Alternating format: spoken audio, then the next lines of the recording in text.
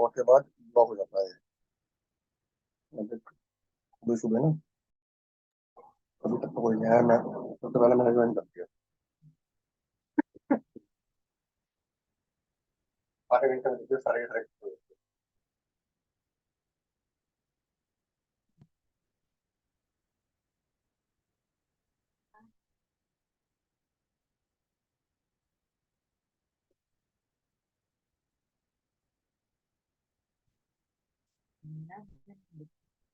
ये भी तो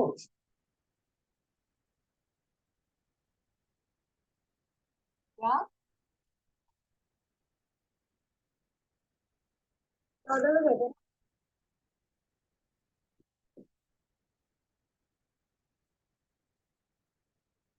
हमारे टीचर्स भी ऐसे कोई परफॉर्मेंस दे रहे हैं।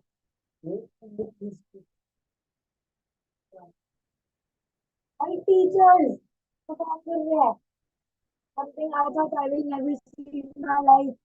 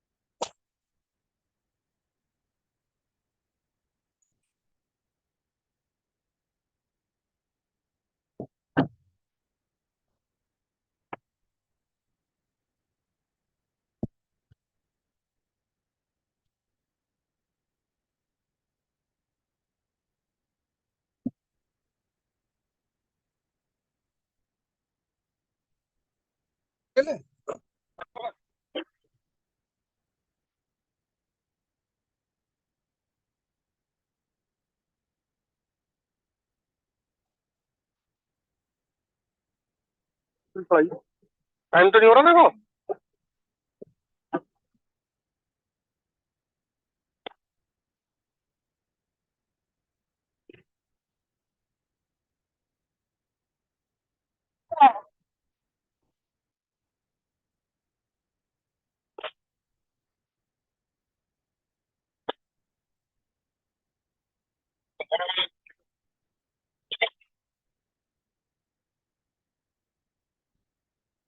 दवाई है। हाँ मेरे को लगा मैं सीधा करती हूँ।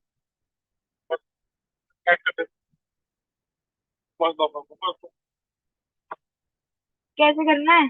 क्या लाइट चलाओ। देख ले एक बार। 3 पेडल का है। हाँ ये कौन सा है?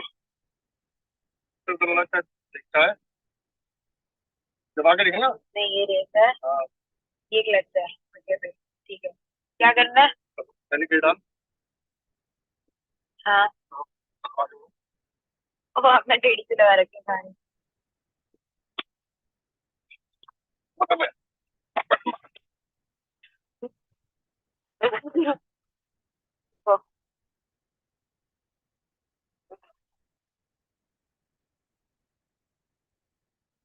हाँ अरे पूरा तो मोड़ो। हाँ दी रेस।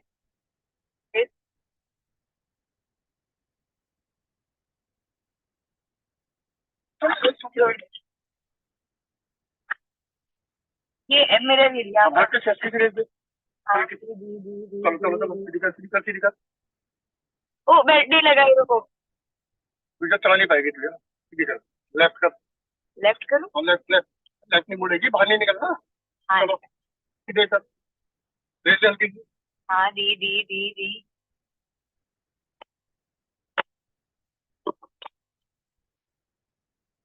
और सब तेज में चला। ठीक है। हल्की सी लेफ्ट मोड़नी है, ध्यान से जा। ओके यहीं पे। मोड़ मोड़ मोड़। Right right.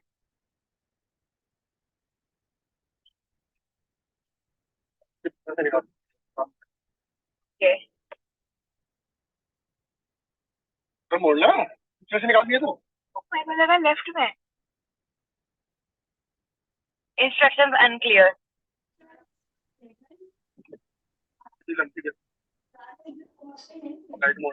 ओके।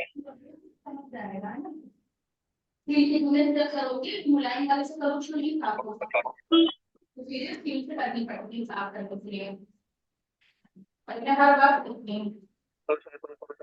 उसको साबुन से घुमा के हो गया तो साबुन लगना चाहिए तो साबुन लगना है यही वो साबुन दिखा दो बस जिन्हें जितना मोटा मोटा चीज इतना महंगा महंगा स्टोर बढ़ गया है इन्हें ज्यादा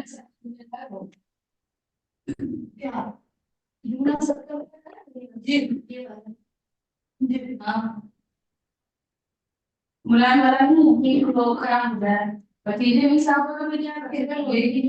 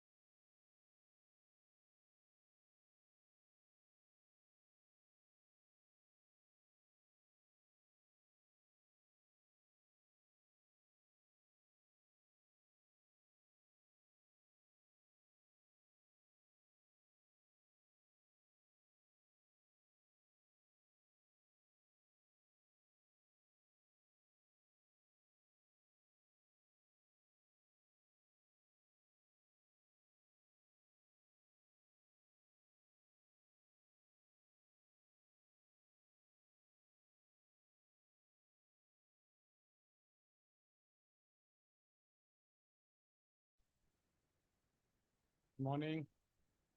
Am I audible?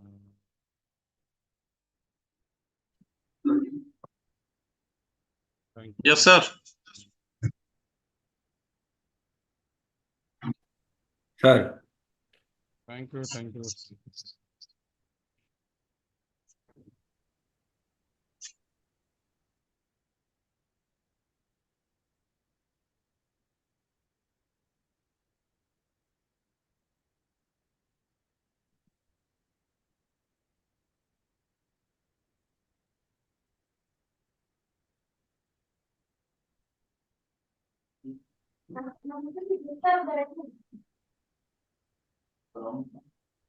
Good morning sir ji.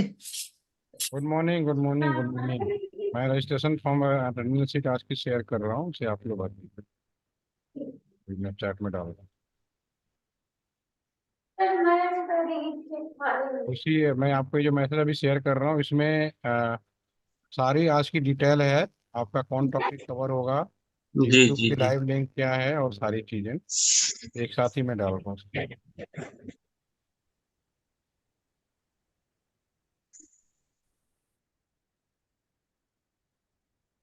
Good morning sir. YouTube वाला लिंक भी डाल दीजिएगा सर. तीनों डाल लिया मैंने. अब नीचे टॉपिक भी मैं आपका डाल देता हूँ. ठीक सर, ठीक है, ठीक.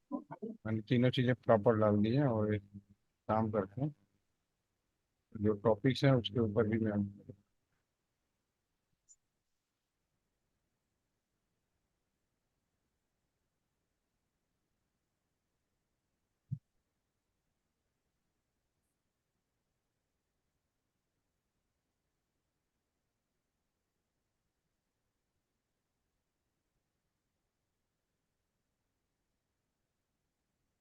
अभी मैंने जो दूसरा बना के भेजा है मैसेज अभी आपको, इसमें आपका ये प्रॉपर सारी चीजें सबसे लास्ट में मैंने टॉपिक के नाम भी लिख दिए. ठीक है, तो क्लास आपकी भी 10 मिनट बाद शुरू होगी. तब तक आप इसको फिलअप कर दीजिए.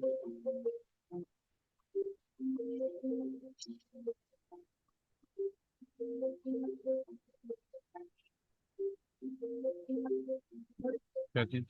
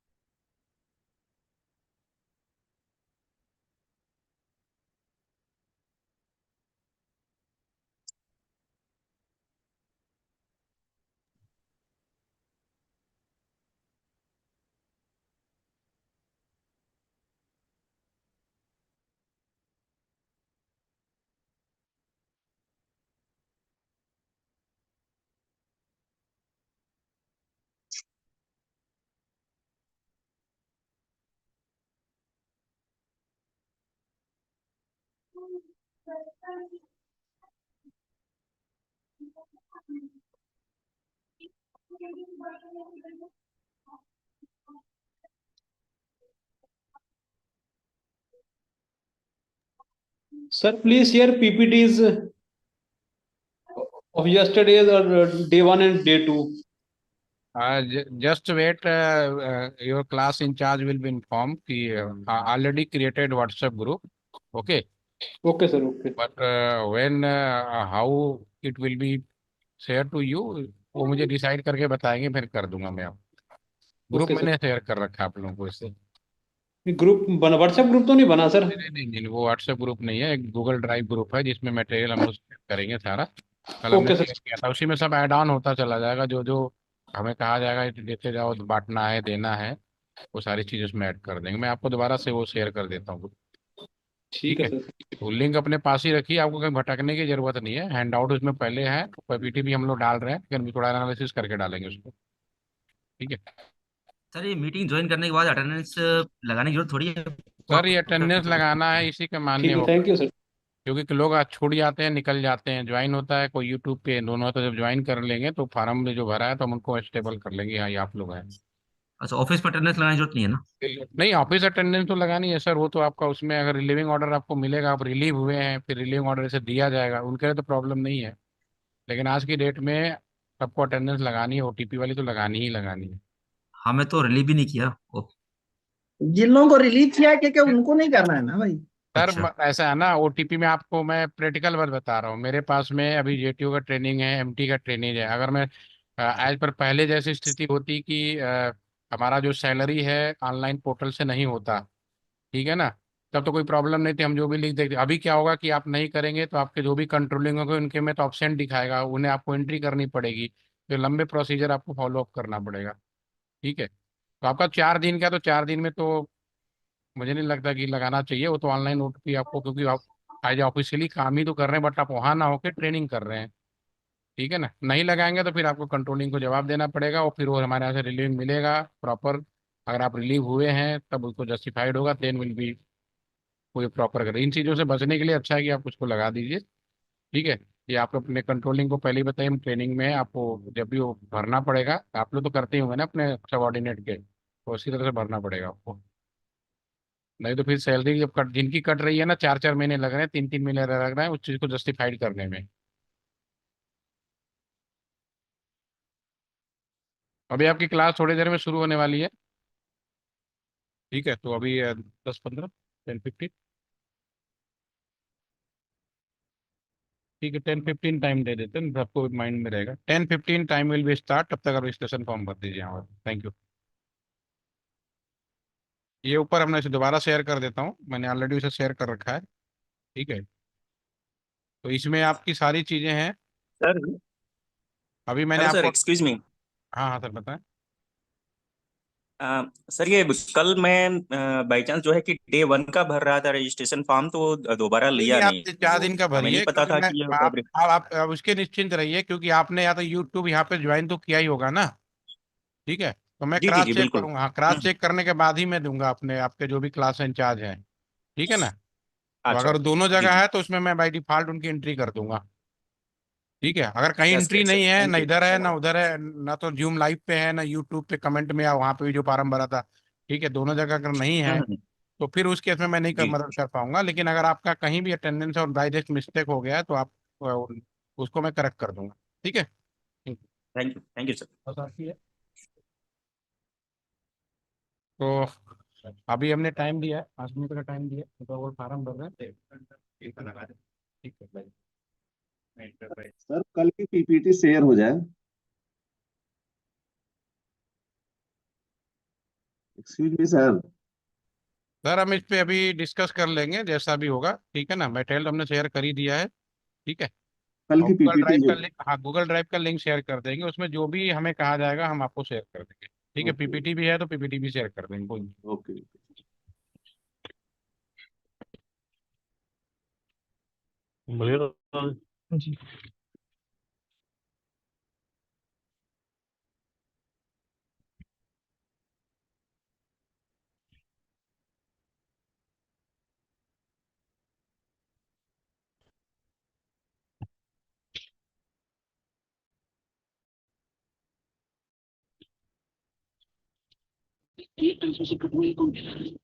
नहीं।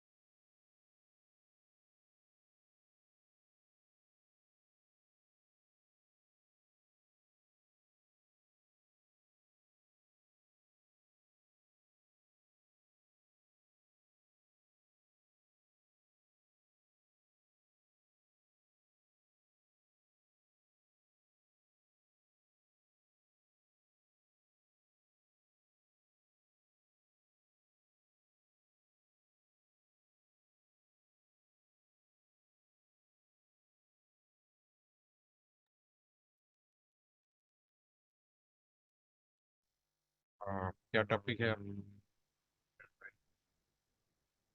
ये पहला वाला, ठीक है ठीक है ठीक है, ओके ओके, ठीक है, मैं अनाउंसमेंट कर देता हूँ, 2 मिनट में शुरू कर दी। ओके, गुड मॉर्निंग एवरीवन, आप सभी का मैं हार्दिक स्वागत करता हूं। और अभी हमारे बीच आज के जो पहले सेशन के लेक्चर डिलीवर करने वाले हैं अभिषेक गुप्ता जी। उनका जो टॉपिक है वो enterprise business and marketing strategy पे है, ईपी मार्केटिंग स्ट्रेटजी पर। तो ऑन बिहाफ ऑफ एलटीटीसी मैं आपका स्वागत करता हूं। तो अभिषेक सर, आप आइए, अपने इस सीट को ग्रहण करिए और आज के दिन की शुरुआत करिए। और उम्मीद करते हैं कि आप जो भी पढ़ाएं कम से कम 8 से 10 क्वेश्चन जरूर आए।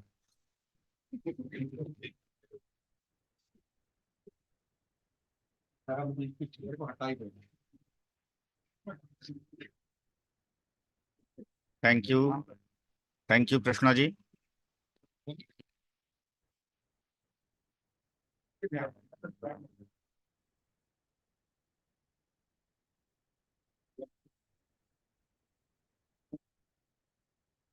ये है ना, करेक्ट, ये अच्छा, ये कर रहा हूँ, okay.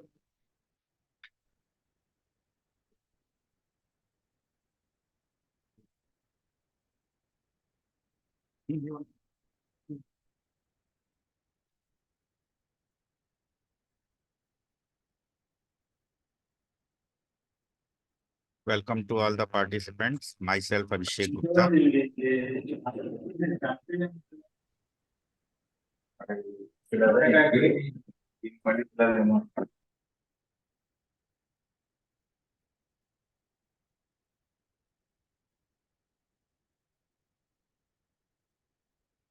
Okay.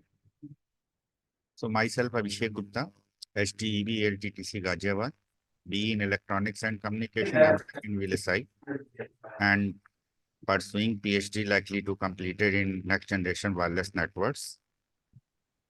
2 Scopus papers, 1 SCI paper in PhD. So I am delivering this lecture on enterprise business marketing strategy. Okay. Hope it will be helpful to you from exam points of view.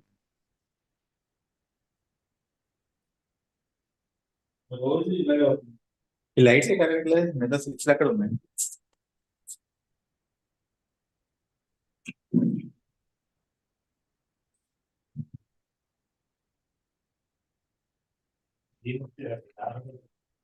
ఎవరెవరు?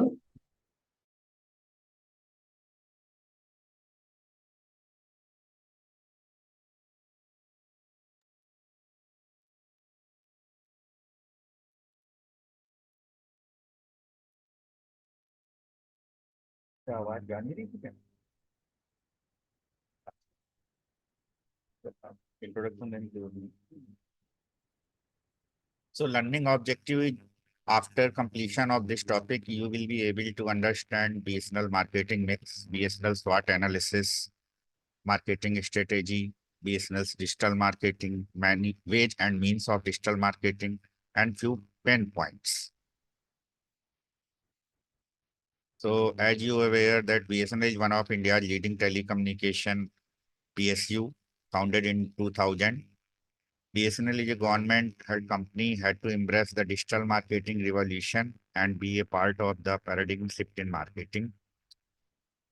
Although BSNL is supporting 20 million mobile and computer telecommunication customers across rural areas with its vast infrastructure.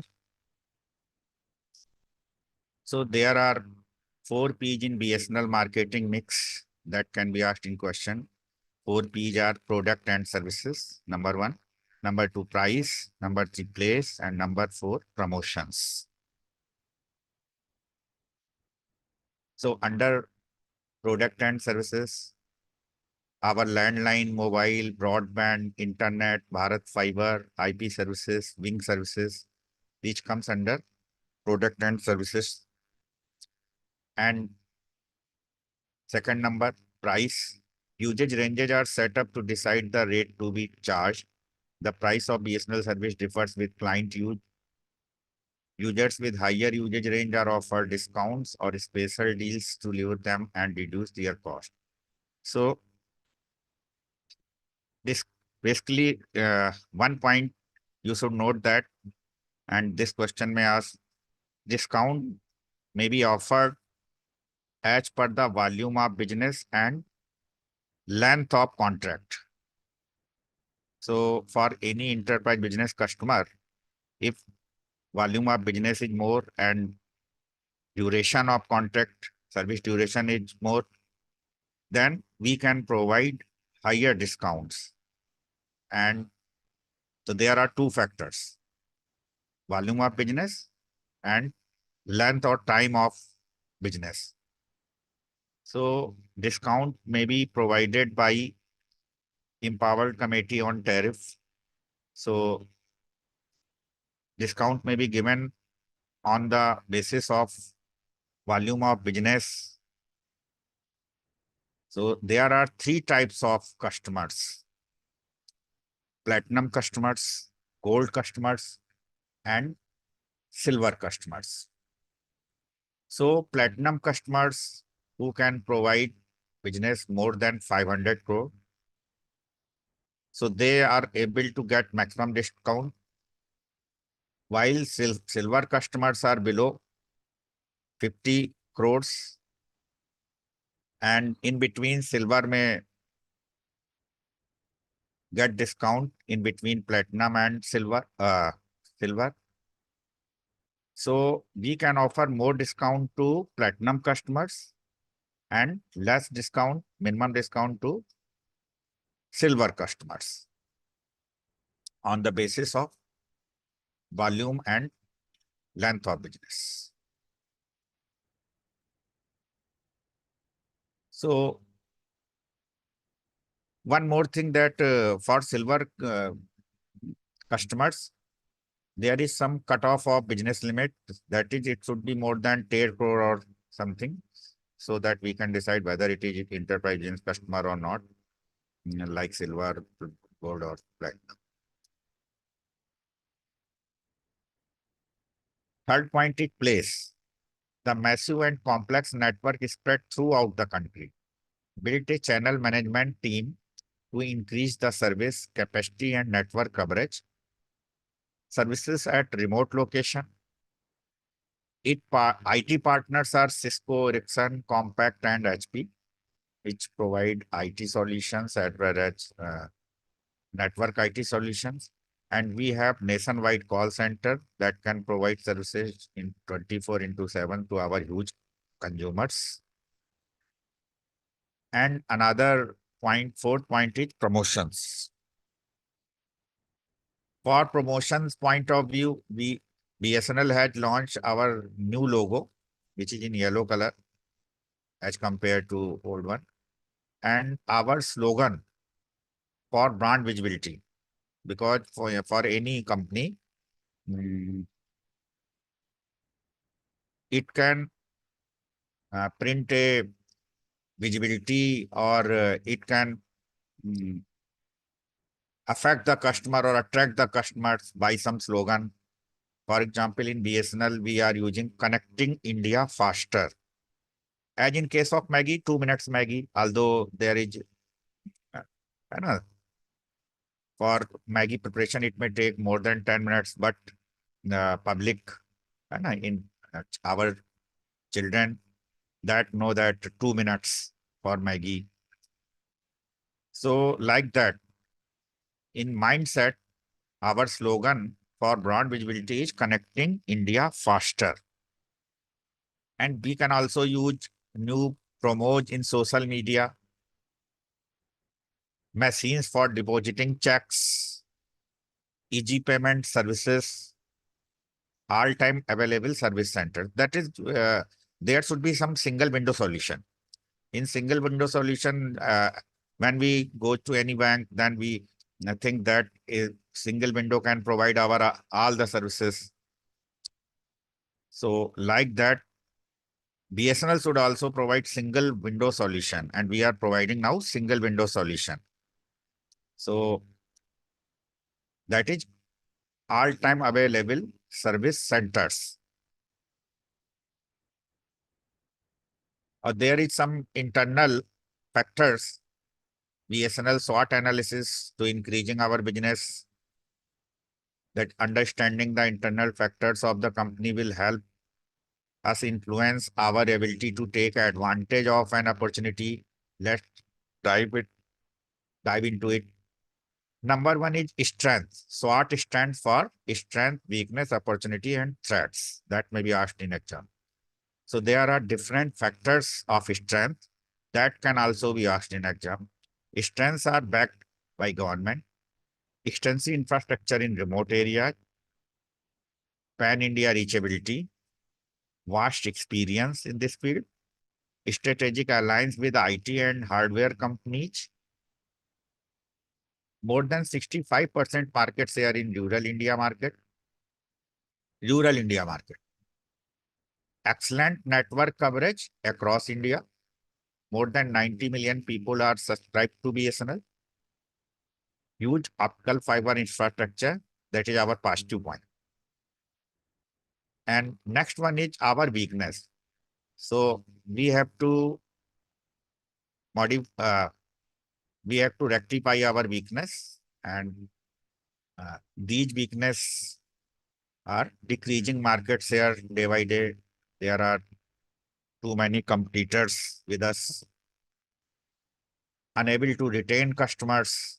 If we are not providing service in time, then we are losing our customers. That should be avoided. Poor service image and innovation. Our old image was not good, so we have to improve our image. Unproductive rural assets. If there is outdated product, then public is avoiding to purchase that, buy that products. Not able to optimize network capabilities. Poor working culture of government institution, although we are modifying it and we are providing service with our full strength and motivation. So we have to improve this culture, and we have to improve our reputation. In some conference, some of our senior leaders asked questions, what is the full form of BSNL? So new slogan was, Bhai Saab Naya Lagega. So we have to improve our culture. Limited brand visibility and low brand loyalty. And there are some threats, massive and tough competitions. There are too many private players who are already leading in 4G and 5G. So there is a huge competitors in mobile field. And government regulatory framework. Since we are government body, so we have to follow all the rules, and we are in radar of different agencies. So we have to follow government regulatory framework and also fulfilling the culture of company and competing with market. And mobile number portability is another one. Expensive network rollout, low income subscribers, lack of electricity in rural areas, and opportunities. Privatization of BSNL, although we are not liking it. Strategic partnership with smartphone companies, partnering with other telecoms, customer retention. So we can retain our customers, and most of the government officials which are still connected with BSNL. So we can retain our old customers which are already with us.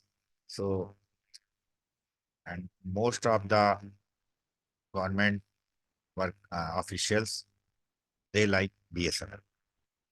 Improving upon intangible capabilities, skill, motivation, knowledge, and aging workforce. So we have intangible means that that can't be touched. That is our branding, our patents, our fame, our skill, our qualification, motivation, knowledge with new technology knowledge, because technology is changing day by day. So in every uh, before 10 years, we were thinking that technology will change in 4 to 5 years, but nowadays we are uh, watching that technology is changing in 2 to 3 months and very rapidly. So we have to change our technology as per the requirement and as per the need of customer. And aging workforce, although we have too many new officers, they are doing very well in field as well as in offices and technology work. So BSNL is also changing, but we have to improve our brand value so that we can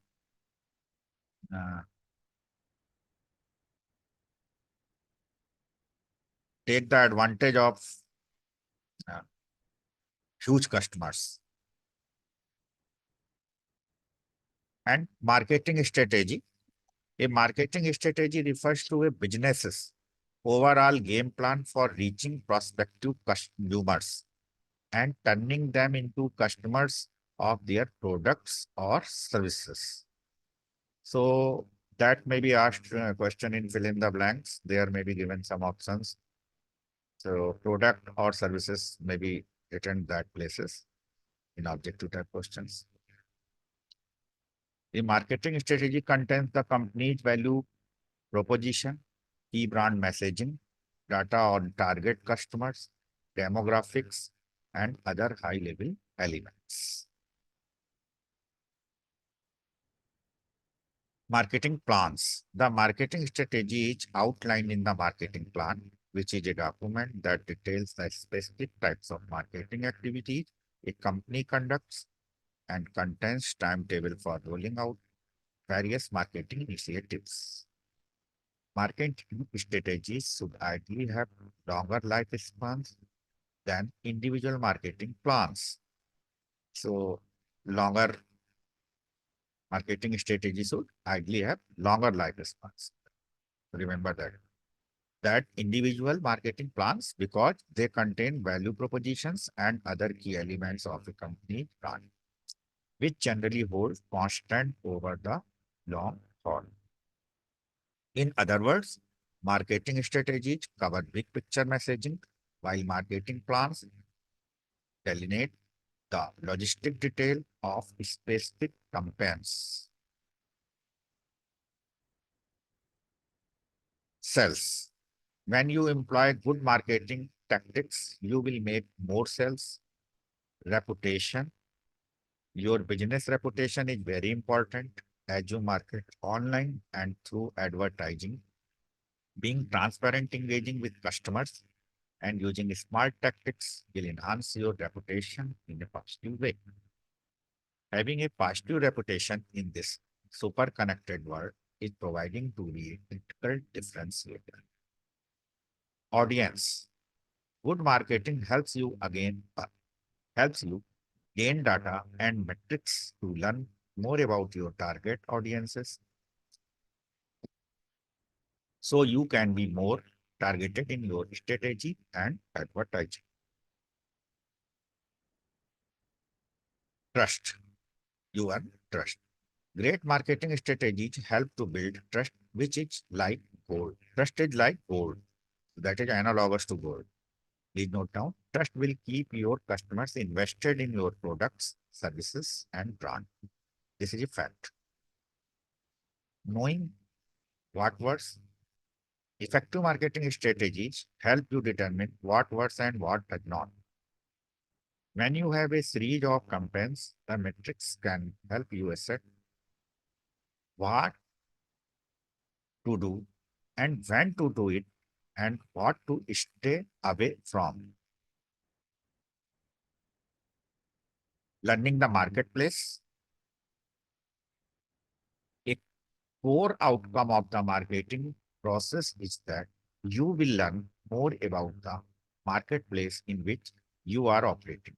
It is important to note only, it is important to not only know the marketplace, but understand and know your customers as well. Having different brand pers edge is more important than ever so that you position your products and price them so as to extract maximum value from the marketplace. Strategy plans. What are different strategies? Set your marketing goals. So strategy plans may also ask in exam. Set your marketing goals. Conduct a marketing audit. Conduct market research. Analyze the research. Identify a target audience. Determine a budget. Develop marketing strategies. Develop an implementation schedule. Digital marketing is a huge topic. So this is another one, although there is only business marketing strategy, but digital marketing, this chapter provides a technical outline of the basics of online marketing. The outline includes an introduction to digital marketing and strategic planning and development. Number one, the e-commerce. This section explores different business models and what techniques are used for their development. Number two, web search marketing focuses on SEO, search engine optimization, and SEM, search engine marketing, as well as in keyword selection for optimization. So, full form of SEO and SEM is email marketing offers interesting content to develop a successful newsletter. And fourth point, social media marketing addresses planning and the most important tools used to maximize communication through social media. This chapter offers an overview of digital marketing and its strategy for an active and effective web presence. Digital marketing defined as a projection of conventional marketing, its tools and strategic on internet. Please note down that it uses internet, but TV and radio is not digital marketing. Digital marketing has become a new phenomenon that brings together customization and mass distribution to accomplish marketing goals. Technological convergence and the multiplication of devices have led to an opening up of the ways in which we thinking about marketing in internet. So digital marketing basically concerned with internet marketing. Business distinct marketing presence. Digital presence is an important as a marketing strategy in today's time. Each one of us is hooked up with different social media, and to be active on each platform is a must. So Instagram ID is at BSNL Corporate. Number of followers 49.8. Number of posts 1756. Engagement rate 1%. Facebook ID is at BSNL Corporate. Number of followers 5,53,616. Number of posts over 1200. And X platform, which was Twitter, ID at BSNL Corporate, number of followers 176K, number of tweets over 1500, LinkedIn ID, Bharat Sanchar Nigam Limited, number of followers 46,332 on Instagram and Facebook, promotes their services which are provided in their plans such as those now subsystem. What is digital marketing? The development digital marketing strategy offers much potential for brands and organizations. Some of them are follow branding, which is already. It is great opportunity to build a brand image on the web due to their scope, presence, and constant updates. Completeness, the possibility to disseminate information through links, offer consumers the chance to approach the organization in a wider and customized way. Usability, simple and user-friendly platform for all. Interactivity, organizations try to long-term relationships with their audiences. Internet offers the possibility of having a conversation and therefore of generating a positive experience with the brand. Visual communication. What is communication? Communication is information exchange between transmitter and receiver through a medium. So it is visual thinking. Digital marketing offers marketers different image and video-based tools. Relevant advertising, e.g. segmentation and customization of advertising in internet maximize the output. Community connections. Internet is a unique opportunity to connect organizations with their audiences and users among themselves. This connectivity can improve their experience and enhance the relationship with the product, brand, or organization. Measuring output. Online platforms rank first in the availability of follow-up options and the possibility to access output. Digital marketing plan. A digital marketing plan is a strategic document that takes the current situation of a particular organization to set some midterm goals and to determine the strategy and means to accomplish them. It needs to be roadmap of how to manage the organization's marketing strategy so that resources are properly allocated. A marketing plan becomes a flexible document that must be adapted to the situation of the company and that must feed into the results obtained by each of the actions developed, especially in the digital arena. This is a very loose topic, so I am taking some fast. My speed is more high speed. So basically here only we listeners have to note that in digital marketing, we are using internet, online marketing. So an analog marketing plan is a document in line with the company's strategic plan that sets goals of an activity in the digital environment as well as the what's. There are 6 W's: what, how, when, who, and why of web presence. There are different options regarding the structure of a marketing plan. Number 1, situational analysis. One of the most relevant parts of any strategic document. This analysis allows for the development of an action plan that is really based and shall therefore minimize the risk the development of a strategy. That is situational analysis that can minimize the risk in the development of a strategy. Goal setting. Goal setting must follow SMART criteria: specific, measurable, assignable, realistic, time-related. Planning a strategy and online marketing strategy based on the model of a marketing funnel.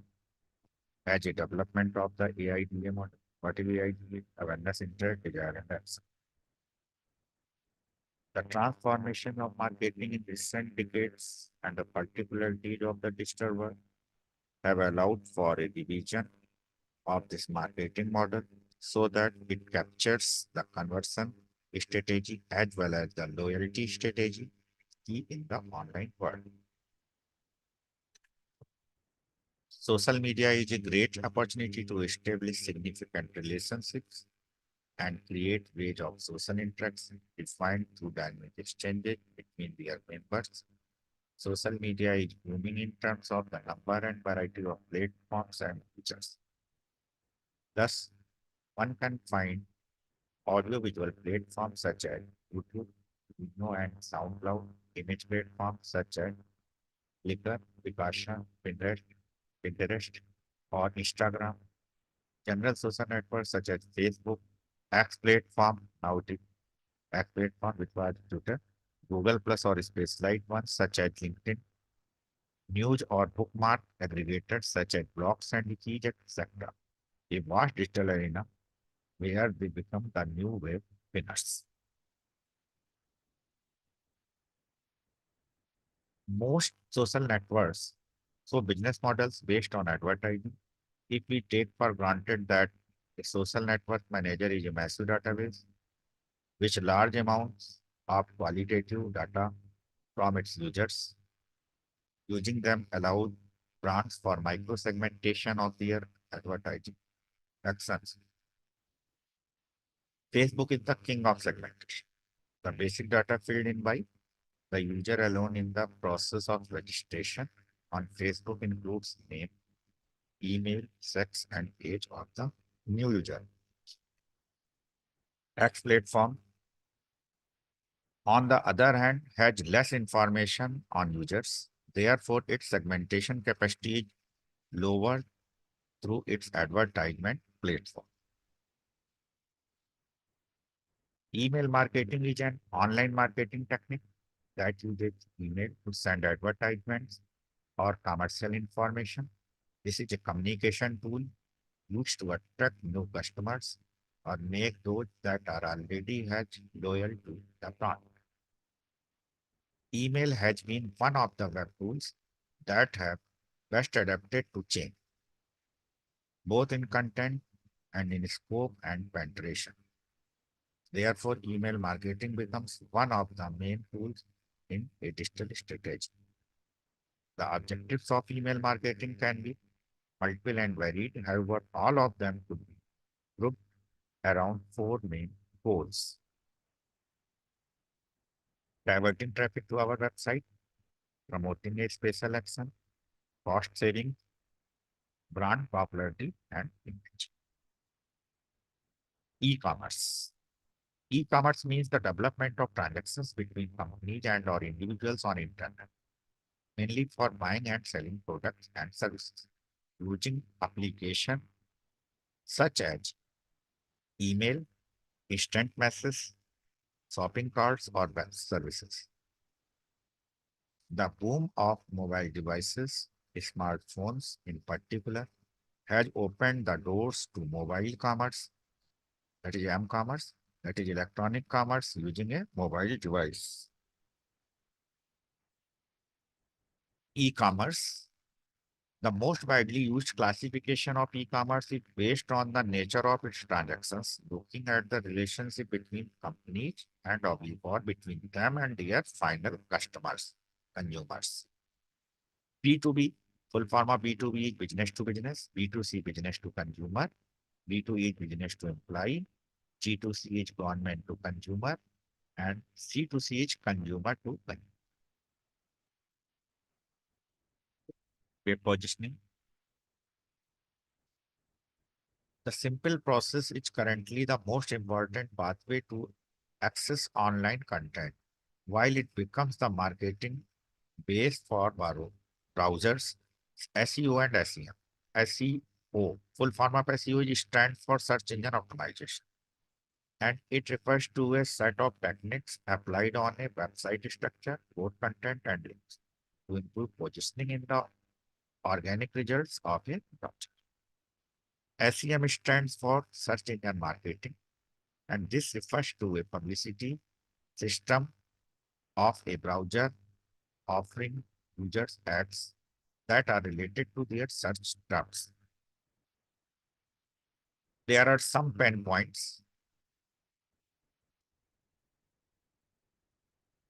Besides a sole job, there are wage issues, no rewards, and recognition for the workforce, which is not motivating people to work at their maximum capacity results.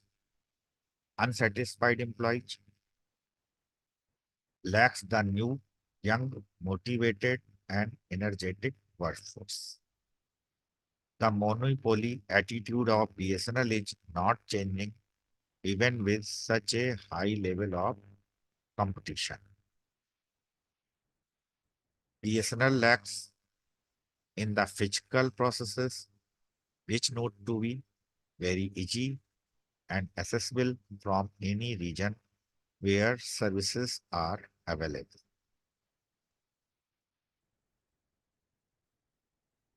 BSNL should focus on value-added services, building a strong distribution chain, differential treatment to premium corporate customers, unsatisfactory marketing strategies, dodgy digital presence, inadequate investments, it is losing customers and quality, declining market share.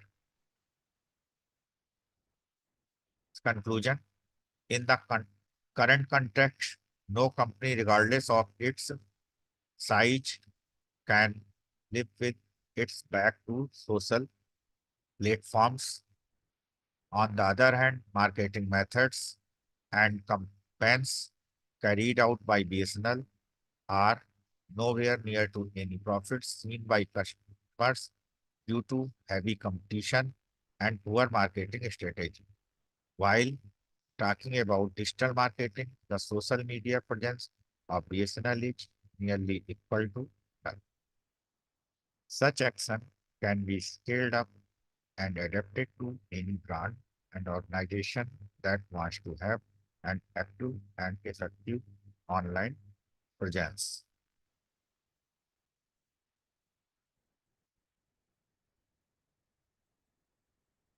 So BSNL is currently focused on improving its telecommunication networks to reach a wider audience, especially in rural areas that are not yet linked to urban areas.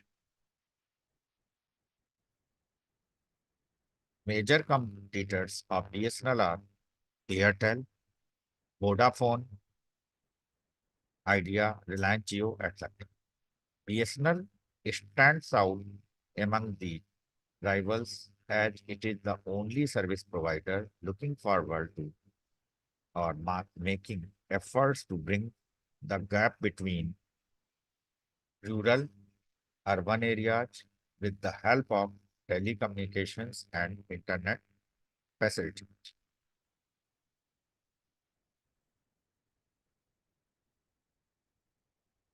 They have not taken much effort to market their services and products so that it reaches the audience.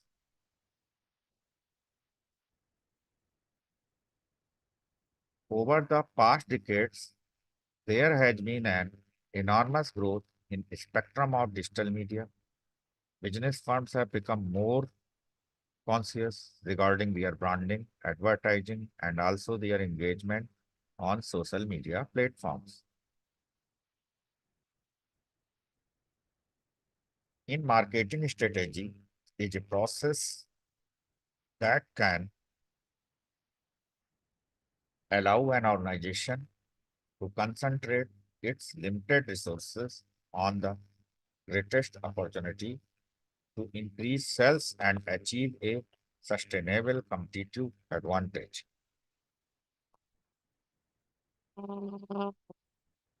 Strategic planning involves an analysis of the company's strategic initial situation prior to the formulation, evaluation, and selection of market-oriented competitive positions that contribute to the company's goals and marketing objectives.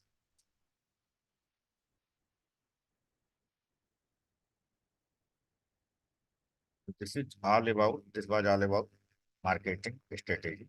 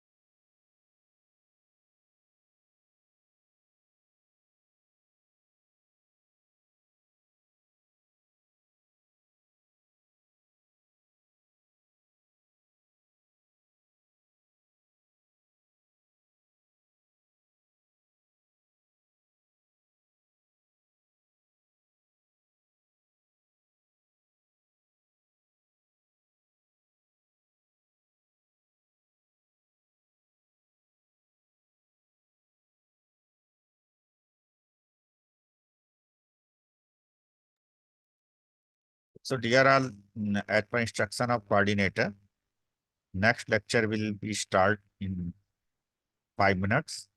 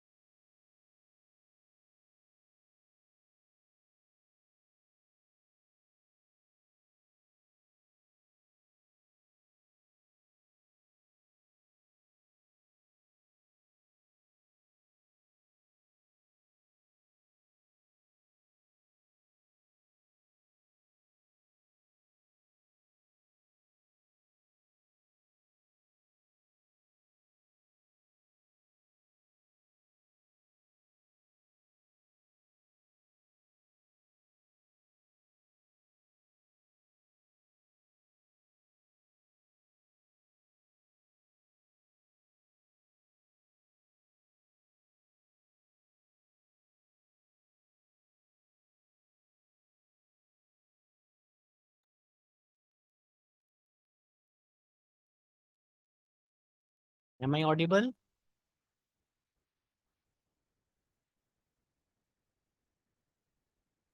आप लोग मुझे सुन पा रहे हैं?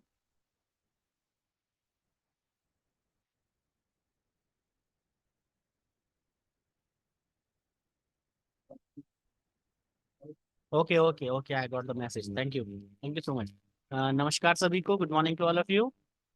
This is Nitin Sharma here at this end from ALTTC Ghaziabad, and today the topic we are going to be discuss which is sales process and sales review.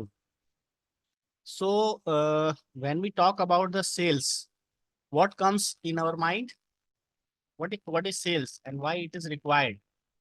If we are providing a solution to any company, to any person personally, or if we are providing some goods in the market, so the sales come into the picture when every organization wants to make more profit. Why we want to sell our product or our services? To earn the revenues. Funds. Without funds there is no fun in life. So we require funds, and funds in in the aspect of revenues. Each and every organization required a lot of sales. As much as sale would be, the revenue will be earned by the organization. So every organization want to make profit. This is the cause why sales required. This can be achieved by increasing sales. अगर sales को हम increase करेंगे तो हम इसको achieve कर सकते हैं। अब सेल्स को बढ़ाना है, सेल्स को इंक्रीज करना है, तो कैसे होगा? More selling depends on more factors. बहुत सारे फैक्टर्स जुड़े होते हैं इसमें, सच एज कौन सेल कर रहा है, सेल्स पर्सन कौन है, सेल्स टीम कौन है, वो इज सेलिंग। तो वो जो टीम है, वो जो पर्सन है जो सेल कर रहा है, वो कैसा होना चाहिए? स्किल्ड होना चाहिए। उसकी स्किल्स कैसी हैं? सेलिंग की स्किल्स। नंबर ऑफ आउटलेट्स, जहां से आप सेल कर रहे हो उसकी आउटलेट्स, कहाँ से प्रोडक्ट या सर्विस कस्टमर ले सकता है आपकी, तो नंबर ऑफ आउटलेट्स कितने हैं। फिर आपने क्या चैनल मैनेजमेंट बनाया है। कोई प्रोडक्ट मैन्युफैक्चर होता है, उसके बाद में होलसेलर के पास जाता है, फिर रिटेलर के पास जाता है, फिर वहां से कस्टमर परचेज करता है। तो ये जो चेन है, इट इज कॉल्ड चैनल। तो ये चैनल जो है इसको मैनेज करना, चैनल मैनेजमेंट वो किस तरह से हो रहा है किसी भी ऑर्गेनाइजेशन का। तो ये कुछ फैक्टर्स हैं, और भी बहुत सारे फैक्टर्स हैं जो सेल्स की इंक्रीज कैसे होगी उस पर डिपेंड करता है। तो बहुत सारी जो मार्केटिंग ऑर्गेनाइजिंग कंपनी है वो क्या करती हैं, वो चैनल, उनका जो चैनल है वो नॉट फिजिबल होता है ड्यू टू हाई कॉस्ट। कुछ ऐसे भी कंपनीज हैं, उनका प्रोडक्ट या सर्विस क्या है, वो बहुत ज़्यादा कॉस्टली है, या फिर लैक ऑफ एक्सपीरियंस है, उनको उस प्रोडक्ट को सेल करने का एक्सपीरियंस नहीं है। To run a channel, channel को रन करने का एक्सपीरियंस नहीं है या समय नहीं है उनको चैनल बनाने का और चैनल को रन करने का। तो अब क्या होगा? तो एफिशिएंटली नेसेसिटिंग, उनको रिलायंस होना पड़ेगा, उनको उनको डिपेंडेंट होना पड़ेगा। किन पर? उनको डिपेंडेंट होना पड़ेगा थर्ड पार्टी पर। Third party means franchises. वो क्या करेंगे? जो उस कंपनी के प्रोडक्ट को कस्टमर के हैंड्स तक पहुंचाएंगे। तो ये भी एक मॉडल है, राइट। तो यहाँ पर दो पॉसिबिलिटीज होती हैं। जब भी कभी सेल होता है किसी ऑर्गेनाइजेशन का, तो दो तरह से सेल होता है, एक रिटेल सेल, एक होता है एंटरप्राइज सेल। तो बेसिकली आज का जो टॉपिक है sales process and sales review, इन्हीं दो चैप्टर्स के बीच में घूमता है। और एक छोटा सा अंतर स्टार्टिंग में आपको पता चल जाए तो एक कवर हो तो दूसरा अपने आप आपको समझ में आता चला जाएगा। तो पहले हम रिटेल पर फोकस करेंगे, उसके बाद एंटरप्राइज पर आएंगे। पर यहाँ दो लाइन में आपको इन दोनों का एक आइडिया मैं देने की कोशिश करता हूँ। तो दो पॉसिबिलिटीज हैं सेल्स में कि किस तरह से सेल्स होगी। या तो selling high volume at less margin. इसका क्या मीनिंग हुआ? मतलब ये कि कोई प्रोडक्ट या सर्विस हम बल्क में दे रहे हैं और उसमें मार्जिन हम थोड़ा कम रख रहे हैं। मार्जिन कम रख रहे हैं इधर in case of we are providing some discount, और लेकिन हमारा माल जो है वो एक साथ ज्यादा जा रहा है। तो अब उस केस में मार्जिन कम करेंगे तो ओवरऑल प्रॉफिट जो है वो ज्यादा होगा। तो इसको एंटरप्राइज बिजनेस बोलते हैं, इसको एंटरप्राइज सेल बोलते हैं, ठीक है। तो अगर दूसरा क्या केस होगा? दूसरा केस होगा low volume high margin. Means इसको रिटेल सेल बोलते हैं, कि आपने प्रोडक्ट कम क्वांटिटी में बेचा और उस पे प्रॉफिट मार्जिन आपको ज्यादा मिल रहा है, तो ये भी एक मॉडल है, इसको रिटेल सेल बोलते हैं। तो basically both approaches have it's pros and cons, दोनों ही जो प्रोसेस हैं, चाहे वो एंटरप्राइज हो चाहे वो रिटेल हो, इनके अपने प्रॉस एंड कॉन्स होते हैं। कंपनीज यूजुअली अडॉप्ट अ मिक्स अप्रोच, आजकल कंपनियां मिक्स अप्रोच प्रोवाइड करती हैं। बल्क में भी आप प्रोडक्ट को सेल करते हैं, सर्विसेज को सेल करते हैं, और रिटेल में भी करते हैं, तो इसको मिक्स अप्रोच बोलेंगे। Enterprise sales is an approach to generate high volume business by developing clients. जब हम एंटरप्राइज बिजनेस की बात करते हैं, बल्क बिजनेस की बात करते हैं, तो हम क्या करते हैं, हम क्लाइंट्स को डेवलप करते हैं, और वो डेवलप क्लाइंट्स के रेफरेंस से फिर और क्लाइंट्स भी मिलते हैं, और हम इस तरह से बल्क बिजनेस करते हुए चले जाते हैं आगे। तो अभी अगर हम सेल्स की बात करें तो what do you mean by sales, sales क्या है? तो सेल्स इज ए प्रोसेस। वहाँ क्या होता है सेल्स में, हम कुछ परचेज करते हैं और कुछ पेमेंट करते हैं, कस्टमर कुछ पे करता है, उसके बाद में उसको वो प्रोडक्ट या सर्विसेज हम लोग प्रोवाइड करते हैं, तो इसे सिंपली सेल्स बोलते हैं। सेल्स को अगर आप सिंपली डेफिनेशन कहीं देखेंगे तो वो यही मिलेगी कि गुड्स और services for an amount of money, कुछ मनी का अमाउंट लिया, उसके इक्विवेलेंट हमने कोई गुड्स परचेज किया या कोई सर्विस हमने परचेज की। तो sales is a process which involves the buying and selling process. Basically कोई खरीद रहा है, कोई सेल कर रहा है, तो वन बाइज ए प्रोडक्ट, इसमें एक बंदा जो प्रोडक्ट है या सर्विस है उसको बाई करता है, खरीदता है, विच सॉल्व हिज प्रॉब्लम और सेटिस्फेक्शन ऑफ देयर नीड। कोई भी पर्सन किसी प्रोडक्ट को या सर्विस को कब खरीदेगा?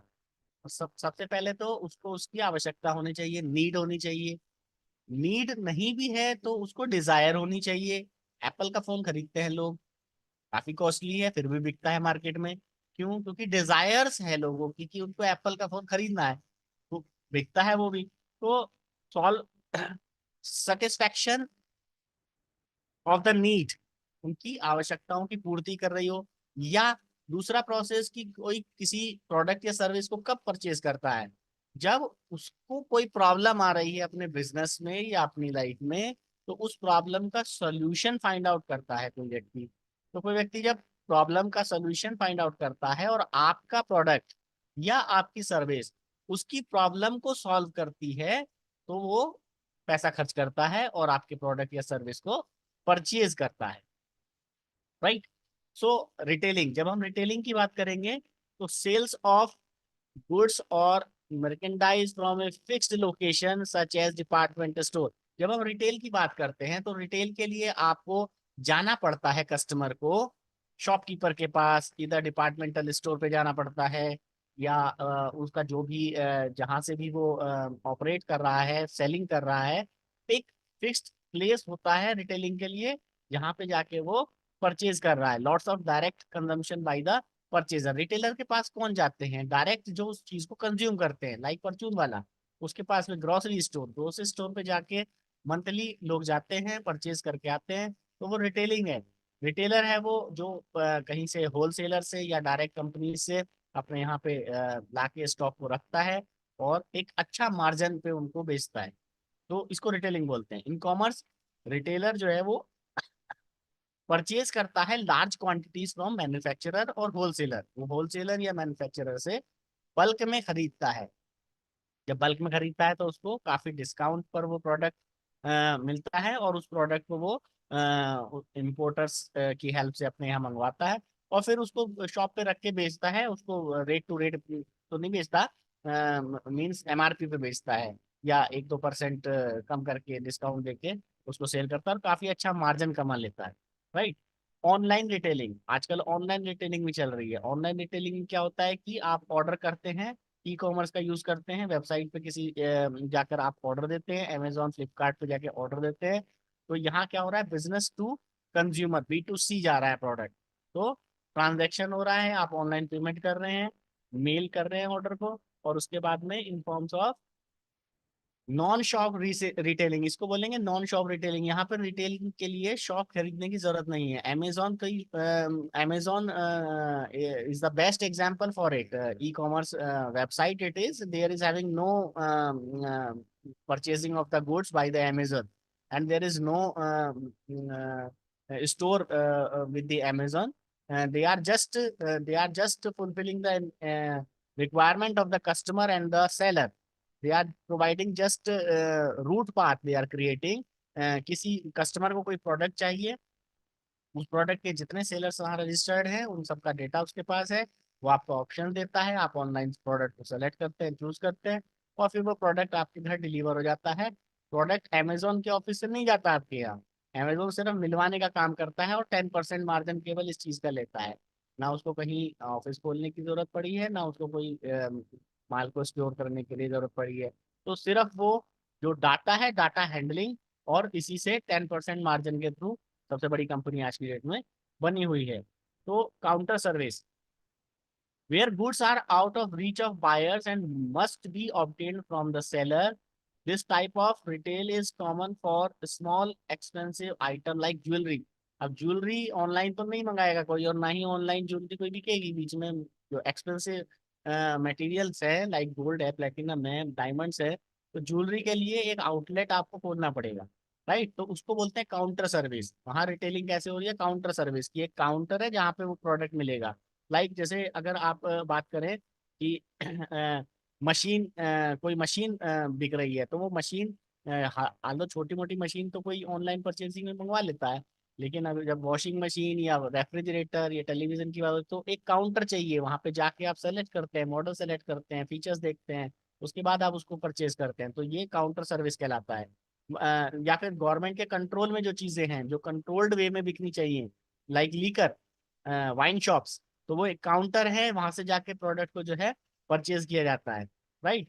उसके बाद में एक और है delivery retailing. Delivery retailing means कि जो बायर है उसने ऑर्डर दिया, या तो फोन से ऑर्डर दिया या ऐप के थ्रू ऑर्डर दिया, जाके जोमेटो, आपका पिज्जा हट, डोमिनोज, ये ऑर्डर लेते हैं और डिलीवर करते हैं प्रोडक्ट आपके घर पे। ब्लिंकिट, लास्ट मिनट ऐप का बहुत एडवर्टाइजमेंट आजकल आ रहा है, तो ये लाइव एग्जांपल्स हैं इसके। तो ये डिलीवरी, इसको डिलीवरी कॉमर्स बोला जाता है। Where goods are shift directly to the customers home और वर्क प्लेस, जहाँ का भी वो एड्रेस मेंशन करते हैं वहाँ पे टेलीफोन के थ्रू आप उसको ऑर्डर देते हैं या ऐप के थ्रू आप ऑर्डर देते हैं। तो ये एक डायरेक्ट मार्केटिंग है, डायरेक्ट सेलिंग है प्रोडक्ट की, जो आपको डिलीवर कर रहा है, घर पे आ रहा है। Next is door to door sales. Door to door sales में क्या होता है कि आपके घर पे कोई सेल्स पर्सन आया, कुछ वो प्रोडक्ट्स लेके आता है अपने साथ में, डेमो दिखाता है, आपको पसंद आता है तो अपने पास वो प्रोडक्ट रखता है और वहीं का वहीं सेल हो जाता है। तो ये भी एक सेलिंग है, इसको डोर टू डोर सेलिंग बोलते हैं। डोर टू डोर सेल्स, हर दरवाजे पर जाकर अपने प्रोडक्ट को बेचना, है ना। सेल्फ सर्विस, सेल्फ सर्विस में क्या होता है? सेल्फ सर्विस में where goods may be handled and examined prior to purchase has become more common now. अभी क्या होने लगा है कि कस्टमर जो है अपने सेटिस्फेक्शन के लिए पहले कुछ दिन का ट्रायल मांगता है किसी प्रोडक्ट का। अब उसको ट्रायल करके देखना है कि भाई ये पर्टिकुलर प्रोडक्ट जो है ये जैसा बताया जा रहा है ऐसा ही सर्विस देगा कि नहीं देगा, कुछ दिनों के लिए या कुछ टाइम के लिए उसको ट्राई करना है। तो इसमें कुछ की इश्यूज आते हैं रिटेलर के पास में। सबसे पहले लोकेशन ऑफ आउटलेट, कहाँ वो आउटलेट खोल रहा है, दैट इज स्टॉक अवेलेबिलिटी, उसके पास में कितना स्टॉक अवेलेबल है। तीसरा, लेआउट ऑफ आउटलेट, आउटलेट का लेआउट किस तरह का है। मान लीजिए कि प्रोडक्ट जो है वो ग्राउंड फ्लोर पे सेल होने वाला प्रोडक्ट है और उसने जो आउटलेट है उसको बहुत ऊंची हायर बिल्डिंग में 10th फ्लोर पे ले लिया है, तो वो भी डिसाइड करना बहुत जरूरी है। मार्जिन कितना रहेगा रिटेलर का, मार्जिन, इंसेंटिव्स क्या मिलेंगे उस पे अगर वो अच्छी सेल कर रहा है तो, promotional push pull requirements, techniques क्या होंगी कि कोई दिवाली फेस्टिवल ऑफर्स आ रहा है, होली फेस्टिवल ऑफर आ रहा है, तो उस पर क्या उसको पुश सेल करने की क्या टेक्निक्स वो अपनाएगा। एक्सक्लूसिव और मल्टी ब्रांड आउटलेट, उसका जो एक्सक्लूसिवली वो उस एक ही प्रोडक्ट सेल करेगा या मल्टी ब्रांड ऑफर करेगा कस्टमर को कि भाई उसके कितने। Key issues of concern to a company appointing retailers. अब कंपनी के भी कुछ जो है कंसर्न रहेंगे, की इश्यूज रहेंगे। सबसे पहला, reach, number of outlets that need to be opened so that the item are available at convenient locations। locations ऐसी होनी चाहिए जो convenient हो, जहां तक कस्टमर पहुंच सके। आपका जो कस्टमर बेस है वो मान लीजिए जहाँ जिसे परचेज करना है और जिससे परचेज करना है उनके बीच में डिस्टेंस या लोकेलिटी रीचेबल होनी चाहिए। ऐसा नहीं होना चाहिए कि वो कस्टमर वहां तक पहुंच ही नहीं पा रहा है या उसे पहुंचने में बहुत ज्यादा कष्ट हो रहा है।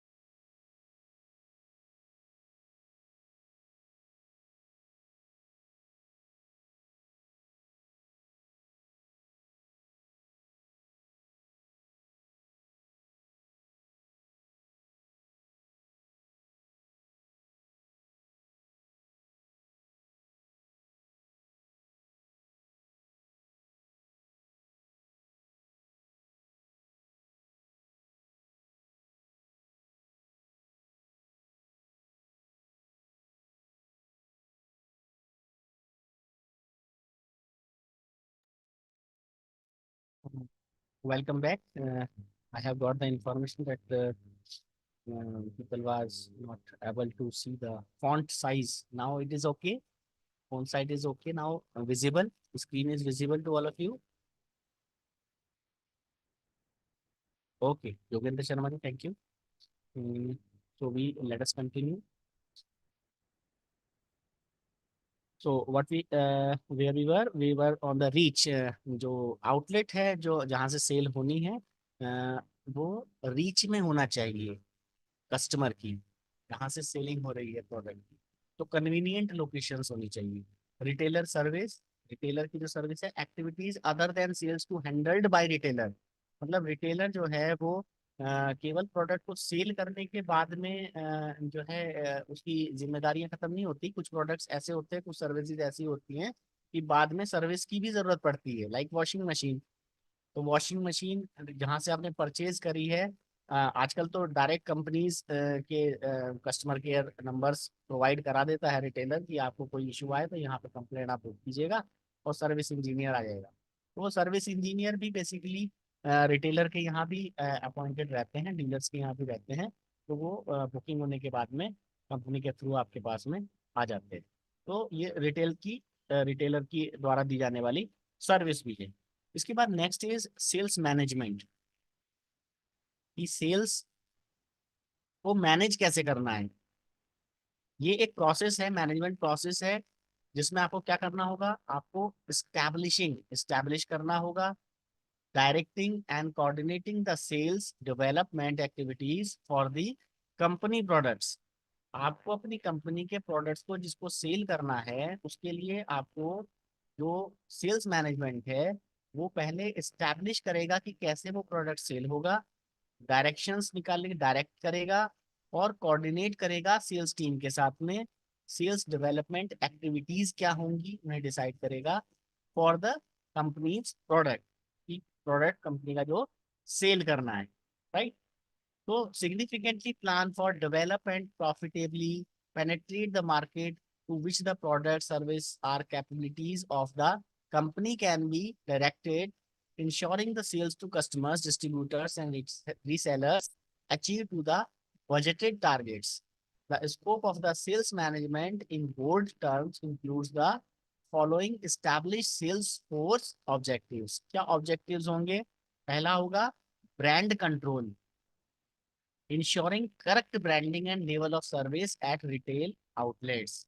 प्रोडक्ट, आज कस्टमर जो है उसके पास में मार्केट में बहुत सारे ऑप्शंस हैं, तो वो प्रिफर करता है कि जिस कंपनी का प्रोडक्ट वो खरीद रहा है उसका एक ब्रांड नेम है कि नहीं है, तो जानते कितने लोग हैं, उसका एडवर्टाइजमेंट कैसा है।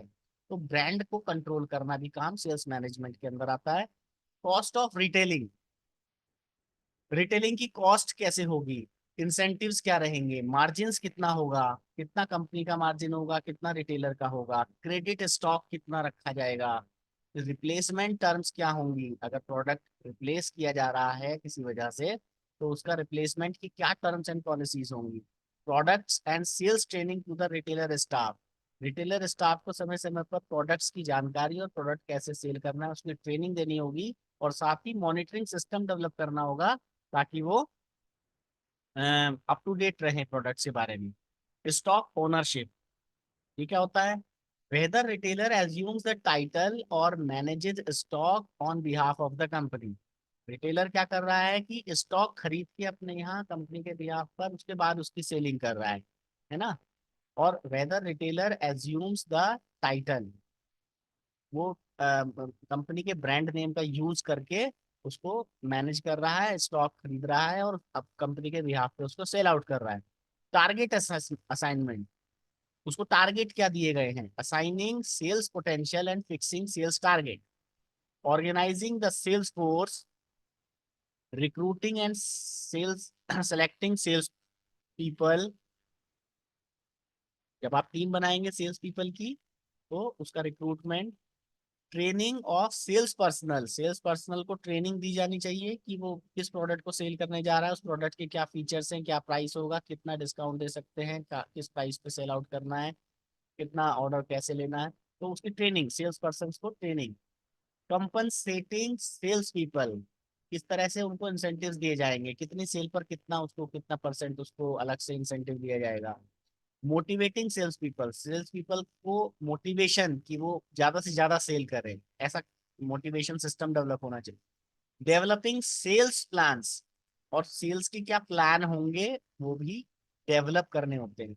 डेवलपिंग सेल्स डेवलपमेंट प्रोग्राम, और सेल्स की डेवलपमेंट के प्रोग्राम्स को भी डेवलप करना होगा। तो सेलिंग स्किल्स, इसके बाद आते हैं सेलिंग स्किल्स। क्या सेलिंग स्किल्स होनी चाहिए? Retail sales person should essentially have certain skills and attributes such as knowledge. सबसे पहला जो रिक्वायरमेंट है वो है नॉलेज। नॉलेज किस चीज की होनी चाहिए? तो इसको अल्फाबेटिकली आप अगर पहला पहला लेटर ले लें तो मैं इसको बोलता हूँ OPCTS। OPCTS याद रखने के लिए, O stands for the organization, कि रिटेलर को नॉलेज होना चाहिए कि ऑर्गेनाइजेशन कौन है, BSNL क्या है, कब से स्टैब्लिश है, क्या क्या प्रोडक्ट और सर्विसेज में डील करते हैं हम लोग। तो ऑर्गेनाइजेशन की उसको नॉलेज होनी चाहिए। दूसरी नॉलेज होनी चाहिए प्रोडक्ट्स की, कि प्रोडक्ट क्या है जिन्हें उन्हें सेल करना है। तीसरा कस्टमर, कस्टमर का उसको पता होना चाहिए, कस्टमर बेस कौन है जो प्रोडक्ट या सर्विस को परचेज करेगा। चौथा है टेक्निकल एंड कमर्शियल एस्पेक्ट्स क्या हैं, इसकी भी उसको नॉलेज होनी चाहिए। और similar product of the competitors, market में जो प्रोडक्ट वो बेच रहा है हमारी ऑर्गेनाइजेशन का, उसके कंपटीटर्स के प्रोडक्ट में और इसमें क्या डिफरेंस है, और कैसे वो सेल्स की स्किल में, सेलिंग स्किल में आएगा, कि उसको ये नॉलेज होना चाहिए कि वो सिमिलर प्रोडक्ट्स जो अदर कंपनीज के हैं उससे बेटर कैसे है हमारा प्रोडक्ट, ये एक्सप्लेन करने के लिए नॉलेज रखता हो। ठीक, उसके बाद आता है कम्युनिकेशन स्किल्स, जो सेलिंग स्किल्स में बहुत अहम रोल अदा करता है। Communication skills, whether verbal communication और नॉन वर्बल कम्युनिकेशन और listening, these are the three important communication skills which should have with our retailers. So administrative skills also, organizing, planning and prioritizing the coordinating prioritizing and coordinating, OPPC ऐसे करके इसको याद रख सकते हैं। Administrative skills क्या होनी चाहिए रिटेलर में? ऑर्गेनाइजिंग, ऑर्गेनाइज करने में सक्षम हो, प्लानिंग करने में सक्षम हो, कैसे वो सेल्स जो टारगेट उसको दिया गया है उसको प्लानिंग करके किस तरह माइक्रो प्लानिंग की पर डे कितना सेल करेगा, पर वीक कितना सेल करेगा, आफ्टर 15 डेज वो चेक करे कि उसका कितना सेल हुआ है, और मंथली टारगेट अपना बनाए, कंपनी ने जो दिया है अपना भी वो कुछ टारगेट बनाए। तो ऑर्गेनाइज करना उसको आना चाहिए, उसको प्लानिंग करनी आनी चाहिए, फिर उसमें प्रायोरिटाइजिंग उसको आनी चाहिए कि किस प्रोडक्ट की सेल को कैसे प्रायोरिटाइज करना है, किस सर्विस को कैसे प्रायोरिटाइज करना है, और उसके बाद में coordinating with the sales team, अपनी सेल्स टीम के साथ में कोऑर्डिनेटिंग स्किल उसके अंदर, एडमिनिस्ट्रेटिव स्किल होनी चाहिए। नाउ स्ट्रेटजीज और game plan, building long term relationship, sensing customer reactions, managing customer perception and expectations. जब भी कभी लॉन्ग टर्म रिलेशनशिप की बात आएगी, जब भी कभी बिल्डिंग लॉन्ग टर्म रिलेशनशिप की आप करेंगे, तो ये स्ट्रैटेजी है, लॉन्ग टर्म स्ट्रैटेजी है कि ये गेम प्लान क्या है कंपनी का जो सेल करना चाहती है। तो सेंसिंग कस्टमर रिएक्शंस, उसको लगातार कस्टमर सेंट्रिक बनना पड़ेगा, उसको फोकस रखना पड़ेगा कि कस्टमर्स के उसके प्रोडक्ट और सर्विसेज के प्रति जो रिएक्शंस आ रहे हैं उसको वो नेग्लेक्ट ना करे, उस पर ध्यान दे। मैनेजिंग कस्टमर परसेप्शन, कस्टमर किस नजरिए से देखता है, कस्टमर का परसेप्शन क्या है, वो कस्टमर का परसेप्शन आज की डेट में देखे तो वो बहुत बहुत जल्दी क्विक डिसीजन लेता है, बहुत जल्दी चेंज करता है। जो प्रोडक्ट मार्केट में नया जो लॉन्च होता है वो तुरंत उसकी तरफ अट्रैक्ट होता है। तो आपके प्रोडक्ट्स टाइमली किस तरह से टेक्नोलॉजिकली किस तरह से उनकी कंफर्ट जोन को बढ़ा रहे हैं, उस पर डिपेंड करता है, राइट। तो ये गेम प्लान जो है सेंस करना, sensing customer reactions, sensing managing customer perception and expectations, customer की एक्सपेक्टेशंस क्या हैं, कस्टमर को आज की डेट में क्या चाहिए, एकदम उसको सब कुछ जल्दी जल्दी चाहिए, मीन्स उसको प्रोडक्ट जल्दी चाहिए। तो आपके जो सेल्स है, सेल्स प्रोसेस है, जिस प्रोसेस से आप सेल्स करते हैं उसको मिनिमाइज करिए कि उसमें कम से कम समय में एक्टिवेशन होना चाहिए, ठीक है। उसके बाद उसको दूसरी एक्सपेक्टेशन क्या रहती है कि बिना हर्डल के बहुत जल्दी आपने कनेक्शन उसका ओपन किया, और ओपन करने के बाद में उसको बिलिंग में कोई प्रॉब्लम ना आए, कोई इशू ना आए। तीसरा, उसको जो कनेक्टिविटी जिस जो भी सर्विस उसने ली है उसमें अगर कोई प्रॉब्लम आती है तो उसकी प्रॉब्लम सॉल्विंग जो है वो एज सुन एज पॉसिबल होनी चाहिए। तो ये एक्सपेक्टेशंस होती हैं कस्टमर्स की। तो ये कस्टमर्स की एक्सपेक्टेशंस को अगर सेंस कर लेता है रिटेलर और उस पर स्ट्रेटजी बना लेता है, अपना गेम प्लान तैयार करता है, तो वो विन विन सिचुएशन मिलेगी। Last is the you factor. You factor means personal appearance, interpersonal skills. The sales personnel serve as the company's link to the customer. In fact, they are the company for the customer and the customers for the company. क्या मतलब हुआ इस बात का? इस बात का मतलब हुआ कि जो सेल्स पर्सन है जो रिप्रेजेंट कर रहा है कंपनी को फील्ड में, कस्टमर्स को जो फील्ड में फेस करता है, तो वो कंपनी का चेहरा है। बीएसएनएल को नहीं जानता कोई, सेल्स पर्सन जो है वो उसके आत्मविश्वास और उसकी फेस वैल्यू और उसकी नॉलेज और उसकी स्किल्स पर प्रोडक्ट सेल होता है। तो पर्सनल अपीयरेंस कैसा है उसका, वो कैसे कपड़े पहनता है, कैसे चलता है, कैसे बोलता है, और किस तरह से रहता है, उसका अटायर क्या है, किस तरह से उसकी ग्रूमिंग है, शेविंग बढ़ी हुई है या क्लीन शेव्ड है, मतलब पर्सनल ग्रूमिंग, पर्सनल जो अपीयरेंस है वो किस टाइप का है सेल्स पर्सन का, ये बहुत मैटर करता है। इंटरपर्सनल स्किल्स क्या है उसकी, सुनता ही नहीं है कि धैर्यपूर्वक कस्टमर की बातें सुनता है और उसके बाद में उसको एक सही सेटिस्फैक्ट्री आंसर देता है, या फिर अपनी अपनी बता रहा है उसकी सुन ही नहीं रहा है ना। तो the sales personnel serves as a company, उस वक्त वह कंपनी की तरह से कर रहा है क्योंकि वही लिंक्ड है उस वक्त कस्टमर के साथ में, ठीक है ना। तो in fact they are company for the customer, तो कंपनी कस्टमर के लिए उस वक्त वही पर्सन है जो कंपनी को रिप्रेजेंट कर रहा है। तो कस्टमर सेंट्रिसिटी इसको बोलते हैं कि आपका जो ग्रूमिंग है, आपका जो इंटरपर्सनल स्किल्स है, ये एक बहुत अहम रोल अदा करता है सेल्स में। Next is the sales selling technique. क्या टेक्निक? सेलिंग टेक्निक की जब हम बात करें तो focus on the features and advantages of the product or service or consumer need. Selling की टेक्निक क्या होती है? जब आप किसी को कोई प्रोडक्ट सेल करने जाते हैं, जब आप किसी को कोई सर्विस आप सेल करने के लिए जाते हैं, तो कोई आपसे वो प्रोडक्ट या सर्विस क्यों खरीदे? आपके पास में इस क्वेश्चन के इस व्हाई का अगर जवाब है, तो समझ लीजिए कि आपको सेलिंग टेक्निक आती है। और बात करें एज पर दिस डॉक्यूमेंट, तो सेलिंग टेक्निक आपको कहता है कि आपके पास में एक सेलिंग टेक्निक है जिसको FABV एब्रिविएटेड किया जाए। तो F stands for the feature, A for advantage, B for benefits and V for value. FABV। तो जब आप FABV की बात करते हैं, तो सबसे पहला फीचर, फीचर मीन्स कि आप जिस प्रोडक्ट को सेल कर रहे हैं वो कैसा दिखता है, कैसा है, अपीयरेंस क्या है उसका, कितना स्पेस लेता है, कितना उसके फीचर्स क्या हैं, वो सब फिजिकली फीचर्स क्या हैं, उसके सॉफ्टवेयर फीचर्स क्या हैं। वो पहला जो फोकस होता है कंज्यूमर का, कस्टमर का, वो होता है फीचर्स पर। दूसरा, उस फीचर्स क्या क्या एडवांटेजेस हैं उन पर फोकस करता है। तीसरा, बेनिफिट, क्या बेनिफिट मिलेगा अगर वो उस प्रोडक्ट को परचेज कर लेता है, तो उसको क्या लाभ है उससे, है ना। और चौथा होता है वैल्यू।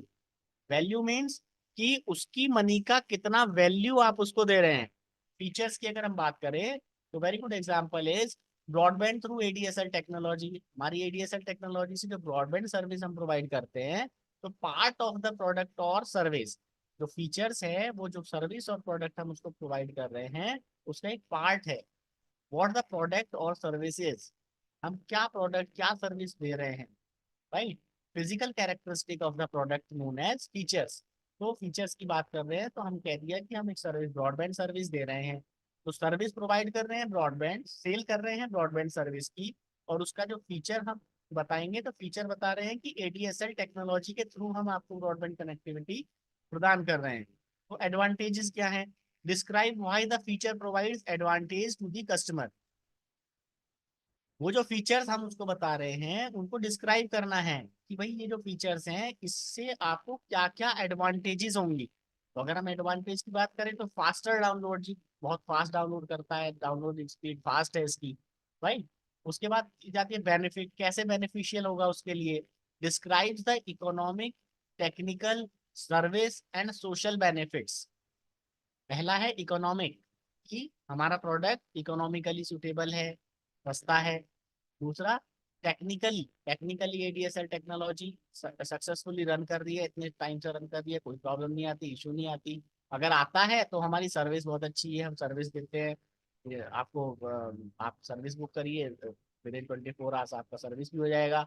एंड सोशल बेनिफिट्स, और इससे क्या क्या सोशल बेनिफिट्स आपको होंगे। Social benefits mean public sector company है, पब्लिक से जुड़ी हुई कंपनी है, इसके सोशल बेनिफिट्स भी हैं। Delivered by the product offering time saving, more business, competitiveness, more option. ये ऑफरिंग्स में है कि आपका समय बचेगा, बहुत सारा बड़ा बिजनेस आप बना सकते हैं, कम्पिटिटिवनेस आप दिखा सकते हैं, और बहुत सारे ऑप्शन आप दे सकते हैं। And last one is the value, the worth to the money he is going to be spend on your product. तो आप जो भी उसको ऑफर कर रहे हैं इन टर्म्स ऑफ मनी, उसकी क्या वैल्यू है, उसकी नज़र में क्या वर्थ है, तभी कोई व्यक्ति फैसला करता है प्रोडक्ट को परचेज करने का, सर्विस को परचेज करने का। Any one buys when the value perceived is more than the money parted with. ये स्वभाव है व्यक्ति का कि वो कम से कम पैसे में अधिक से अधिक मूल्य का सामान लेना चाहता है, ह्यूमन टेंडेंसी है। तो उसको अगर आप, उसको अगर सेल्स पर्सन जो है उसको यह रियलाइज करा देता है कि जितना पैसा तुम इस सर्विस पे खर्च कर रहे हो, इससे ज्यादा तुमको मिल रहा है, तो संभावना हो जाती है कि आपका प्रोडक्ट या सर्विस वहां पर सेल आउट हो जाएगा। Our next topic is retail sales structure and system in BSNL। BSNL में क्या है रिटेल का सिस्टम? इनिशियली पहले BSNL में जब 2000 में BSNL बना, तो कोई डिफाइंड एक्सक्लूसिव सेल्स स्ट्रक्चर था ही नहीं। बेसिकली सर्विस प्रोवाइडर कंपनी थी और पब्लिक सेक्टर में निगम बनाया गया था, तो कोई कॉन्सेप्ट इस तरह का था नहीं। The concept of commercial officer was there, CSC बनाई होती थी, and the marketing agents was expanded by introduction of franchisees, with the launch of BSNL mobile service in year 2002 अक्टूबर 2002 में पहली बार इंट्रोड्यूस हुआ था मोबाइल सर्विसेज के साथ में फ्रेंचाइजी का जो मॉडल था उसको लेके आए थे। लेकिन इन अक्टूबर 2009 जब प्रोजेक्ट शिखर लॉन्च हुआ तो a new sales setup has been design. तब सेल्स का जो सेटअप है उसको डिजाइन किया गया। बेसिकली आप लोग ये जो सेशन अटेंड कर रहे हैं this is for the promotional examination and examination point of view से जब आप स्टडी करते हैं तो आपको स्टडी करते वक्त ये देखना है कि कौन सी ऐसी लाइन आ रही है, कौन सी ऐसी डेट्स या कोई ऐसा ईयर आ रहा है जिस पर एक मल्टीपल चॉइस क्वेश्चन पूछा जा सकता है एग्जाम में। तो ये जो डेट्स हैं ये वो इम्पोर्टेंट डेट्स हैं, इनको आप थोड़ा सा नोटेड डाउन करते चलिएगा कहीं पर कि in October 2009 as a part of project Shikhar. तो प्रोजेक्ट शिखर का पार्ट है और अक्टूबर 2009 में सेल्स का जो सेटअप है उसको डिजाइन किया गया। Consumer mobility CM and CFA consumer fixed access verticals जो थे have dedicated GM or DGM rank officers at corporate office as well as circle level to plan, manage and effect retail sales. GM और DGM rank के officers at corporate office as well as circle office वो क्या करते थे, plan करते थे, manage करते थे और जो इफेक्टिव रिटेल सेल्स हो उस पर ऐसा डिजाइन मॉडल बनाया गया सेलिंग के लिए। तो BSNL के जो प्रोडक्ट्स है, BSNL के बहुत सारे प्रोडक्ट्स हैं। हम लोग CDM में WLLF WT ये इस पैराग्राफ में बताए गए हैं प्रोडक्ट्स, इनको थोड़ा सा पढ़ लीजिएगा, ये तो पता ही होंगे आप लोगों को। BSNL has put in a place franchisee sales and distribution policy in 2009। ये एक इम्पॉर्टेंट लाइन है एग्जाम पॉइंट ऑफ व्यू से, इसको काम कर लें कहीं। BSNL has put in place franchisee sales and distribution policy कौन से ईयर में हुई थी, ऐसे करके वो 4 ईयर्स ऑप्शन में दे सकता है, मल्टीपल चॉइस क्वेश्चन बन सकता है। तो 2009 में ये पॉलिसी पुट अप हुई थी। The sales and distribution policy has amended time to time. ये पॉलिसी जो एक बार 2009 में बनी इसको टाइम टू टाइम अमेंड किया गया और इसको CM sales and distribution policy 2018 to be effective from 1st of January 2018। This policy is divided in 4 parts. ये पॉलिसी अभी करंट में चल रही है और उसमें 4 पार्ट में ये डिवाइड की गई है।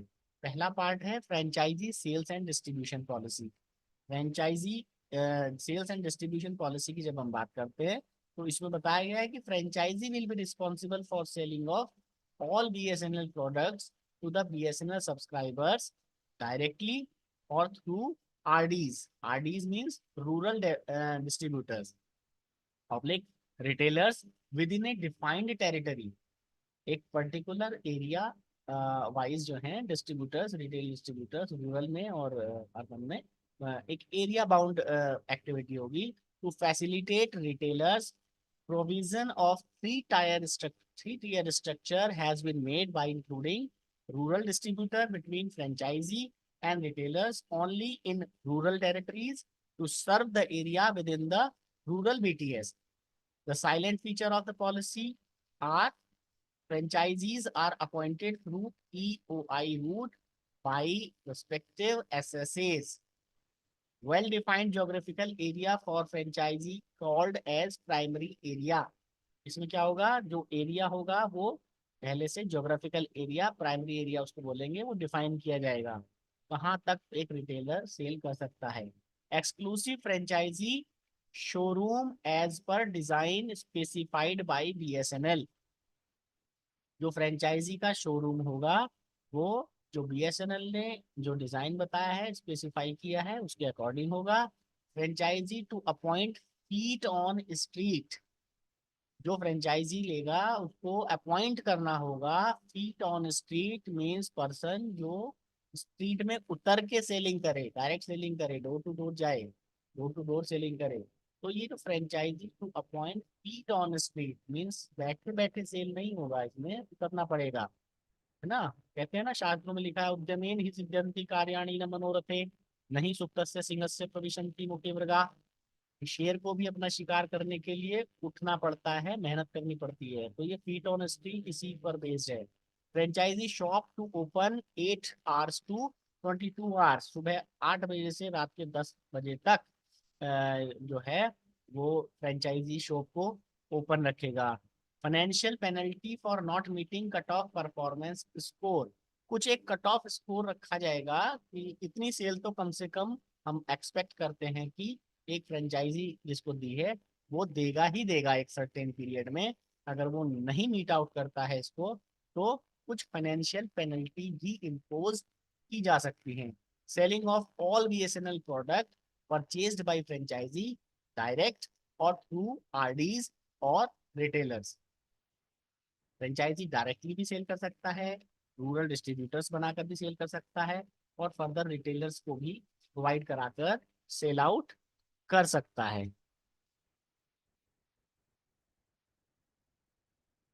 Now franchisee must appoint sufficient number of retailers in the territory such that each urban BTS areas and rural BTS areas should have at least 8 retailers and 4 retailers respectively.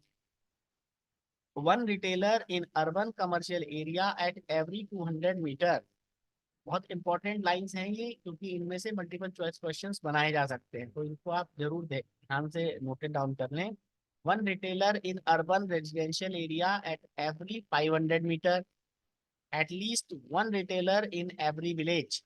Retailers in the rural areas will be appointed and served by RDs, that is rural distributors. इसके अलावा second is E distributor policy. E-distributor policies is what? E-distributor policies, when we talk about, will be selected on non-exclusive basis. Non-exclusive basis means the proposals from companies or firms, the proposals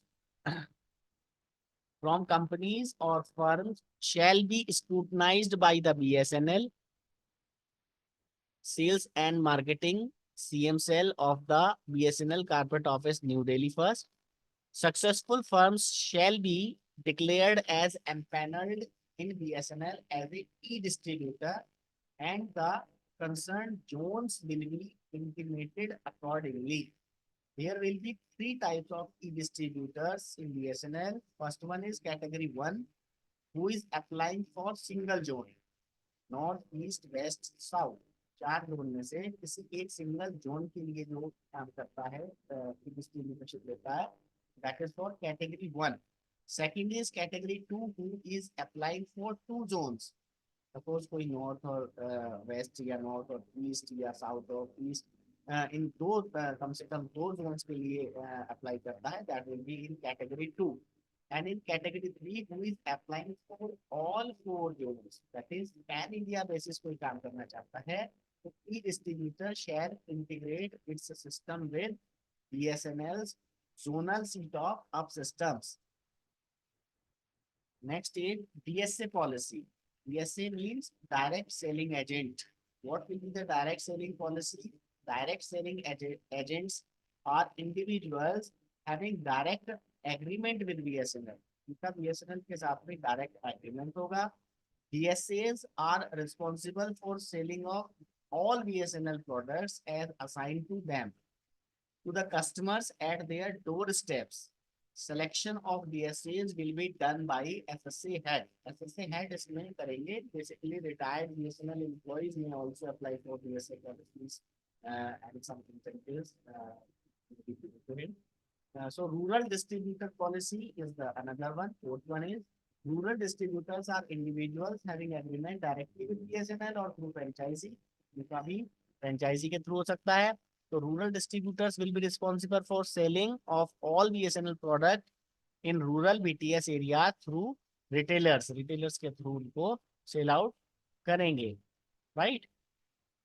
इसके बाद में next is BSNL owned sales setup. BSNL का जो अपना sales का setup है, लगभग 3000 CSCs across the country. BSNL is working in a customer service center, CSCs, around 3000 CSCs across the country. So CSCs are supposed to act as a single window service centers and open 8 to 8, 8 a.m. to 8 p.m. And staff posted at CSC has to be smart, courteous, and knowledgeable about BSNL services. जो भी CSC में staff appoint किया जाता है वो कैसा होना चाहिए, कर्टियस होना चाहिए, शिष्टाचारी होना चाहिए, उसको पोलाइट होना चाहिए, स्माइलिंग फेस के साथ में सर्विसेज की जानकारी उसको नॉलेज होनी चाहिए, नॉलेजेबल होना चाहिए, तो BSNL की सर्विस और प्रोडक्ट की पूरी जानकारी उसको होनी चाहिए। Customer queries can be made over to either BSNL sales team or franchisees, BSAs for follow up and converting into the sales। और यहाँ पर जो BSNL के ब्रॉडबैंड सर्विस के लिए लैंडलाइन नंबर दिए गए हैं और लैंडलाइन के लिए और मोबाइल सर्विसेज के लिए टोल फ्री नंबर दिए गए हैं, इनको नोट कर लीजिए। इन पर भी क्वेश्चन बनता है, मल्टीपल चॉइस क्वेश्चन भी बनता है। उसमें से आप अगर आपको याद होंगे ये नंबर्स तो फिर आप सही आंसर को चूज कर पाएंगे। तो आगे बढ़ते हैं। आगे बढ़ते हुए अब हम देखते हैं web self care.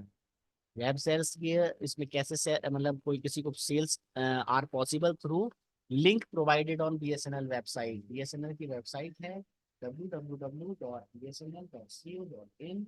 On this website, the customer will go and can book any service or product and pay their bills and recharge their mobile through BSNL website. This is called as web sales service, self-care. On the self-care portal, customer can choose multiple services options also.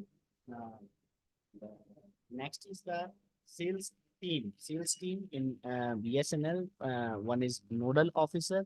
The heads of SSA have to appoint a suitable BSNL executive, preferable CSC in charge to act as single window interface for the franchisee. Nodal officer is required to maintain inventory, stock register, and reconcile revenue and sales made by the franchisees. Minimum 3-month inventory has to be stocked by the SSAs. This is the duty of the nodal officer. The next is sales staff.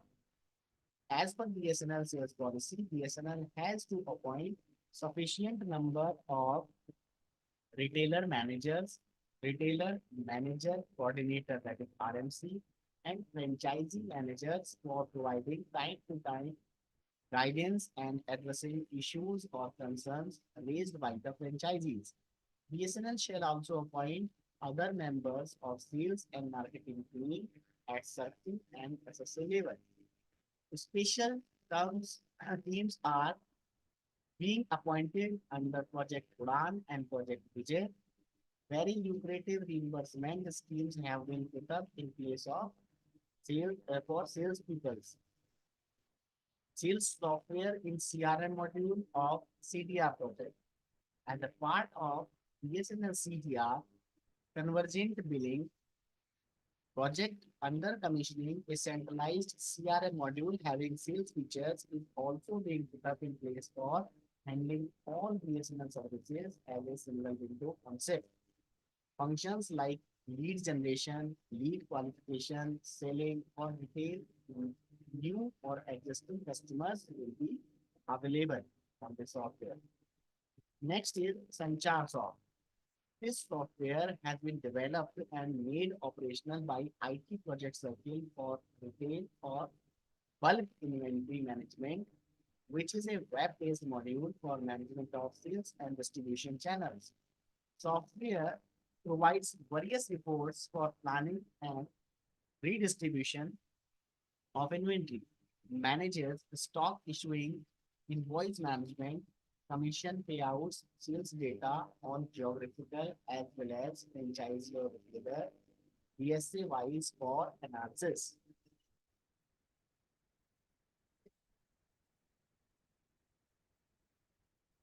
Now, it is over about the retail sales process. We have discussed about retail. Is there any question about retail sales which has not been covered or understood by the audience? May please, you may write on the chat box if any question is there about the retail. So we may go forward on the next, which is enterprise sales. as I told you in the earlier, the basic difference between the retail and enterprise is that in retail, where we are selling the product having huge margin and less quantity, that is called as retail sales. And in enterprise business, the margin may reduce, but the product is selling in bulk. When product is going to be sell out in a bulk, then it is called as the enterprise sale. This sale initiative can happen from either party. अब ये जो enterprise sale है, ये किस तरह से process में आता है? ये दो तरह से process में आ सकता है. पहला, कि किसी कंपनी ने या किसी छोटे इंस्टीट्यूशन ने कोई रिक्वेस्ट ऑफ प्रपोजल, कोई आरएफपी हमें मिला या कोई टेंडर मिला ना, आरएफपी रिक्वेस्ट फॉर प्रपोजल, कि कोई रिक्वेस्ट फॉर प्रपोजल हमको मिलता है, या फिर एक्सप्रेशन ऑफ इंटरेस्ट हमें मिलता है, कहीं से कोई ईओआई हमें मिलती है और कोई प्रपोजल मिलता है, या फिर कोई टेंडर चलता है, तो उसमें अदर पॉसिबिलिटी इज द, जब टेंडर ओपन होता है तो हम उनसे वहां से बिजनेस आ सकता है, एंटरप्राइज बिजनेस. अदर पॉसिबिलिटी क्या है? अदर पॉसिबिलिटी ये है कि जो कंपनी है, हम लोग हैं, हम अपने किसी प्रोडक्ट या सर्विस को लार्ज स्केल पर कहीं सेल करने के लिए, ऑफर के लिए हम कांटेक्ट कर सकते हैं. That is seller suggesting a solution to a company. किसी कंपनी का कोई इशू है, कोई प्रॉब्लम है, जिसका सॉल्यूशन हमारे पास है, हमारी कोई प्रोडक्ट या सर्विस है, तो फॉर देयर अनफुलफिल्ड नीड, उनकी कोई ऐसी नीड है जिसको कोई फुलफिल नहीं कर पा रहा है, और गूगल पर या कहीं किसी तरह से आपको पता चलता है कि भाई इनकी कंपनी में ये प्रॉब्लम है, इसका हम सॉल्यूशन प्रोवाइड करा सकते हैं. तो ये अप्रोच अगर हम करें तो बेटर सॉल्यूशन अगर हमारे पास है देन दी एग्जिस्टिंग, वो जिसको यूज कर रहा है, अगर कंज्यूमर के पास में कोई ऐसा है, तो एंटरप्राइज सेल दो तरह से होती है, कि किसी ने टेंडर डाला, किसी ने ईओआई जनरेट करी, किसी ने कोई रिक्वेस्ट फॉर प्रपोजल आपको भेजा, रिक्वेस्ट फॉर प्रपोजल आपको भेजा, आरओएफ अगर आरएफ आपके पास में आया, तब आप उस पर आगे बढ़ सकते हैं एंटरप्राइज सेल के लिए. This we have discussed so far. Now, goal क्या है? Goal is to help a client to find the value in offered solution on a long-term basis, ensuring win-win for the company and the client. आपके client के point of view से और आपकी company के point of view से एक win win situation होनी चाहिए, ये हमारा गोल है. While marketing is for masses, जब भी मार्केटिंग आप करते हो मासेस के लिए, जो बिजनेस डेवलपर है specifically targets select clients where high revenue is expected either through sale of its own services और introduction of joint product services.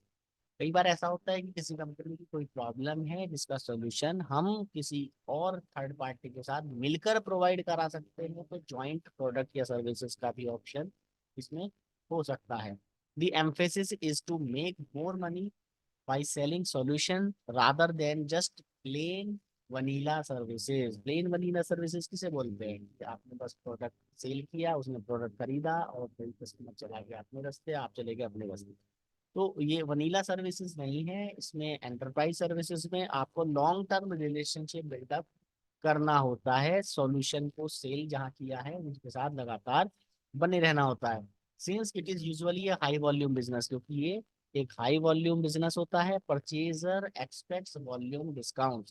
तो क्योंकि बल्क बिजनेस में वो एक अच्छा खासा रेवेन्यू वहां से मिलता है, तो वो एक्सपेक्ट करता है कि आपसे उसको अच्छा खासा डिस्काउंट मिलेगा. तो seller agrees to appropriate discounts depending on the contract value and the term. Thumb rule is higher the discount, longer is the contract period. क्या मतलब हुआ इस बात का? जितना ज्यादा आप डिस्काउंट देंगे, एग्रीमेंट की टर्म्स के अकॉर्डिंग उसमें चेंज होगा, और उसमें जो कॉन्ट्रैक्ट का पीरियड होगा उसको लार्ज कर दीजिए बस, तो वो लॉन्ग टर्म में आपको उतना बेनिफिट दे देगा जिसके लिए आपने उसको डिस्काउंट दिया था. राइट. तो ये एंटरप्राइज सेल्स के बारे में थोड़ा सा जाना. What an enterprise customer generally looks for. Enterprise का जो कस्टमर है वो जनरली किन चीजों के लिए क्या देखता है? One stop shop. telecom expense management. Unified communication solution, faster rollout के लिए. Scalability देखता है कि 24/7 मॉनिटरिंग और सर्विसिंग प्रोवाइडेड कर रही है आपकी कंपनी की नहीं कर रही है. Simplicity of deal, long term commitment, business continuity, disaster management, that is consultancy support for the solution to the new needs. आप नई नई प्रॉब्लम्स के क्या क्या उसको सॉल्यूशन प्रोवाइड करा सकते हैं, इस पर फोकस करता है enterprise customer. Now the evolution of enterprise sales in business. कहाँ से शुरू हुआ ये इवोल्यूशन, क्या था एंटरप्राइज सेल्स का बीएसएनएल में? Basically growth in industrial and IT sectors in India during last few years has created new business opportunities in telecom sector. In order to leverage its widespread telecom network resources in India and to tap these business opportunities and to provide customized network solution and services to its clients, BSNL decided in 2001 to set up BD cell in each circle and also at corporate office. GM and DGM posts were sanctioned to run these units. In 2008, BD cell at corporate office was split, thereby creating a new unit titled Enterprise Business. At circle level, earlier structure continued. In 2009, as a part of massive restructuring under the Project Shikhar, director level posts have been created for enterprise and wholesale. GM business planning, GM enterprise business, GM ILD, GM lease circuits, GM IT, and GM finance report to the director E&WS at BSNL headquarters. A post of ED core network has also been created, and all projects, circles, and maintenance regions have been brought under ED. Also, post of GM EB city has been created in 4 big cities. All circles now have GM Enterprise supported by DGM Enterprise Sales and DGM Service Delivery Service Assurance. So this is the evolution part of enterprise business in BSNL. Now, enterprise customer segmentation. BSNL has segmented enterprise customers into following 3 categories. First one is platinum customers. These customers are large corporate entities with indicative turnover greater than rupees 500 crore per annum, with significant telecom spend across several locations and sophisticated product needs.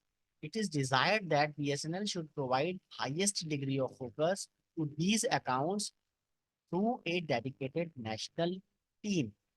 Second is gold customers. These are medium-sized corporate entities with indicative turnover of rupees 50 to 500 crore per annum.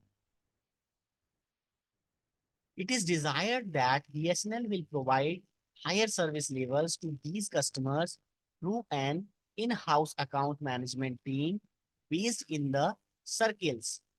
Silver customers is the third category.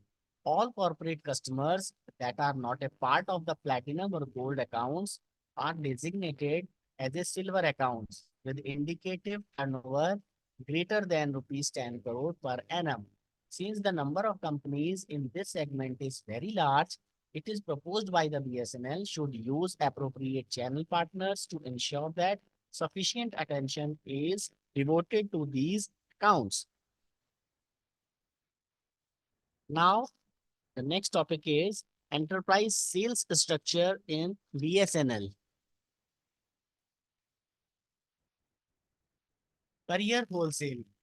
This unit is responsible for generation of carrier wholesale revenues for on BSNL's national long distance NLD network and international long distance ILD network. Primarily, GM of business planning at BSNL headquarters deals with it with back-end support from maintenance reasons. Enterprise business. The role of this wing, which has been created at corporate as well as circle levels is to identify the specific need of enterprise customer, which can be a mix of voice, data, and managed services solutions.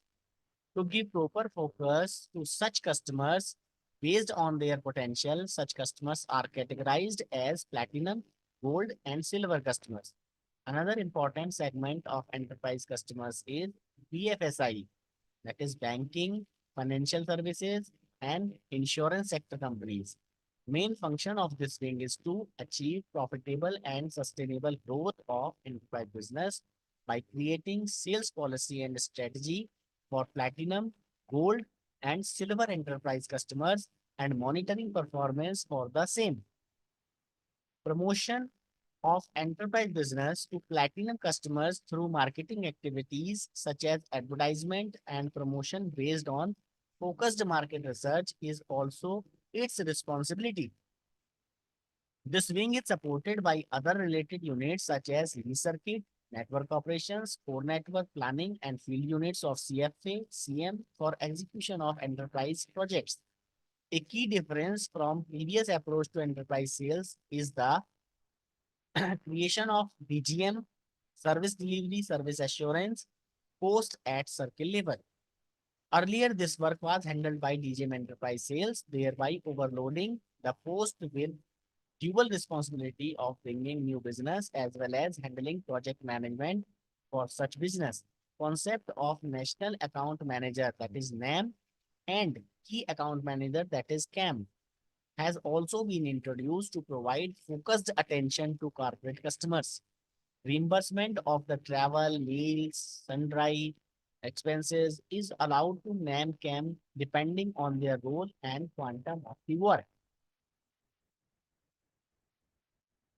Next one is BSNL channel partners. BSNL has decided to deal with platinum and gold customers directly. BSNL executives have been appropriately trained in enterprise sales for capturing silver customers. BSNL has started appointing channel partners in key circles such as Maharashtra, Chennai, Gujarat, Karnataka, etc. These channel partners are giving an exclusion list mentioning platinum and gold customers so that they don't waste their efforts on these customers. The job of channel partners is primarily for direct marketing and sales of BSNL data services to silver customers. Service as to these channel partners, they get commission as per approved structure on various services.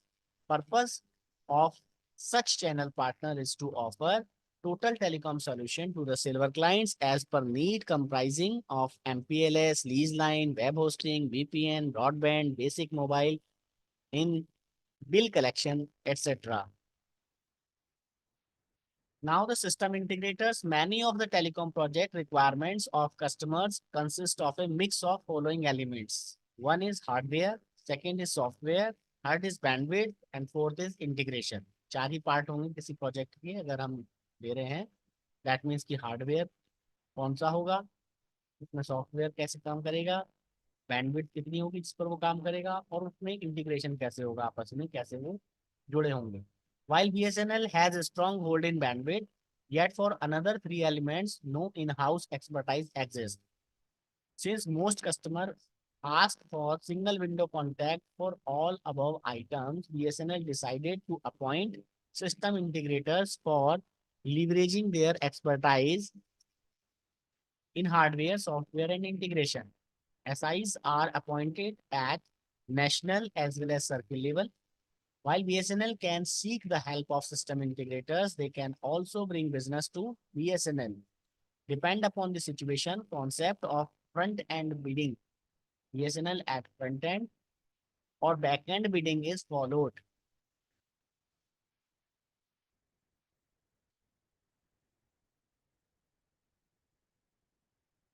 Now the key selling skills for the enterprise sales would be executives responsible for enterprise sales need to have specific skills for the success. Some of important skills are need assessment.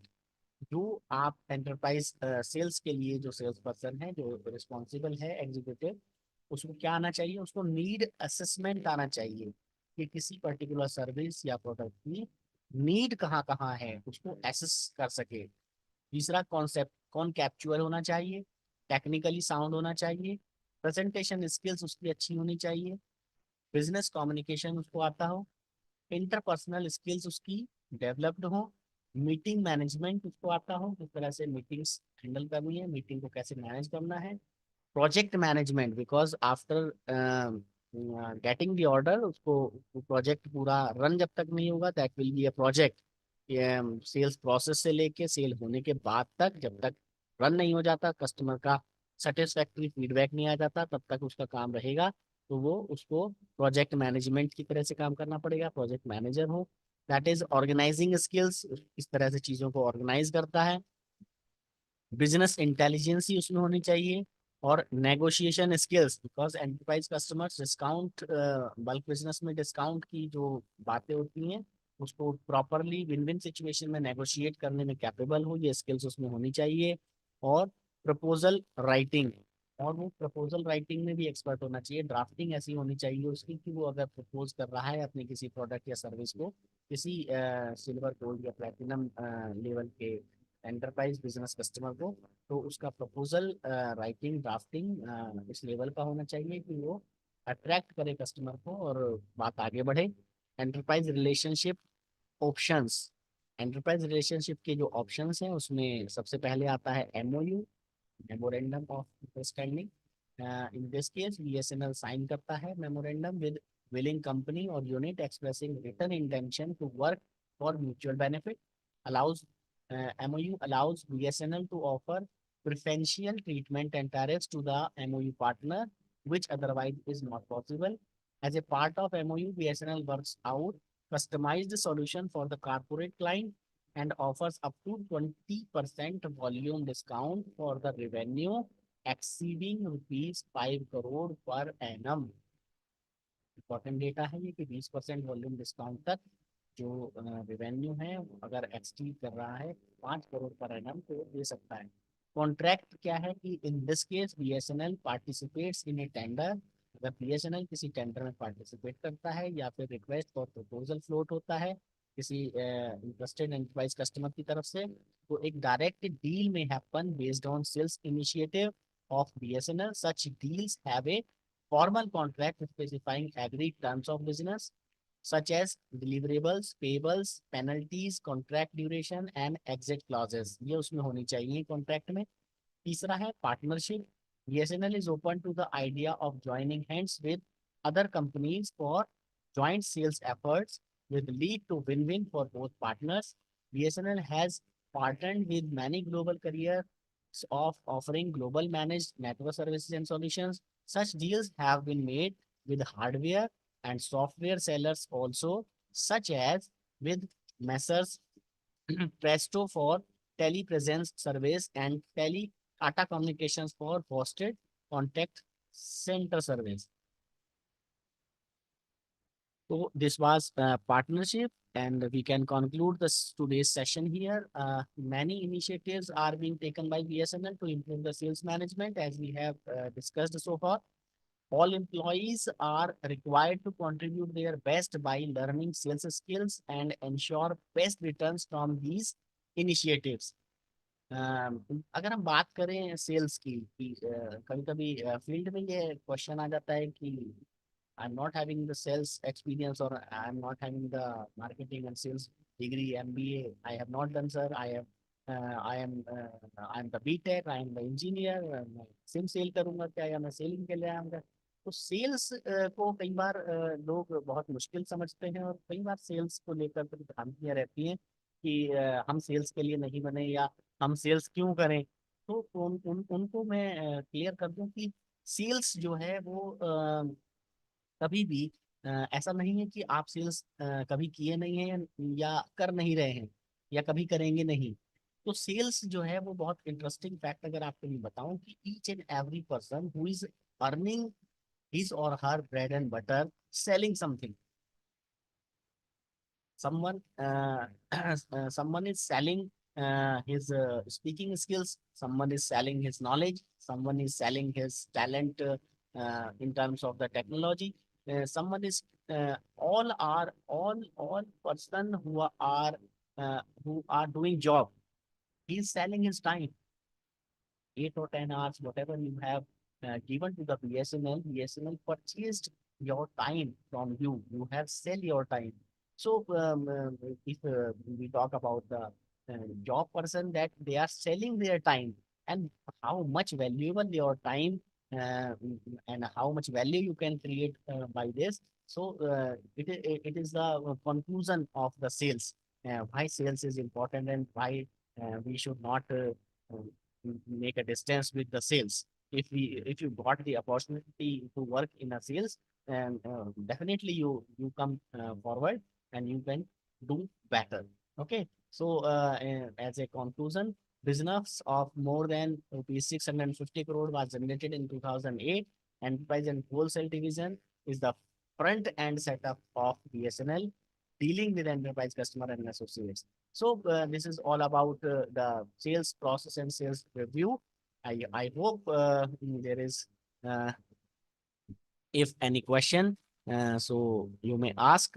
You can unmute yourself, and I'm ready to give the answers. If any topic, you can write your questions in the chat box.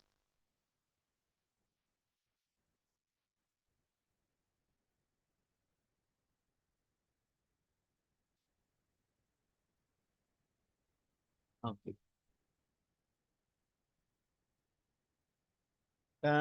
Someone is saying that please share important questions. During the session, I have focused on the some dates, some lines, I have focused on the important lines from where the multiple choice questions can be. But as such, you are going to face examination, then sincerely you will have to prepare something. I can show you the path as a but I cannot provide the question. So, any question related to the topic which we have discussed and could not be able to get delivered to you people? That is there any question? EV started in 2008 or 2009. EV is when we talk about EV, then it is started in 2008. So you can see in 2008, where EV name was Business Development Cell at corporate office. So 2008 would be the answer. 2008 name was BD, Business Development Cell. बाद में इसको enterprise cell कहने लगा, और इसके लिए direct level post, और ये continued in 2009 as a part of massive restructuring. Project Shikhar level post has been created for enterprise and whole. So in 2009, basically the Project Shikhar has been launched. So the answer for EB started was should be 2008, and that time name of EB was Business Development Cell at Corporate Office. Got it? Okay. Any other question?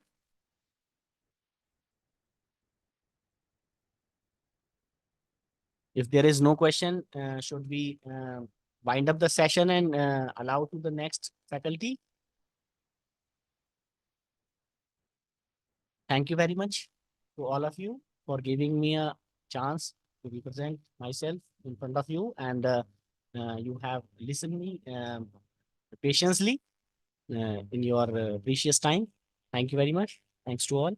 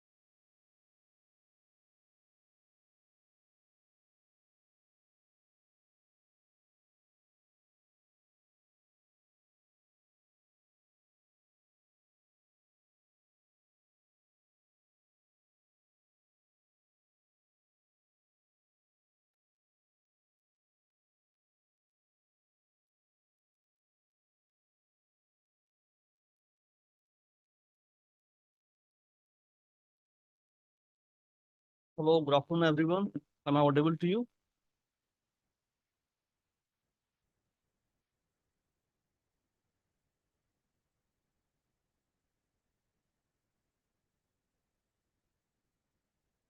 So the topic for today's discussion is SDH and NGSTH.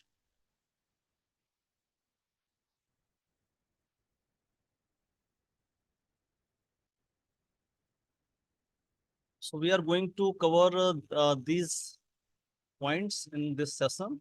We will one slide on PDH, then we will discuss about what is SDH, different components used in SDH, what are the advantages of SDH, what is the multiplexing structure, what is topology of SDH equipment. Then we will discuss about next generation SDH protocols. Then there are three protocols of SDH, that is VCAT, LCAS, and GFP.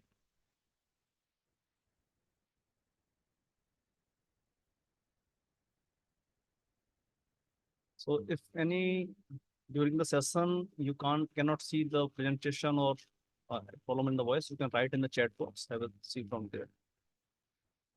Also, before SDH, there was three different hierarchies of PDH were working in different parts of the world. In India, we are following Europe. These PDH hierarchies of the Europe were, that is E1 2 Mbps, then E2 8 Mbps, E3 34, E4 140, and E5 560 Mbps. So these are the PDH hierarchies that were working before SDH. While in USA and Japan, there were different hierarchies. So one of the problem that we can see at that time was interworking between these hierarchies because different standards were working in different parts of the world. Second drawback with the PDH was that the technology was not synchronized. It was, as the name suggests, it was plesio-chronos hierarchy. It was almost synchronized. And third is the capacity crunch. In the PDH, we can see in the slide, maximum data rate possible was 565 megabits per second. So to overcome these limitations of PDH, we migrate to SDH.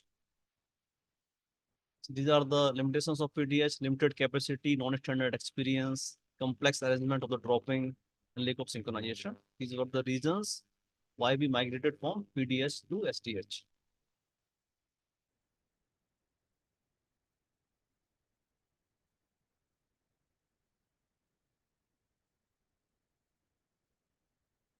So this is the full form of SDH, synchronous digital hierarchy. Synchronous means there one master clock that is known as PRC, primary reference clock. All the elements of SDH are synchronized with the master clock.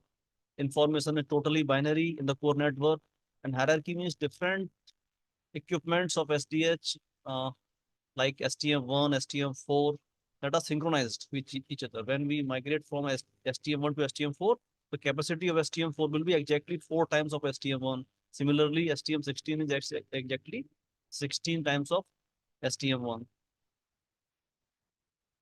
Definition of SDH as per ITU, because these standards were developed by ITU in 1990, and ITU says that SDH is a synchronous data transport system aimed to provide a simple, economical, and flexible telecom infrastructure.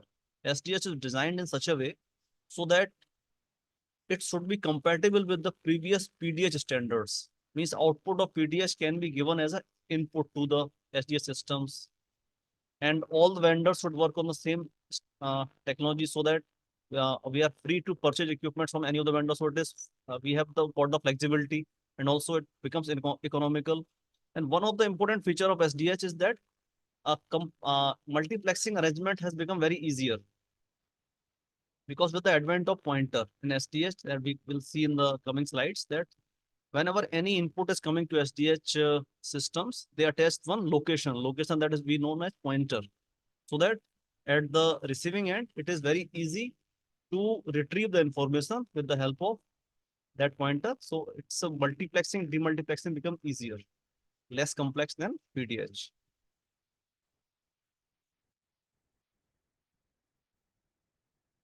The driving forces why we go from PDH to SDH, we have discussed. Better, it provide better quality of service, it can support multi-operator environment, and other advantage. But when we discuss about SDH advantages, multiplexing becomes simpler. It means from an equipment of STM16, you can directly drop STM1, STM4, or even E1. Means 2 Mbps can directly be dropped from STM16. You don't have to demultiplex it to STM4 or STM1, unlike the case of PDH. What was the case in the PDH? In the PDH, if a stream of E4 is there, and we have to demultiplex it to E4 to E3, then we have to demultiplex E3 to E2, then E2 to E1. So lot of hardware was involved in the case of PDH. While in the case of SDH, we have NMS, we can directly get 1 minute.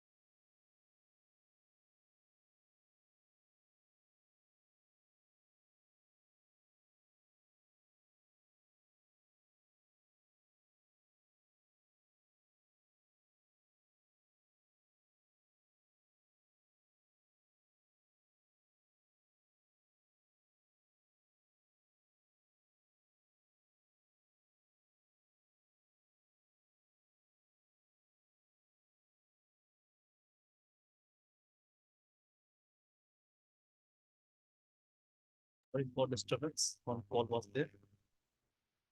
So we were discussing about advantage of SDH. We can see here within the SDH, multiplexing becomes easier. It is very easy to add and drop the traffic channels from any in a ring of STM16. We can directly add any ST1, or we can drop as per our requirement. SDH allow mixing of ANSI and ETSI PDA systems. ANSI stands for American National Standard and ETSI European Telecom Standards. So these are the PDA systems that were working in before SDH. So SDH was designed in such a way it can support the previous PDA systems. Means it is backward compatible. So it is a global standard. It can be deployed in the European countries or America or Japan. So it is a global standard. It is backward compatibility. Next is SDH is open for new applications.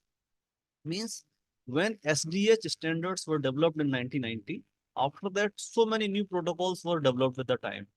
So SDH overhead bytes can be upgraded so that the new applications formats like MPLS, IP data, Ethernet data can be accommodated in SDH containers. So SDH, you can say it's forward compatible. It is upgraded from time to time. SDH provide NMS. NMS, network management system, graphical GUI version. We can easily configure our different routes. We can monitor if any error is going on. So it is very user friendly, and it provides the in charge of the station with the full control over the network. So these features were not present in the case of PDH. Next advantage, SDH provides survivability. Means SDH equipments are deployed in ring topology. We make one working path as well as one protection path. Whenever working path disrupted, our switches, our traffic switch from working path to the protection path. So this is survivability. So these are the advantages of SDH that makes it very reliable technology for last 30 years. And this survivability means our traffic will switch from working path protection path within a time span of 50 milliseconds. That is also known as resiliency. We have number of protection scheme for this.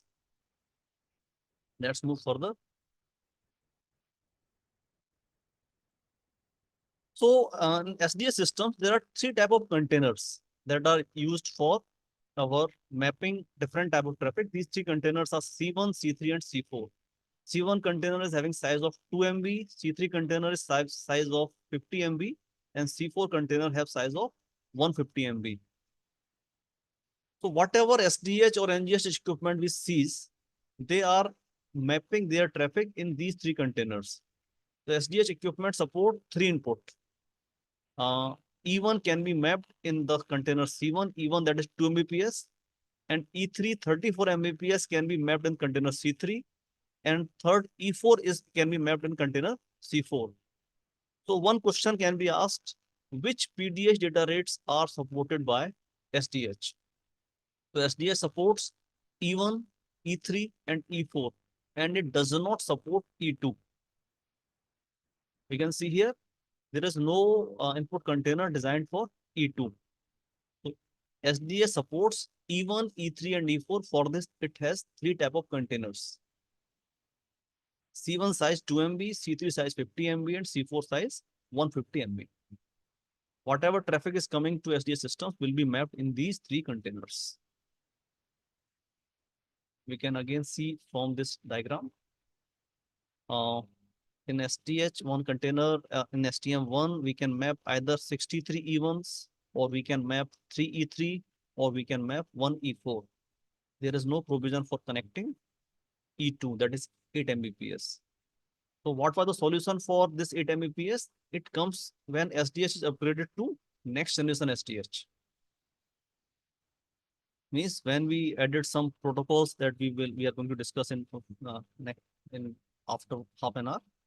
Like the protocols were there, VKR, Telcast, and GFP. Then they provide our concept of VCG or something. Then we were able to give any type of data rates. But in a traditional or first generation SDH, there are 3 type of input supported, E1, E3, and E4. For this, we have 3 containers. It is clear up to now. If any feedback, you can type in the chat box. So these are the terminologies we used in the SDH systems. First is the container, basics, 3 type of containers, C1, C3, C4. Then when one extra control byte known as path overhead or POH is added in the container, it becomes virtual container.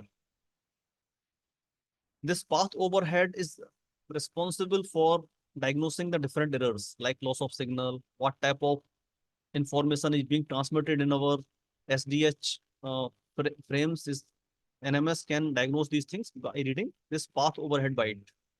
So when this path overhead is added with the container, it becomes virtual container. This entity has got some intelligence.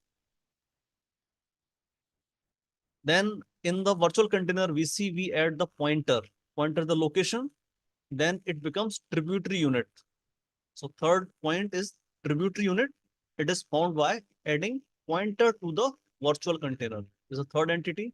These full forms are also important. Sometimes they ask which of the following term is not used in SDH. They will write something. So we should have an idea.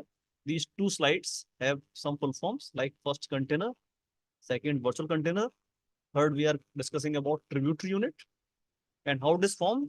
It is formed by adding pointer to the virtual container. Pointer, we generally know the pointer by name of KLM. When we are forming any VCG, we assign some location that is KLM values. That's KLM values, we call it pointer. Pointer is the location where that particular E1 is located in our STM1 frame is given by this pointer. In the next step, number of tributary unit are combined to make a tributary unit group that is known as TUG. We will see the multiplexing structure of SDH where 3 TU12 are combined to make tributary unit group TUG. So tributary unit group is formed by combining several tributary units. Then next is the administrative unit AU. It is formed at the last. When pointer is added in the your VC4, then it is known as AU. In the lower order path over VC, we were calling is tributary unit, while in the final structure, in the VC4 pointer added, it is known as AU, administrative unit.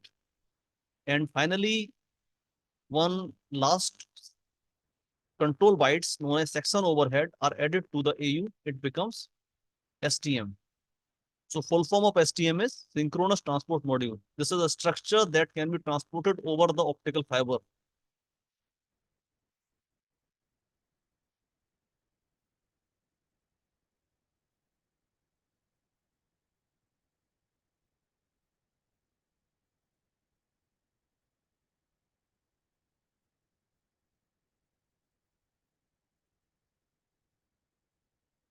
So this is the next, these are terminologies. I think we are clear with this. Tributary unit found by adding pointer to the VC. Number of tributary unit combined to make tributary unit group. AU is found by adding pointer to the VC. And last, section overhead is found by adding, means STM is found by adding section overhead to the AU. These are the bit rates that are used in the STM systems. First equipment or lowest capacity equipment of the STS is STM1, having bit rate of 155.52 Mbps. Then we have STM4, capacity 622.08 Mbps. Then STM16, 2488 Mbps. Then STM64, 9953 MB.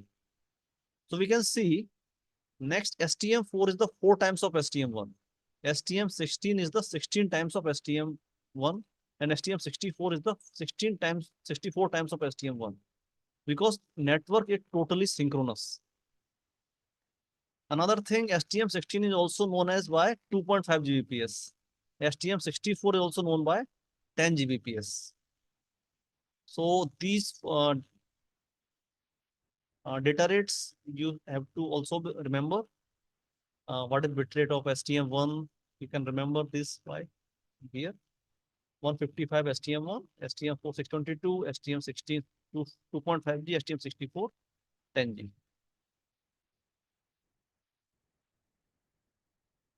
This is the multiplexing structure. If you understand this, we can have a good idea how this STS systems works.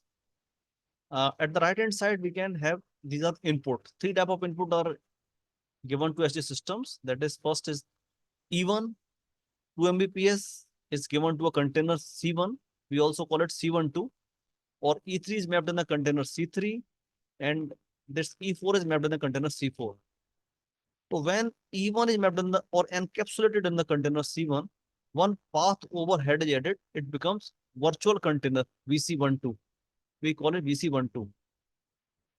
Then pointer added, it becomes tributary unit 12, TU12.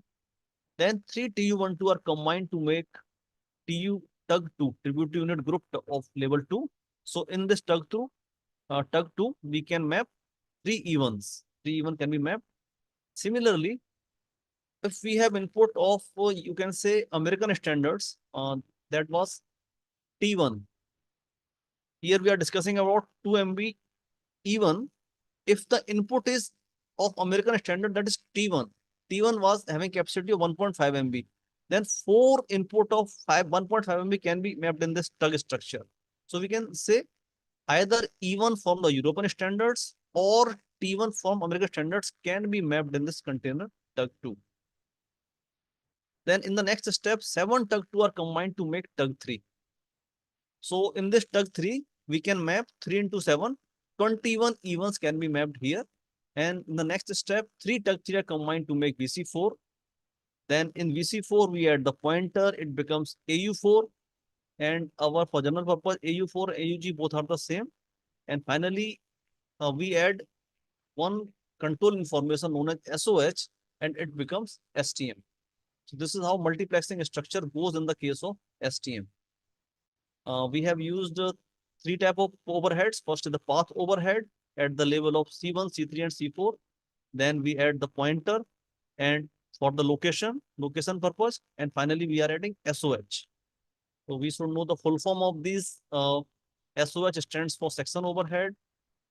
POH stands for path overhead.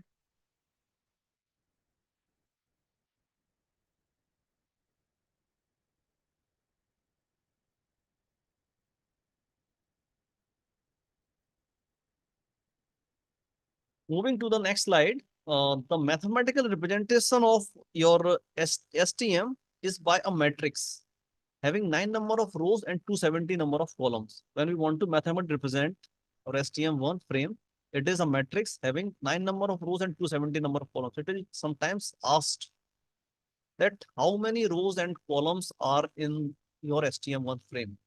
So we can give the answer. In the STM1 frame, there are 9 number of rows and 270 number of columns. Out of this, first 9 columns are dedicated for control information that is known as SOH section overhead, and next 261 columns are used for payload. So this SOH section overhead is further categorized as three parts. First three rows are known as RSOH section regenerator section overhead.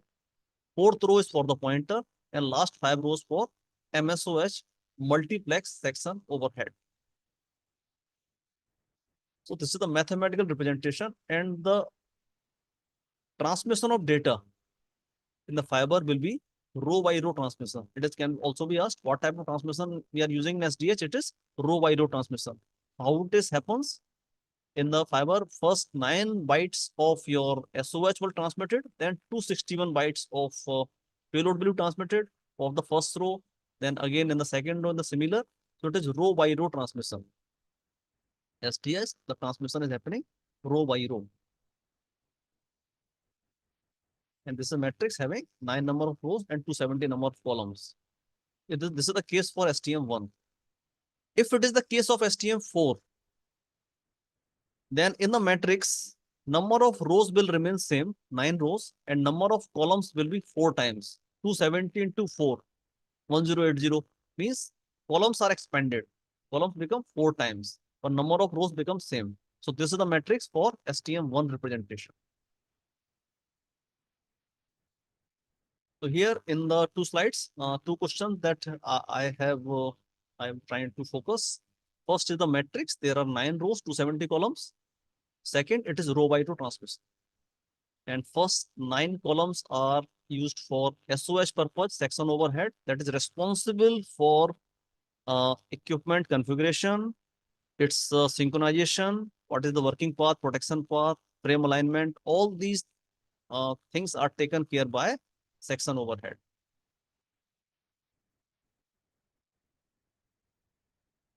From this matrix, we have seen this calculation. In the matrix, we can see there are 9 number of rows and there are columns. There were 9 plus 270 number of columns were there. Total number of bytes in the STM1 frame was 9 into 270. If we convert it to the bits, 9 into 270 into 8, these number of bits are there. Now we want to calculate how many bits are transmitted per second. Then we multiply this figure with 8000. Then 9 into 70 into 8 into 8000 will be 155.52 Mbps. So this figure 8000 depicts that in SDH systems, 8000 frames are transmitted per second. This is a very important parameter. Sometimes this is also asked. In SDH system, 8000 frames are transmitted per second. Whether it is STM1, 4 or 16, in all systems, number of frames transmitted per second is 8000. So now, can you write in the chat box what is the duration of frame? And we are saying that number of frame transmitted per second is 8000, it is 125 microsecond. Yes, you're right. So this question, sometimes these type of questions are asked. What is the number of frame transmitted per second and what is the frame duration? So whether it is any system STM1416, frame duration will remain same. It is 1.20 microsecond and number of frames per second will be 8000. And this is the calculation how this 150.52 figure comes. It is clear up to now.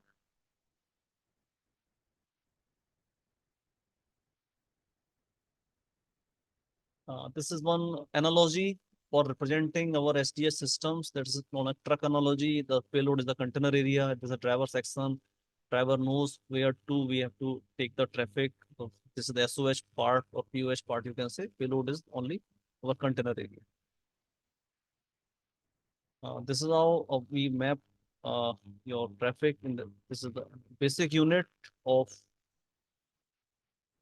mapping the initial information of the container. Then we have 2 type of containers, lower order and higher order. For the lower case, it is VC12, and for higher order, VC3 or VC4. So when path overhead POH added in the container, it becomes virtual container. So there are 2 type of VC, lower order, VC12, and higher order, VC3 or VC4.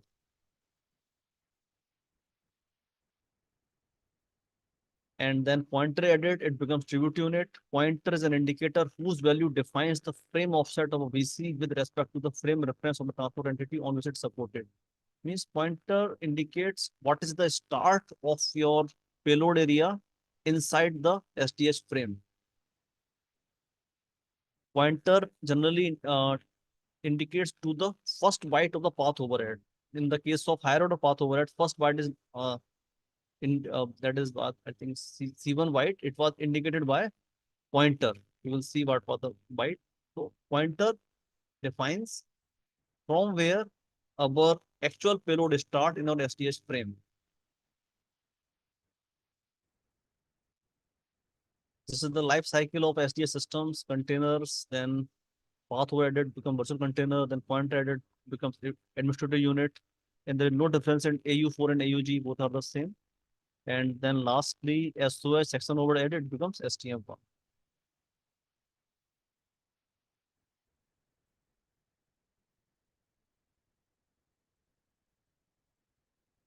This is another representation of our STM1 system.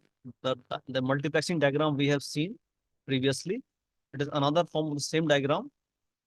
From here, we can see some concept of pointer of KLM can be clearly visible. That 3 TU12 are combined to make TUG2, 7 TUG2 are combined to make TUG3. Then these 3 TUG3 are depicting K value 1, 2, 3. For each K, there are value of L of TUG2 from 1, 2, 3, 4, 5, 6, 7. L value varying from 1 to 7. Then for TU12, it is M. So this is KLM. TUG3 depicting K, and TUG2 is depicting L, and TU12 depicting M. So these are the KLM that defines the location where the we are mapping your E1 in your STM1 frame defined by this is how multiplexing carried out in our STM systems.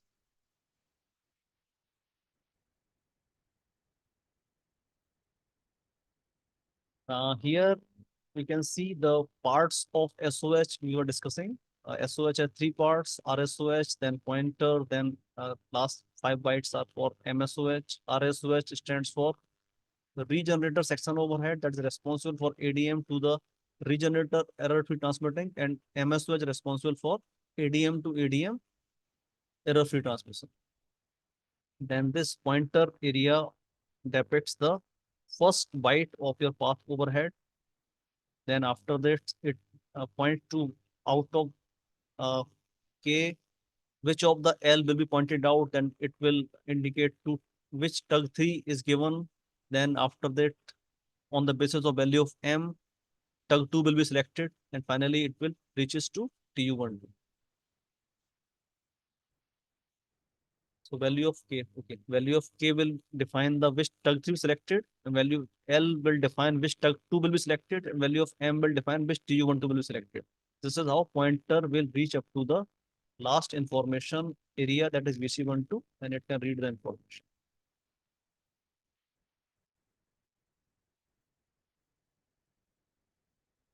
These are the different bytes of the higher order path overhead. So higher order path overhead is having 9 bytes. First byte is J1 byte, path trace byte. So that higher level pointer indicates this byte. Then another bytes are there, B3, these are the parity bytes, bit entirely parity used. Then C2 is the what type of information being transmitted. Then we have G1, how many, what is the status of your link, means how many errors are there. Then F2 and F3 are used for maintenance purpose. Then there is H4 byte. H4 byte is used for multi-framing. When we are forming the VCG, when we are making the VCG, so VCG, how they are virtually linked with each other is defined by H4 byte. This H4 byte plays the most important role in the NGSDH when we are making different VCGs. And then F2, F3, I have told, this is maintenance bytes. K3 is providing the automatic protection switching, what a protection scheme we are following. And last N1 byte is used for tandem connection monitoring. So total 9 bytes are used for path overhead. And this is some detail about section overhead. If it is asked how many rows and columns are in their SOH, what would be the answer? In SOH, there are 9 rows and 9 columns. Total 81 bytes are there in SOH. Out of this, first 3 bytes are used for RSOH. First 3 rows are used for RSOH. 4th row is for the pointer, and last 5 rows are used for MSOH. Here, number of bytes we can see here, like A1 and A2 bytes. These are known as multi-framing bytes. These are used for aligning the incoming frame with the receiver. So they have some fixed pattern. A1 is pattern is F6, A2 is 28. So this fixed pattern, receiver read that and align the incoming frame with its clock. So they are known as frame alignment bytes. These are used for framing. S1 byte is used for synchronization. Then these D bytes, D1, D2, D3, and D4, D5, D6, up to D12, these are the DCC bytes, data communication channel byte, used for equipment configuration. K1, K2 are APS, automatic protection switching bytes. Then we have 2 bytes E1 here in RSOH and E2 in MSOH for order wire. Order wire is configured in this E1 and E2 bytes. And this B2 bytes are parity bytes again. So in exam, simple, this can be asked. What is the use of S1 byte? So S1 byte is used for synchronization. What is use of A1 or A2 byte? These are used for framing, frame alignment. D bytes are used for data communication channels. And E1 and E2 bytes are used for order wire. So this type of thing they can ask. Although I don't think there's so much detail there, but these are normal some bytes for SOH that are utilized. So B1, B2 bytes are for parity, K1, K2 are for protection scheme, APS, automatic protection switching. These are protection scheme we are following. And D bytes are for data communication channel, DCC bytes. E1, E2 order wire.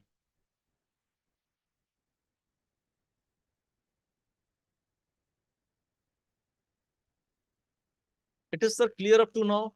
Any question you can write in the chat box.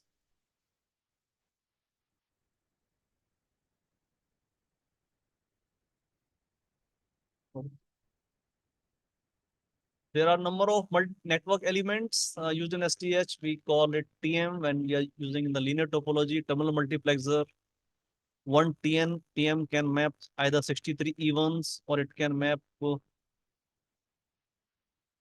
Please explain this again. Which, sir? What I have to explain? You want about SOH or something?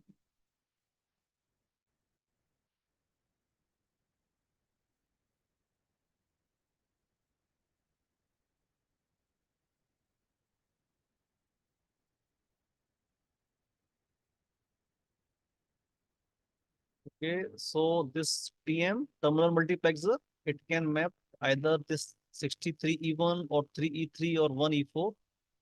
Next element very widely used is ADM, add drop multiplexer. One of the important feature of SDH technology is it is deployed in the ring topology, that is providing it protection feature. We have one working path and one working path is disturbed, traffic switches to protection path. So for this, the element we call it ADM, add drop multiplexer. ADM has 2 sides, each side of S side when connected in the ring. So we can add the local PDS tributaries to here. We can add the STM systems. Means STM4, we can add STM1. So something added, something it dropped, rest is multiplex, therefore it is known as ADM, add drop multiplex. And it is generally deployed in ring topology. This is point-to-point topology, linear, and then we can have one ADM in between. And this is one ring topology, very widely used in SDH systems. So this is a brief idea about SDH. Then I am moving to next, that is next generation SDH, because there are two parts of this topic, SDH and NGSDH. Any doubt in the SDH, you can ask in SDH.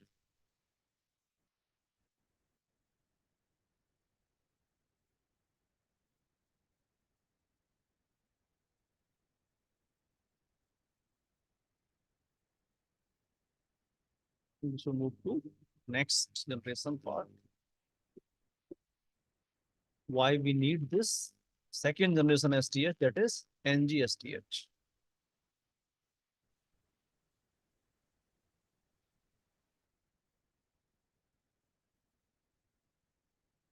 So as we see in the SDH, we were providing support to the three data rates of PDS, that is 2 MB, 34 MB, and 140 MB. No intermediate data rates like 10 MB, 20 MB can be connected on our traditional SDH systems. Second thing, there is no provision for connecting Ethernet traffic directly on SDH systems. So to overcome these two limitations, first is the in SDH system, only three type of input, E1, E3, and E4. That is 2 MB, 34, 140 can be connected. Second, Ethernet traffic can not directly be connected on the SDH systems. To overcome these things, SDH is upgraded to next generation SDH by adding these three protocols. These three protocols, as we can see here, first you should have an idea what is the meaning of this VCAT, what is the ITU standard, and what it does. First is the VCAT. VCAT stands for, anyone please write in the chat box what is the meaning, full form VCAT?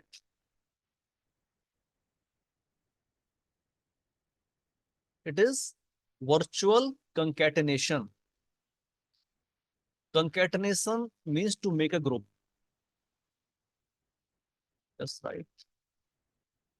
Virtual concatenation. Concatenation is the ability to make the group. VCAT provide you the capability to make a group of different containers. When we are having different VCG, the VCG are possible only because their concept of VCAT is there. The VCAT is the ability to make the group of containers. That group is known as virtual container group. There are mainly two types of concatenation. One is CCAT, another is VCAT. Granularity we will discuss, sir. Granularity means when we are making any VCG, if it's a VCG of like VC12, then minimum in that VCG, minimum increment that we can do is 2 Mbps. Like 10 Mbps VCG is there, that is found by adding 5 VC12. Then if we want to increase the size of that VCG, we can increase it by the adding 1 VC12. Then 10 Mbps will be upgraded to 12 Mbps. So this granularity of that VCG will be 2 MB. I hope this point is clear. Granularity means minimum step size that can be incremented in that VCG, in that VCAT. Okay. So VCG is found by VCAT, and ITU standard for VCAT is very important. You can note down G.707. ITU standard for VCAT is, I will write in the chat box, G.707. This is the ITU standard for VCAT. And it is the ability to make the group of the containers as per our requirement. Second protocol is LCAS.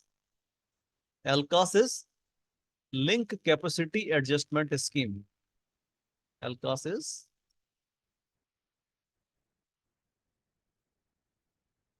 Link Capacity Adjustment Scheme. And ITU standard for LCAS is G.7042. we have to note down the what is the full form of LCAS, link adjustment scheme, and the ID stand G.7042. So what does LCAS does? As it is written over here, it is a special effect to the VCAT by facilitating removal, addition of member VCG and the flow in the hitless fashion. Means we have formed one VCG. We want to increase the size of VCG as per customer requirement or the network requirement, or we want to decrease the size of VCG. It is possible when LCAS is enabled. LCAS is the special effect to the VCAT. Means by the virtue of VCAT, we have formed VCG. We want to increase the size of VCG. We want to increase the capacity of the VCG. Or we want to decrease the capacity. It is possible when LCAS is there. So LCAS is the process of synchronization between transmitter and receiver. Whenever we want to do any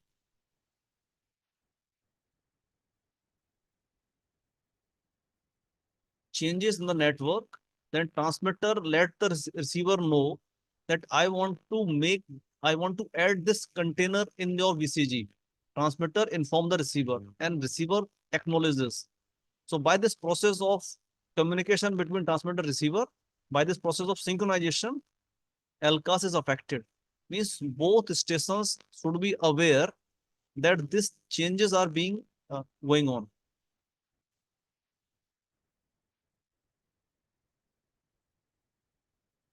So LCAS, some terms are used for LCAS. This term is known as LCAS bandwidth on demand. Another term used for LCAS is bandwidth on demand.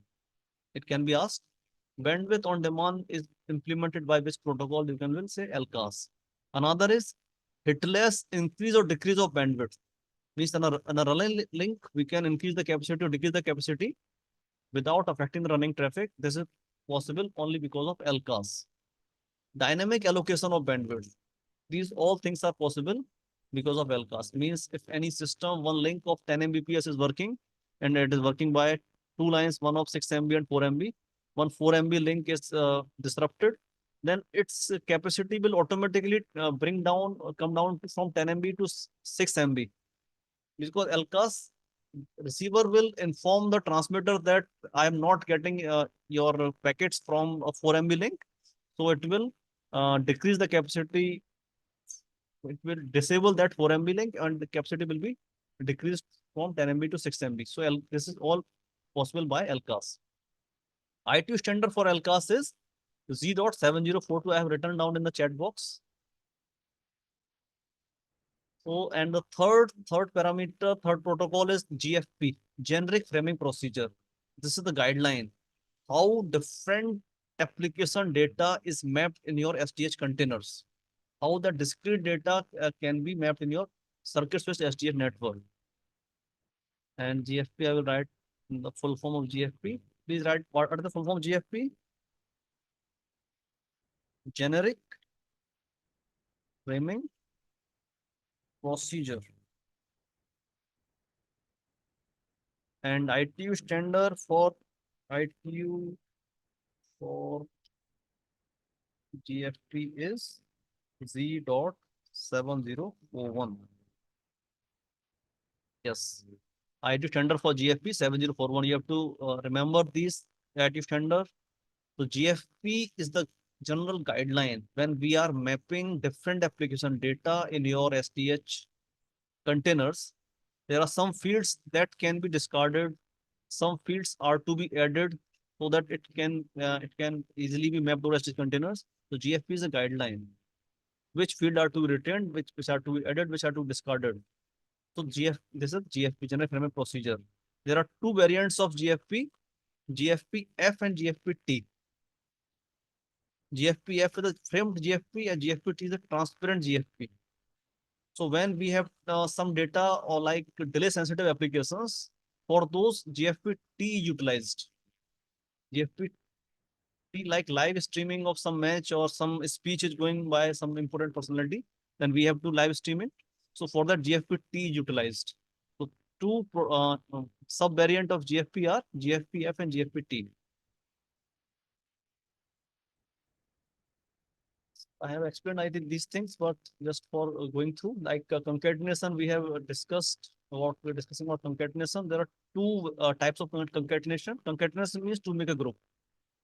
One is the contiguous concatenation, another is the virtual concatenation. When concatenation process was implemented or something, so one was some thought was given on contiguous, but it was not actually implemented. Actually implemented is VCAT, that is virtual concatenation. Contiguous is CCAT, virtual concatenation is VCAT. There are some limitations of the CCAT. Then when a group is formed by the CCAT at the transmitting end, all the members behave like a single lot, like a fixed system. There is no flexibility in the group formed by the CCAT because they cannot be removed. While in the case of VCAT, they all the members of the VCG, when they are formed at the transmitting station, they can take diverse part to reach the receiver. So there are limitations of CCAT, that efficiency was low. One question can be asked, what are the drawback of CCAT? That efficiency is low in the case of CCAT. And this one is important. All the any in the parts of the compatible with the your VCAT, means your concatenation, means if we have SDH network and we want to upgrade it to next generation SDH. So if we are implementing CCAT, then we have to upgrade all the nodes to NGSDH. But if we are upgrading to NGSDH, also for that link, only first and last, means each routers should be upgraded, means first and last. For intermediate routers, any VCG communication is going on, they are just containers, because VCG is formed at the transmitting end, but for the intermediate, they are just movement of containers and they are again reassembled at our receiving end. Therefore, it is written as all the any the parts will be compatible with the VC4XC. This is the case was CCAT. While in the case of VCAT, it is not mandatory. Efficiency is low. No system of elimination of failed elements. In the case of CCAT, if any particular element got faulty, total link will stop working. And another limitation, X can be multiple of 4. In the case of CCAT, the grouping can only be done of the C4 members, and that is C4, either 4 C4 can be combined, or 16 C4 or 64 C4. We have no provision of like we can make a VCG of 5 C4. So that all are the limitations of CCAT. Therefore, it was not practically implemented. So actual implementation was done for VCAT. So this is the case if VCAT would not be there, only CCAT was there. If we have to implement this Ethernet link of 10 MB. So the VC125 is not possible in the case of CCAT because it does not allow grouping of C12 or C3. So what option we have for transporting this 10 MB link? We have to use a container C3. The size of C3 is 50 MB. Out of that, we are using only 10 MB. Efficiency is very low, 20% only. Similarly, if take the case of 1G, for transporting 1G traffic, if we have VCAT, we can make a 7 C4, but CCAT does not allow 7. It allow either 4 C4 or 16 or 64. So we have to take the group, make the group of 16 C4. So it will be total 2.5G out of that 1G utilized. So efficiency is very low. So in the nutshell, we can say that in the CCAT, bandwidth efficiency was very low. It does not allow grouping in the variable, like it grouping allow either 4 components of C4 or 16 or 64. So this CCAT was not practically implemented. Only this VCAT was implemented. So this is very important line of this slide. Virtual concatenation requires concatenation functionality only at the part termination equipment, while contiguous concatenation requires concatenation functionality at each network element. I hope this is clear. VCAT, in the case of VCAT, only first and last routers, if they are upgraded, it will work good. While in the CCAT, each element should be aware that this concatenation function is going on. Next, in the case of wicket, despite concatenation, independent status of VC is not violated. Means each member can travel independently in the network. They can take diverse paths to reach the receiver. This is very important line for the wicket. In the case of wicket, individual members can take diverse paths to reach the receiver. While in the CCAT, continuous concatenation, all the members take the similar path. They are behaving like a single lot.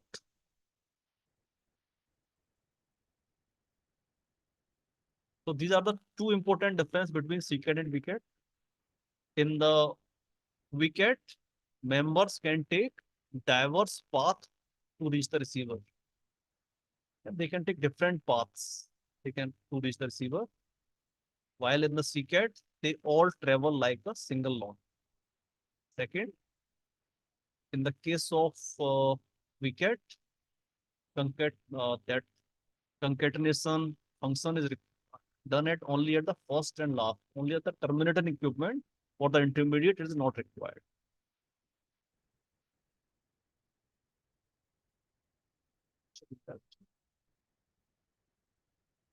This is the nomenclature of wicket, VC, and XV. VC virtual container, N means what type of container we are using, VC1, 2, VC3, or VC4. And XV, how many members are we are adding in the group? This is VC, like for 10 Mbps link, it will VC12-5. Means 5 containers of VC12 are added. It becomes, it's a terminology. I think this will be a bit in detail about this wicket. There are two challenges in the case of wicket: differential delay sequencing. That if the different members are taking different route they are taking diverse path to reach the receiver, it is possible that some members will arrive early and some members will be arriving late. For this, one counter is used, that counter known as MFI, multi-frame indicator, that is used. All the members are placed in the one buffer, and it is wait it wait up to certain time. The time for countering the differential delay, one counter is used. You can say just counter that all the members should have the same MFI value for making the VCG. I think this much detail would not be asked. Another is sequencing. When we are making VCG at the receiving end from the different numbers, each member is assigned one sequence number. If they have arrived some, like there are 5 members in the VCG 1, 2, 3, 4, 5, and they are given the sequence number 0, 1, 2, 3, 4. So when they are recombined or reconstructed at the receiving end, they are done. It is done on the basis of some sequence number. So these two challenges are solved with the help of providing one parameter. The differential delay solved by MFI, counter value, multi-frame indicator it is known as. Sequencing is solved by providing another parameter known as sequence number, and these coding or these numbering is done in the H4 byte of the path overhead. Where this VCG, how it is implemented? It is implemented by using that H4 byte. In the last lecture of this SDH, I have explained this H4 byte is very important for making the your VCG for multi-framing. So these two parameter MFI and sequence number are placed in your H4 byte known as multi-framing byte. It can normally be asked where the sequence number resides. It resides in the H4 byte. And buffer are used to compensate the experience delay in order to realign the frame container. So whenever any number members reaches the receiver, all the members are placed in a buffer. Then on the basis of their MFI value, on the basis of sequence number, VC is again reconstructed. This example will help you understanding what I'm trying to explain. Please given some focus on this. We have one scenario, then we have to transmit 1G traffic from station A to station B. So in the step 1, the in charge have to decide what type of VCG he has to form for mapping this traffic. So if we form the VCG of 7 VC4 containers. The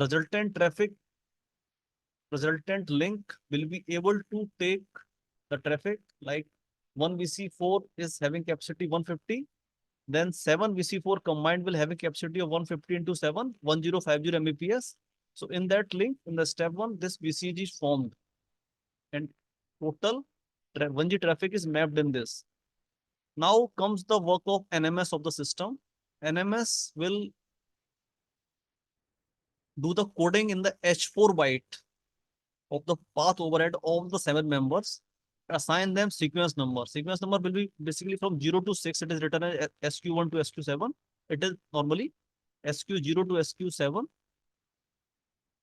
After that, all the elements will have their, they can take the different path to the receiver. Means NMS is doing coding in the H4 byte. When 1G link is mapped in this VCG, having 7 VC4, then all the members on the H4 byte of the path overhead, the sequence number as well as MM5 field is mapped, and then they travel from transmitter to the receiver by taking different paths.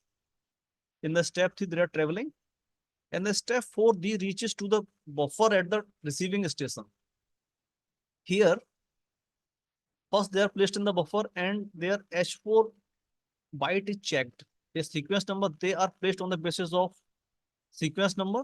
This is sequence number 1st, 2nd, 3rd, 4th, and their counter value checked. When it is matched, again, our total VC is reconstructed. So we can see here, all the members are taking different paths to reach the receiver. This is called diverse routing. And this coding is done in the H4 byte. And their rearrangement is done on the basis of SQ field that is placed in the H4 bytes. This is how our final VC 1G link is reconstructed at the receiving station. So when we implement VCAT in our system, we can see efficiency has improved from the previously our CCAT systems. In the case of VCAT, if we have to transport a link of 10 Mbps, we make a VCG of 5 VC12 containers. Efficiency is increased up to 92% because the C12 container size is 2.176 Mbps. So multiply by 5 would be 10.88 something. So efficiency, we are mapping 10 MB. So efficiency this.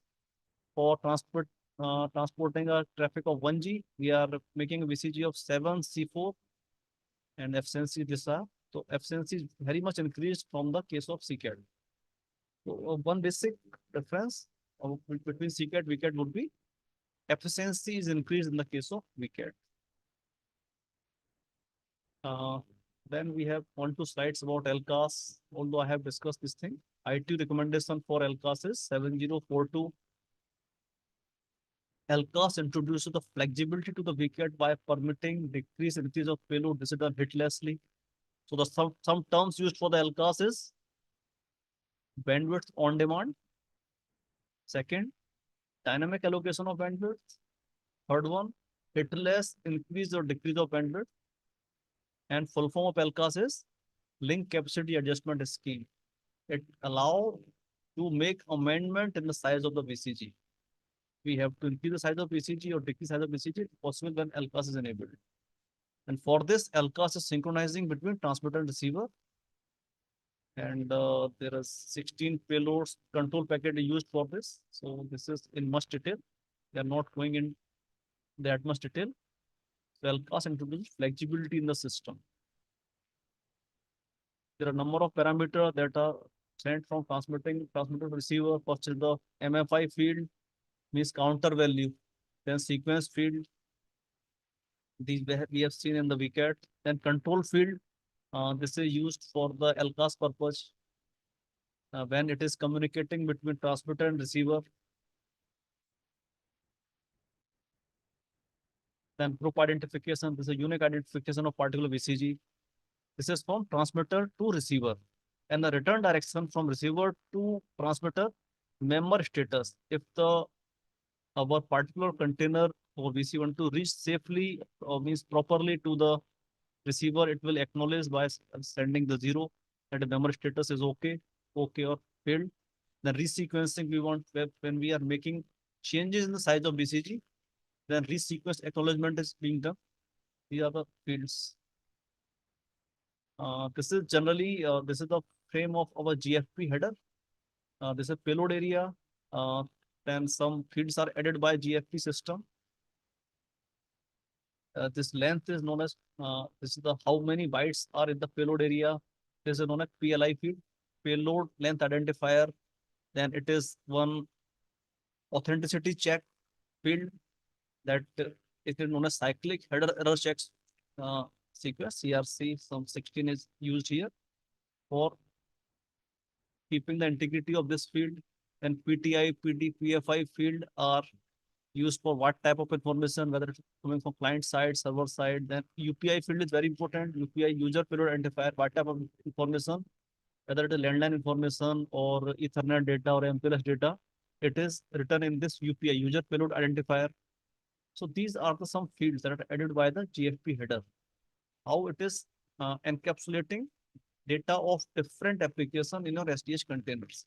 These fields are added. Then it is last payload area and actual information is there. Last frame check sequence. So this is how GFP works. So this is some idea about SDH and SDH.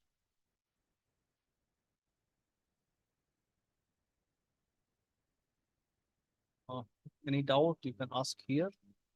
And after the lunch, we have one session at 2:15. We will again after lunch session will be at 2:15.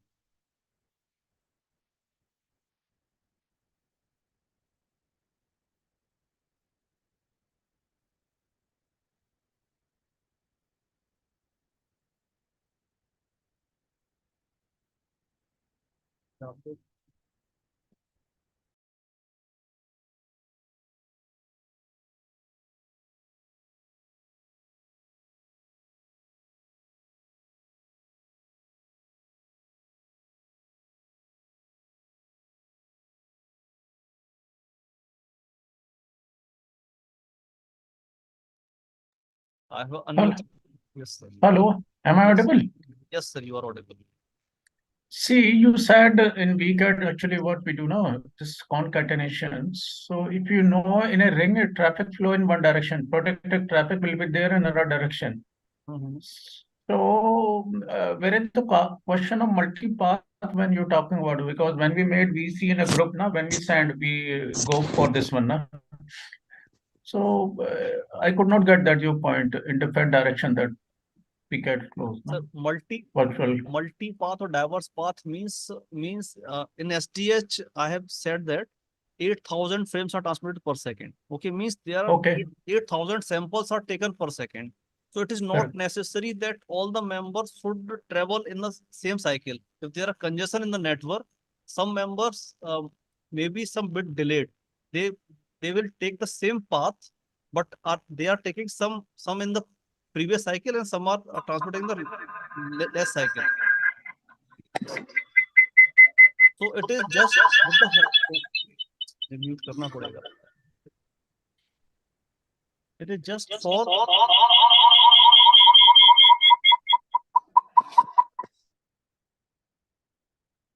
when we are reconstructing the VCG, what it is possibility in the case of VCAT. What is the possible in the VCAT? That when it is reconstructed, it checked the frame number. That it is the part, this member is the part of the previous frame, but it is delayed. So it should be added here. So while in the case of CCAT, what was happening? CCAT, all the members have to take, they are traveling like single lot. If there is congestion in the network, they cannot pass through that network. But if it is VCAT, so it can be, if there is congestion, members can pass one by one or in the groups, in the parts. Although we know that you are saying that there is one working path, one protection path, how the diverse path is there, means they can be part of the different cycles, that the different samples are taken. For 1 minute.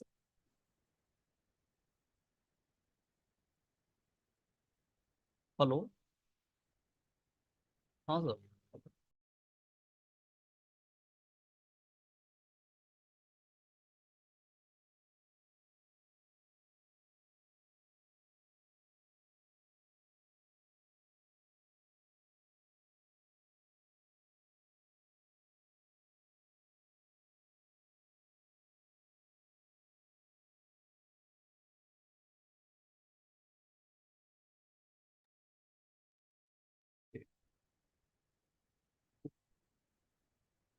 Vinod sir, कुछ clear हुआ I think.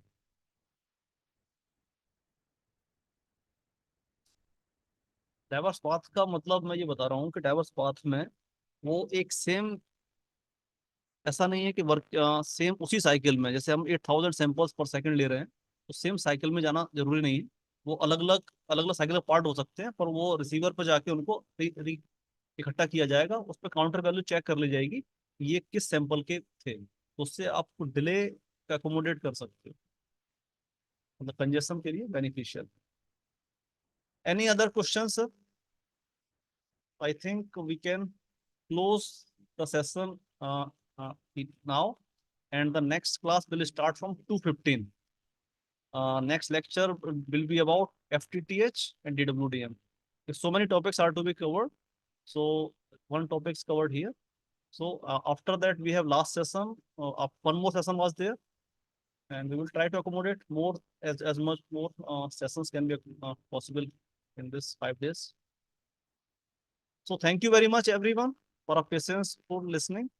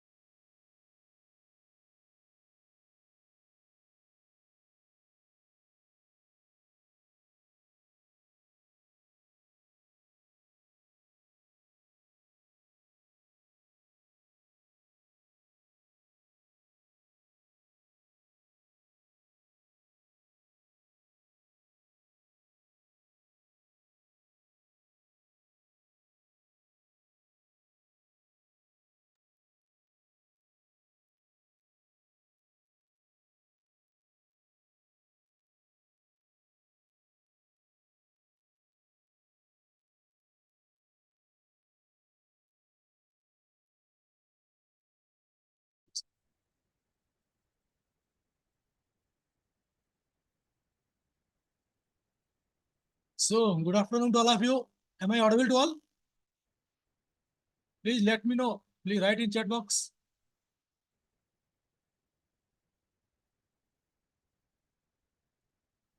Am I audible?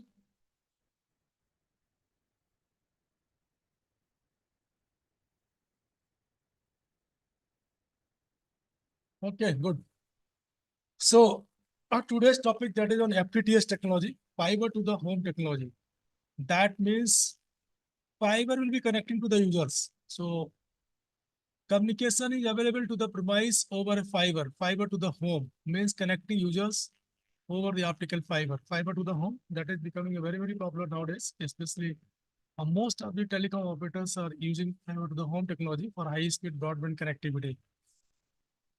So now this is becoming a main source of revenue for telecom operators. So now we'll see what is the fiber to the home technology. And agenda is, we'll start with the introduction, then see limitation of today's, that is copper wire-based network, then different fiber to the home architectures and fiber to the home standard, then FTTH budgeting, and finally we'll conclude our session. So why do we need this fiber optical means fiber connectivity? The reasons are very simple. Now today's now services are coming up which needs more bandwidth, like high definition TV or 4K TV or 8K TV, and that is going to consume more bandwidth.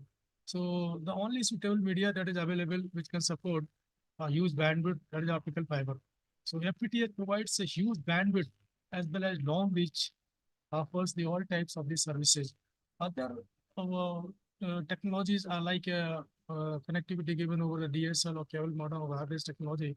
So wireless technologies having their own problem like viscosity of spectrum. So DSL is not going to support that much bandwidth to support the high definition TV or 4K TV. So the solution is only FTTH, fiber to the home. So fiber to the home will be connecting to the users over the optical fiber and providing a huge bandwidth, multiple services, high-speed broadband connectivity. So driving forces, as I told you, services which are coming up like a high definition TV, 4K or 8K TV, and high-speed internet access. So that ultimately goes to consume more bandwidth. So this cannot be fulfilled over a copper wire infrastructure. So we need a media which can support these services. So the only suitable media we can say is a fiber, which can support virtually infinite bandwidth. But again, there is a limitation over the optical fiber again. That is limited because of this version. But of course, fiber is supporting a huge bandwidth rather than using this copper wireless network. So fiber is supporting a huge bandwidth. So before coming to the fiber to the home technology, we'll see what are the limitations of our copper wire-based network. So this is a copper wire-based network. There will find from exchange over a primary cable that distributed to the areas. Then again using a secondary cable, then pillar from pillar it goes to the different smaller areas, and there is a finally DP distribution point. Then over a top where it is connecting to the users. So this is the connectivity using a traditional copper wire-based network. So for each user, we have our dedicated copper pair, which is running from exchange to the subscribe device. Okay, so this network is basically this was meant for voice communication only. But later on, we are using the same network for broadband services also. So now we see from DP, maximum number of users which can be served these are 20, not more than 20. Like a DP capacity is 5, 15, or 10, or 15, or 20. So maximum number of users which can be served from one DP, that is 20. If number of users are increased in this particular area, then what is the solution? So the only solution is we have to install a new fiber, new copper pair. If all the pairs are exhausted and not to serve the additional users, the only solution is available that we have to install a new copper pair. So this type of external plant where planning is not proper or number of users are increased in a particular area. So this requires frequent installation of the cable depending on the of the pair from pillar or cabinet or from exchange, the number of pairs are exhausted. So this basically forms a temporary external plant. It's not a permanent solution. Now, second, using the same infra, using a technology, a DSL, distance subscriber line technology, the same infra can be used for the broadband services also. But using DSL technology to provide, of course, broadband connectivity, using DSL. So DSL means which can serve a few megabit per second to the users.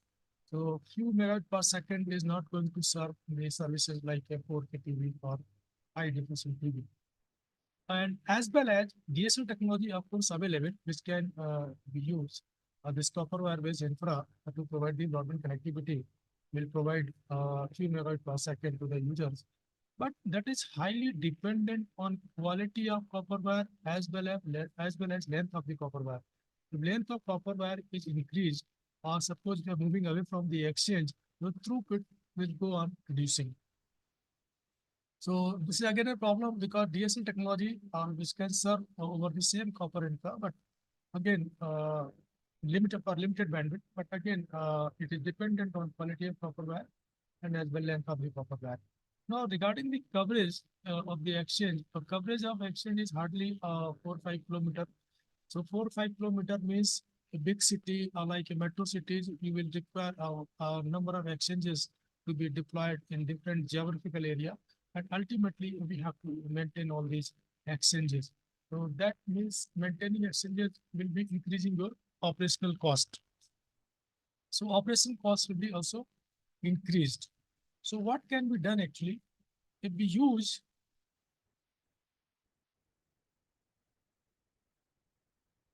if we replace this copper wire based network by optical fiber, correct, or optical fiber is reaching near to the subscriber device, then what will happen?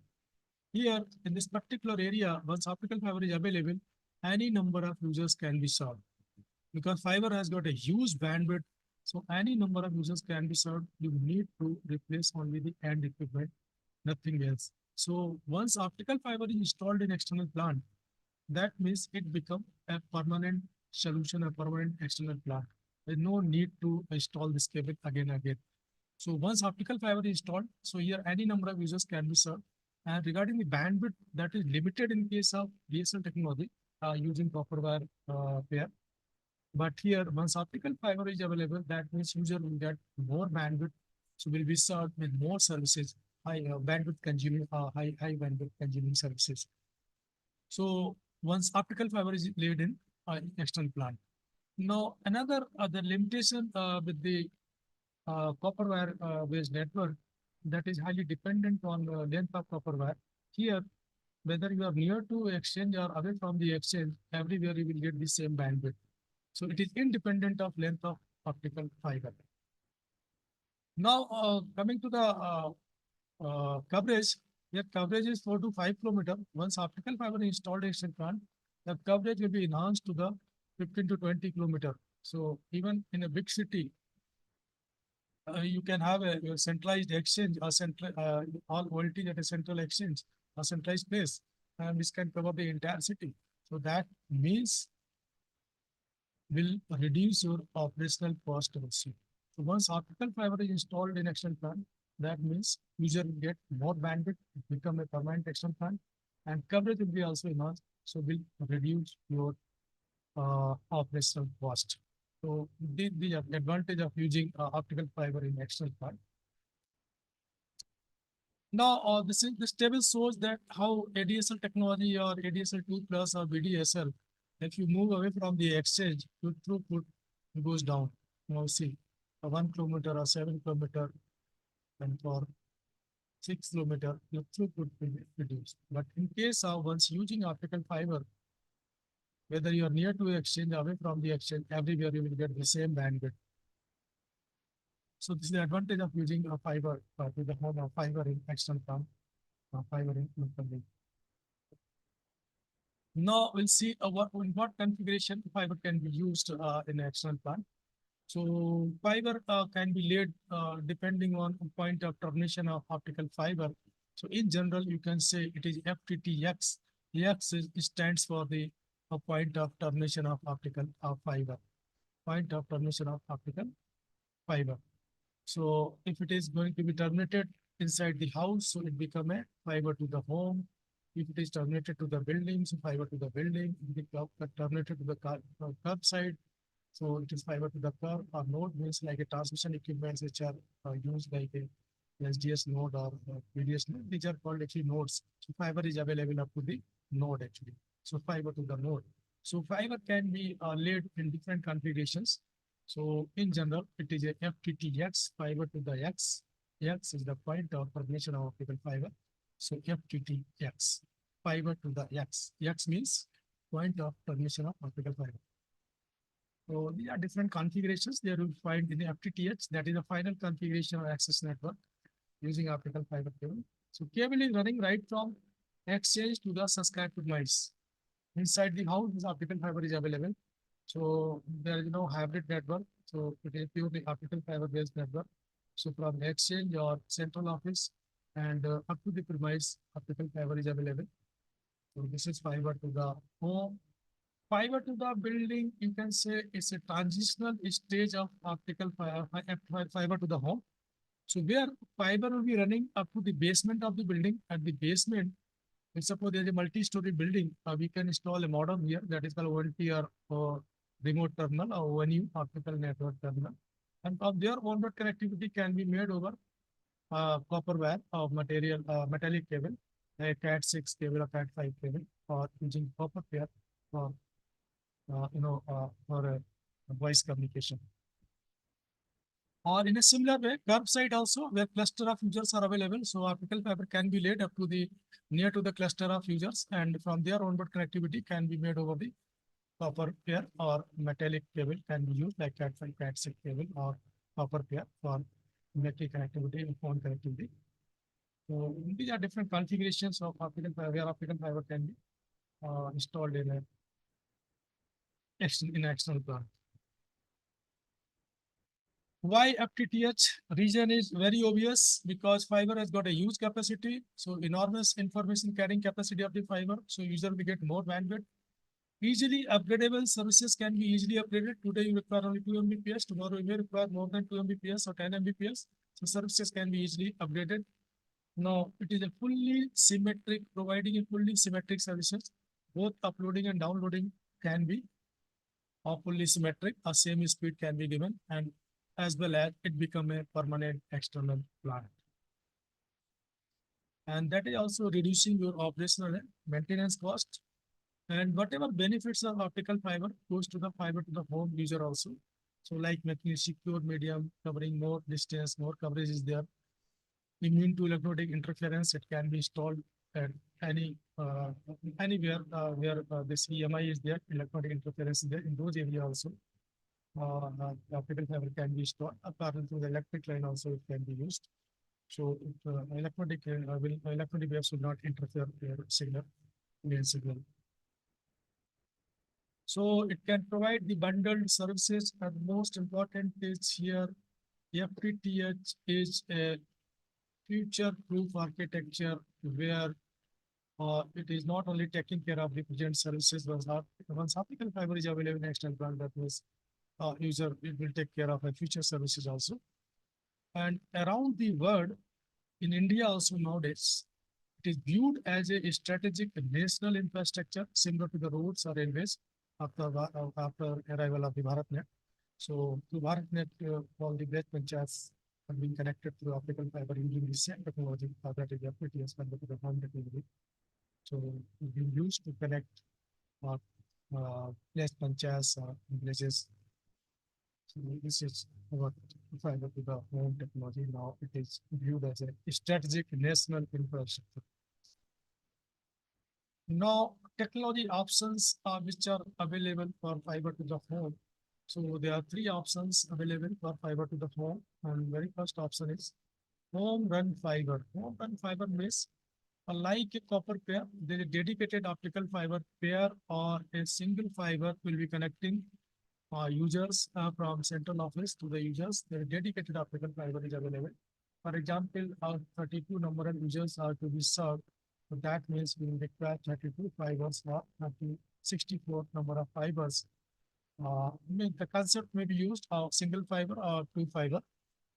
So it's a point to point, simple point to point. So advantage is here because fiber is independent, so user can use this media independently without sharing. Easily you can upgrade his services because no sharing is there.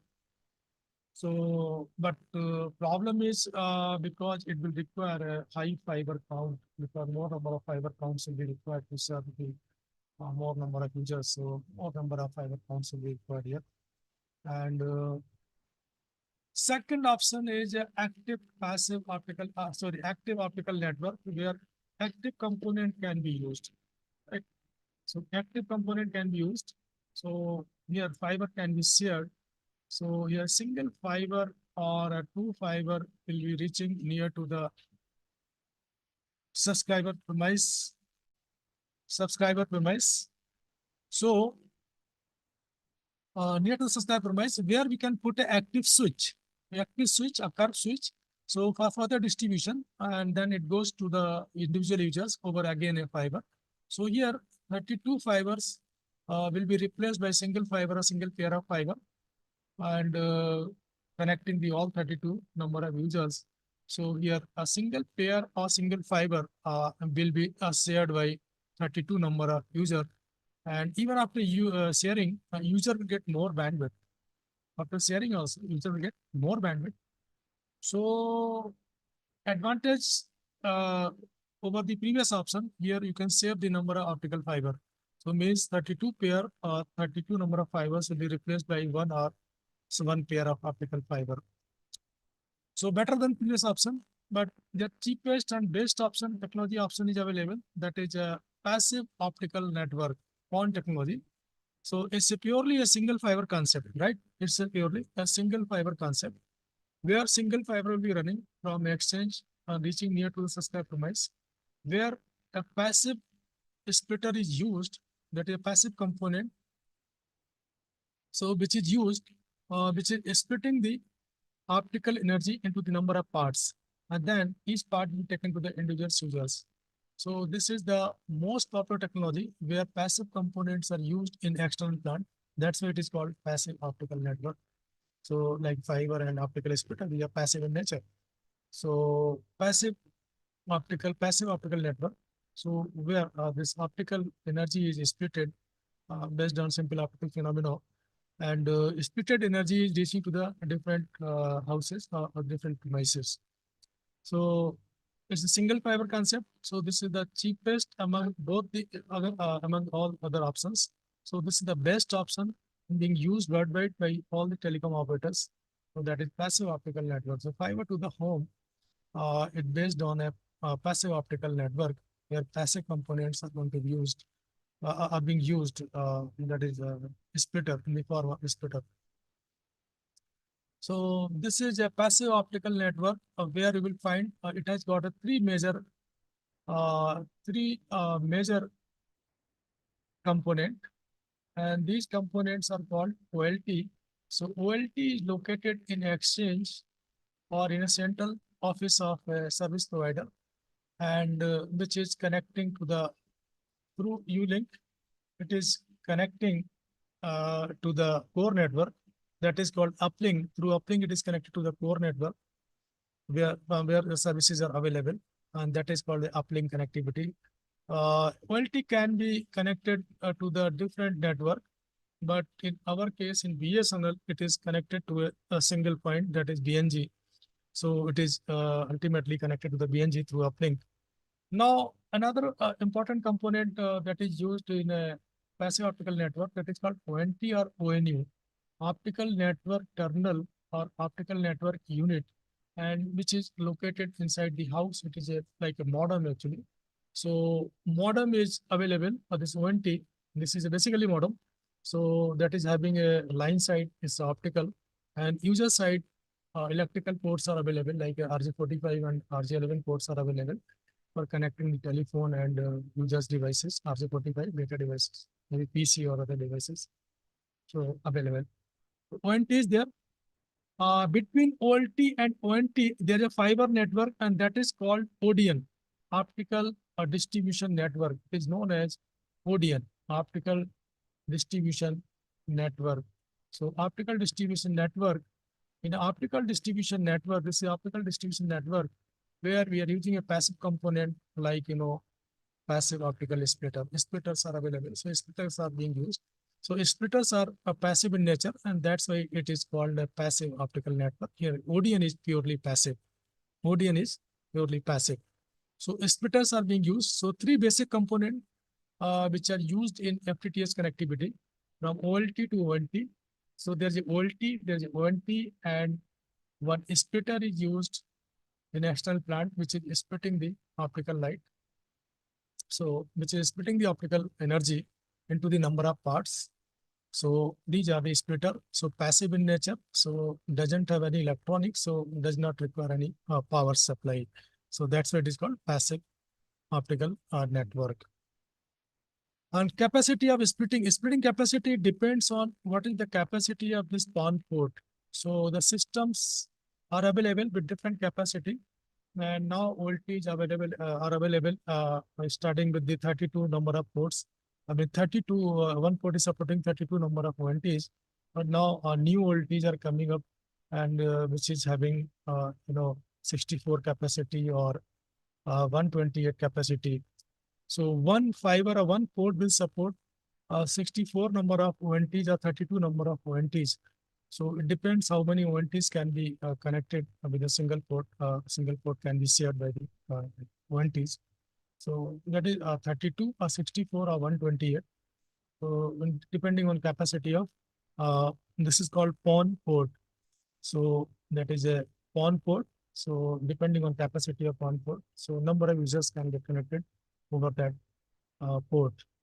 So these splitters can split the light in a single split, or these splitters can be cascaded also. Cascading can also be done, but total number of splits should not exceed beyond the capacity of this port, actually, beyond the capacity of this port. The total number of splitters should not exceed the capacity beyond the capacity of this port. A number of modems. So number of modems means one is maximum supported by depending on capacity of port, either 32, 64 or 128. And the coverage, regarding the coverage from OLT to ONT, what power budget we have, so this can cover around theoretically a 20 kilometer with all 32 split. More the split, more losses will be there. So in this ODN, the maximum loss is given by this splitters. The splitter is giving a maximum loss. So we'll discuss what is the architecture of GPON network, and then we'll discuss what is the power budget and how many splitters can get connected, and how long can work actually. So splitters are purely a passive device, so doesn't have any electronic. Also splitting the power, optical power, and one side it is connecting to voltage, and another side it is connecting ONTs or ONUs inside the house, and maximum coverage which can be covered between ONT and OLTs, that is at between 20 kilometers. Ultimately depends on power budget and losses, how much loss is occurred between OLT and ONT. So this is how it is connected in a external plant. This is a central office, for example. So there is a splitter which is splitting first 1 into 4, then making further split 1 into 8. So total split become 32. So one port is supporting 32 number of ONTs. In a similar way, like first it is splitting into 1 into 2, and then further it is splitting 1 into 16. So total number of split will come out 32. So one port is supporting 32 number of users or 32 number of ONTs. So we are using two types of approaches with the splitters. One is centralized approach, where in a centralized approach, you will find in a single split, it is splitting directly 1 into 32 and goes to 32 number of users or 32 number of ONTs. And cascading means cascaded splitter approach, where number of splitters can be cascaded. any number of splitters can be cascaded, but again, using more number of splitters in cascading, so that means inviting more losses.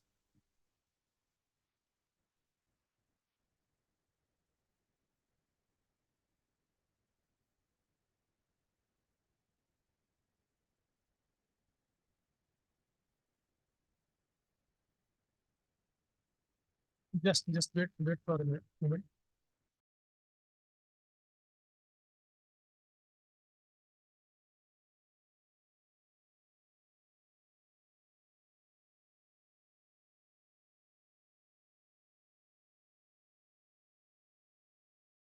So in cascading means number of splitters can be cascaded, but ultimately, if you go on using a more number of splitters in a cascaded manner, so will be giving you more losses.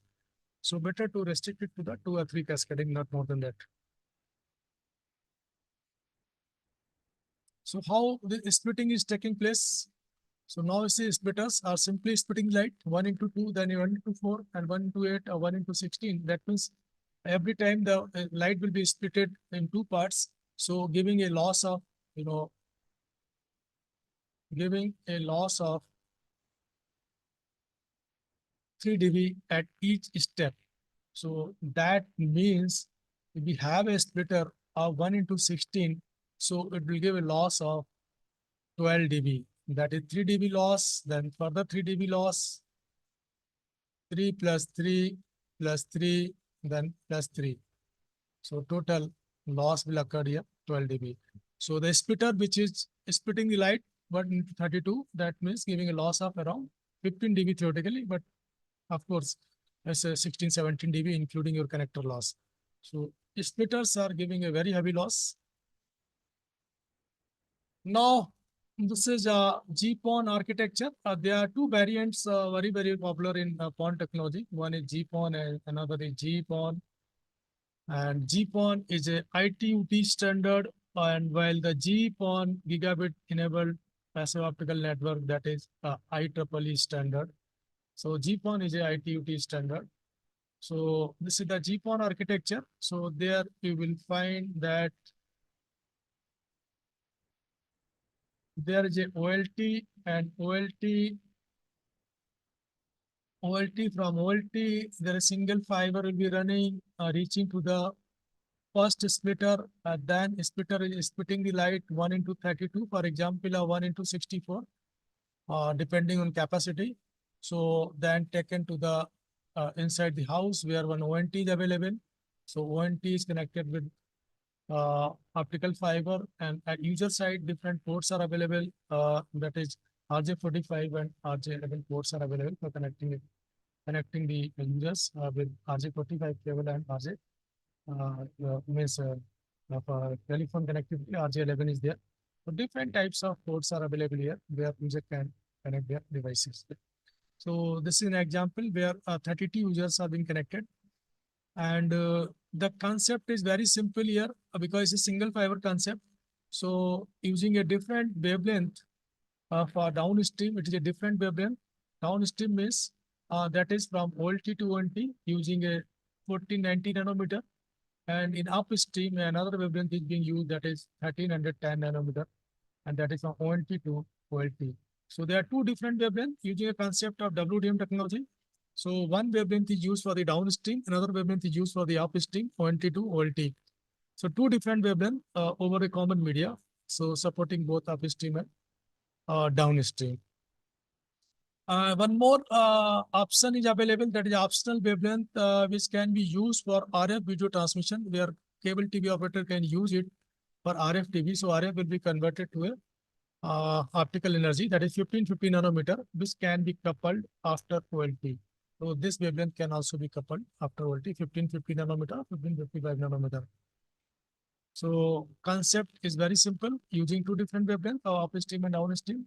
Now regarding technology, so PON technology is simply using a TDM technology in downstream. Time division multiplexing means here data is transmitted in the form of time slots. So bandwidth will be assigned in the form of time slots. So TDM is being used in downstream and TDMA is used in upstream. So where data will be transmitted means all these ONTs will be assigned a time slot.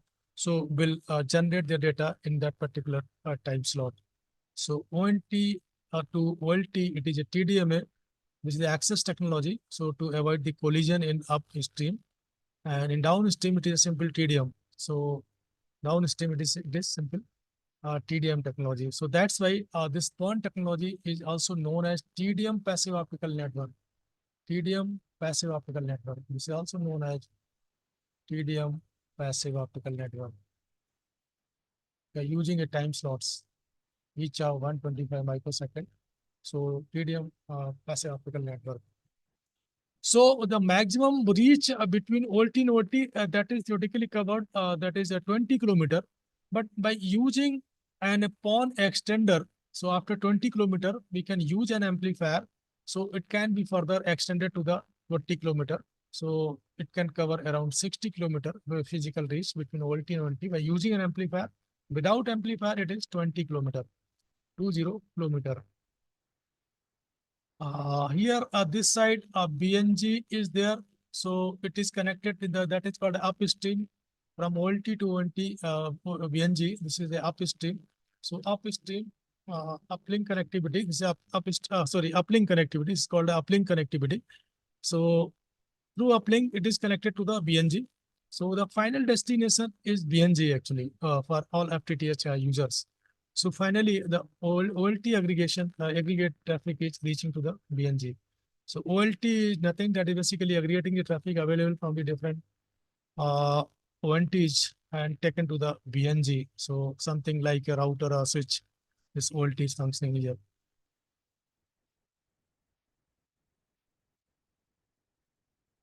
These are the different components of FTTH, OLT, ONU, and ONTs, passive optical network, that is a splitter, and one NMS is used to configure the services and fault management and for other types of management.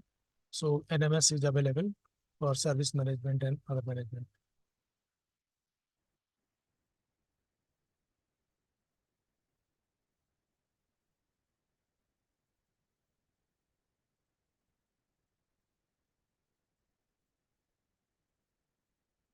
So already we have discussed all these things. One OLT serves multiple ONTs, TDM protocols are being used between ONT and ONTs. And PON system may be symmetrical or asymmetrical. Both types of PON systems are being used. So downstream it is TDM, upstream it is a TDMA. This is how OLT traffic is connected to the BNG. So there's a ONT. ONT is connected to the GPON OLT, and OLT will be connected to the nearest RPR node or any other transport mechanism. But finally, will be reaching to the BNG. The final destination is BNG, like DSLAM. It is traffic reaching to the BNG through copper wire. In a similar way, here OLT traffic is ultimately reaching to the BNG for broadband connectivity, which is performing the function, that is AAA function. Authorization, authentication, and accounting is being done by the BNG. This is the ONT, simplest ONT, which we are using inside the house, having a 4 number of RJ45 port. So 4 broadband connections can be given and 2 number of plain old telephone system, that is RJ11, means for connecting your telephone. So 4 broadband connections can be given by assigning the different VLAN ID to the different ports. So here segregation is made through the VLAN IDs. So there are 2 VLAN IDs are being used, one for service VLAN ID and another is customer VLAN ID. So to segregate the customers and services. So this is another OLT, ONT. This is the wall mountable splitter. There will find here a splitter is look like this. So from the OLT side, there is single fiber. Towards ONT side, there are multiple ports are available here. So we'll be reaching to the different ONTs. This is what splitters. 1x8 or 1x4 wall mountable splitters.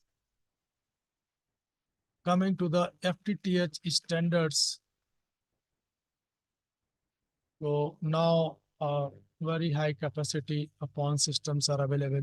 So we have started with the ATM PON, then B PON, Now we are in BSNL using this GPON and GEPON actually, but now systems are evolved which are supporting 10 GPON, XGPON, which are supporting 10 G in downside and 2.5 G in upstream side. NGPON 2 is also available using the technology TDM and WDM technology, supporting 10 Gbps. And NGPON 2 is also available in downstream. It is supporting 40 Gbps and upstream with a 10 Gbps. And afterward, now we have got a latest standard which are supporting high speed PON, and that is supporting 50 Gbps in upstream and downstream, and which are basically going to be used for the 5G front haul. So 50G PON is also available. So these are different standards: XG PON, FG symmetric, 10G symmetric PON. These are the ITU-T standards, latest ITU-T standards. So XG PON is supporting 5G, 10G in downside and 2.5G in upside, upstream. Symmetric PON, symmetric 10 Gbps is supporting in both direction 10G and 10G. And NG PON 2, next generation PON 2, which is supporting 10 Gbps in downstream and 10 Gbps upstream. But we are 4 streams of 10 Gbps will be used using a WDM concept. So total capacity will come out 40 Gbps. 50G PON, that is supporting 50G down and 10G, 25G and 50G up. So this is the 50G PON is going to be used for a 5G front hauling. And now there is a latest amendment that is carried out in September 2022, where this 50G PON will coexist along with the other old PON systems like 10G PON and GPON systems. Now coming to the very important section, that is the power budgeting. What will be the distance between OLT and ONT? So how much coverage will be there? So it depends on power budgeting. It depends on power.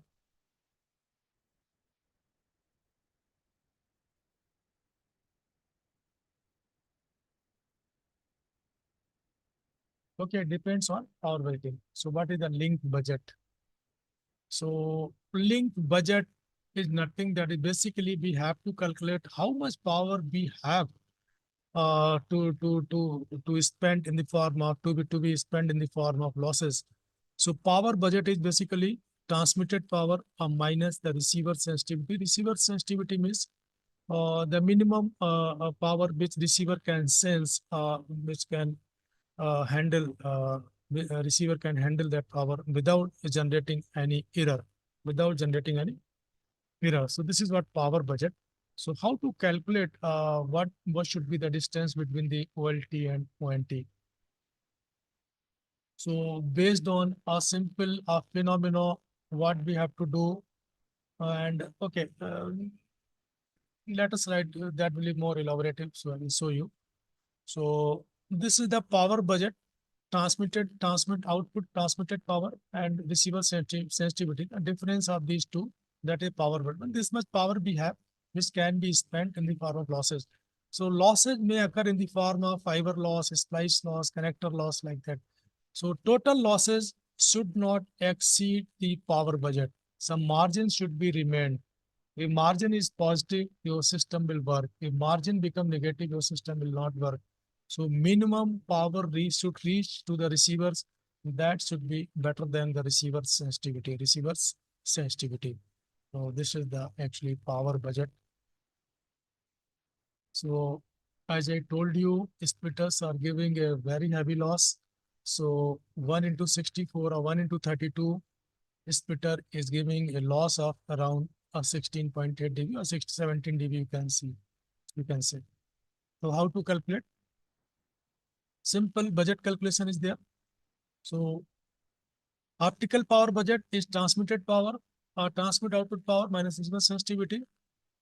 So if you know the all types of the losses, so total losses should not exceed the power budget.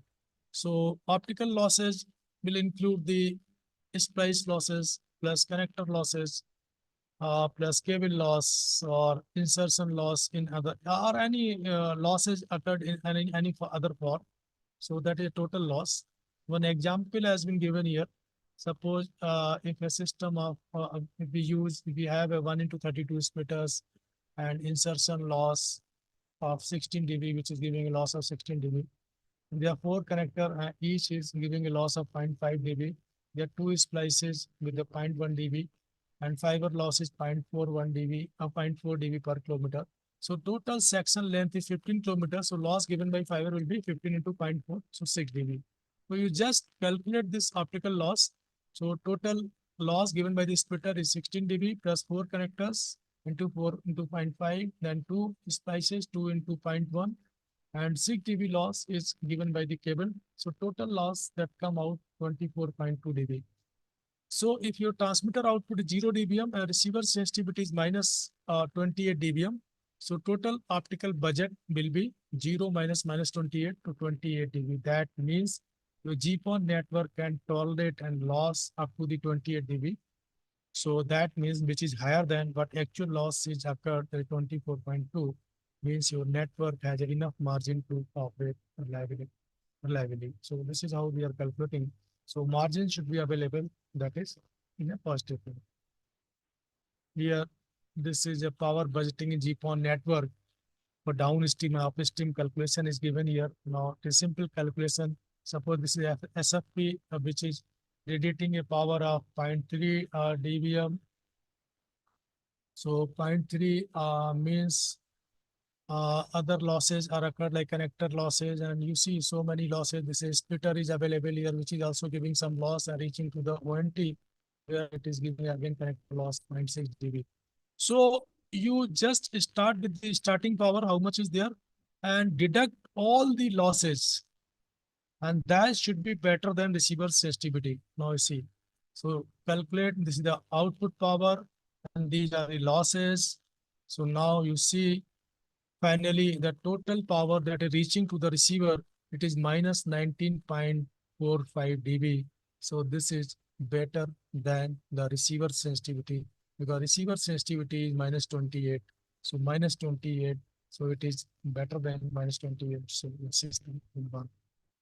In a similar way, for upstream also, if you suppose your receiver transmitter of ONT is radiating plus 3 dBm and deduct all the losses occurred in the form of cable loss, splice loss, connector loss.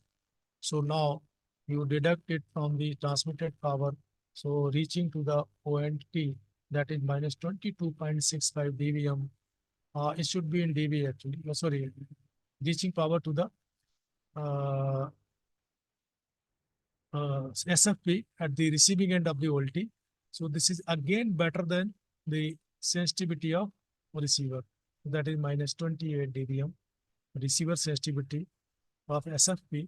So received power is minus 22.65. So it is greater than the receiver sensitivity. So means your system is workable. Your system will work.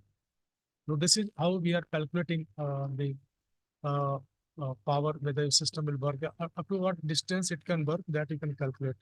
So if all these parameters are given here and one of the parameter is missing, so you can calculate. So there are two variants, as I told you, in BSN. We are deploying GPON and GPON, and that is GPON is ITU-T standard and GPON is IEEE standard. And supporting bitrate is 2.488 Gbps in downside in GPON, and upstream it is 1.25 Gbps. While in GPON, at both upstream and downstream is supported 1.25 and 1.25. Service that is supporting the all types of the services, GPON like supporting ATM, Ethernet, and TDM, while GPON supporting only Ethernet. And there is better efficiency of the bandwidth while making the frames, the 92.92%, while in GPON it is only 72%. Quality of service is good for all the types of the services. GPON is good only for Ethernet. When optical budget, actually different types of budgets are being used, and this is called the optics, different types of optics. So optical budget class is V plus. We are using a V plus optics. V plus optics is having a power budget of 28 degree. Okay, OEM is very strong in GPON, while GPON is a Ethernet OEM. So this is a GPON and GPON. So conclusion, I would say passive optical network is the leading technology or FTTH for a broadband services, delivering a very high speed services to the users, supporting the all types of the applications. And this is the cheapest option among all other options which we are using. And this is all about FTTS fiber to the home technology.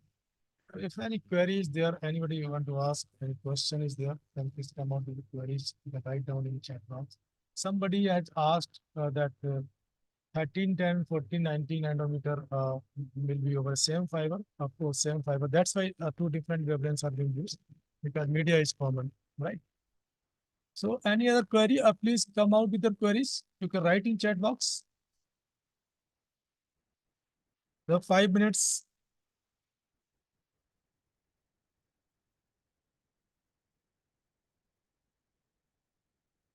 If any query is there, please write in your chat box. Okay. If there is no query, what is the wavelength for Ethernet PON for both? Just wait. For both GPON and GPON, wavelength plan is same. There is no difference at all. Both are TDM passive optical network. So both are using the same wavelength plan, 1310 for upstream and 1490 for downstream. PP doesn't require, the reason is very simple because to understand the technology, PPTs are good, but for better to go for through this handout which you have. So not required at all. Okay, anything else?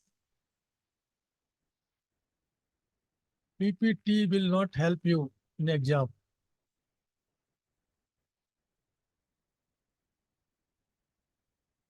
Otherwise, I will close my session. If there is no question, I will close my session. Please repeat power budget. First, try to understand what is the power budget. It is like your pocket budget. If you have 100 rupees in your pocket, so maximum how much you can expend, expenditure can be made a maximum of 100 rupees. So in a similar way, power budget is there. How much power you have, which can be spent in the form of losses. So power budget is nothing that is basically a difference of transmitted power and receiver sensitivity. So minimum handling power of the receiver, which can handle. Circle coordinator BSL CO. Can we give more than one connection from a ONT? Correct. There are 4 number of ports. So at least 4 connections can be given. You can assign the different VLAN ID to 4 different ports. Anything else?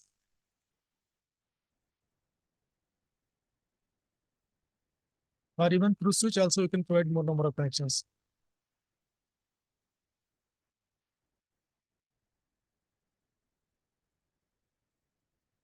So should I close my session if there is no query?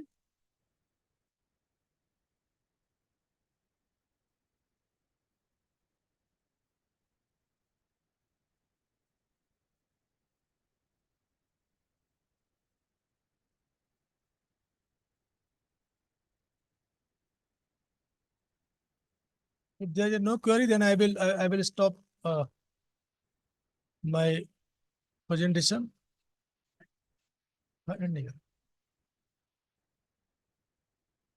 Okay, thank you very much.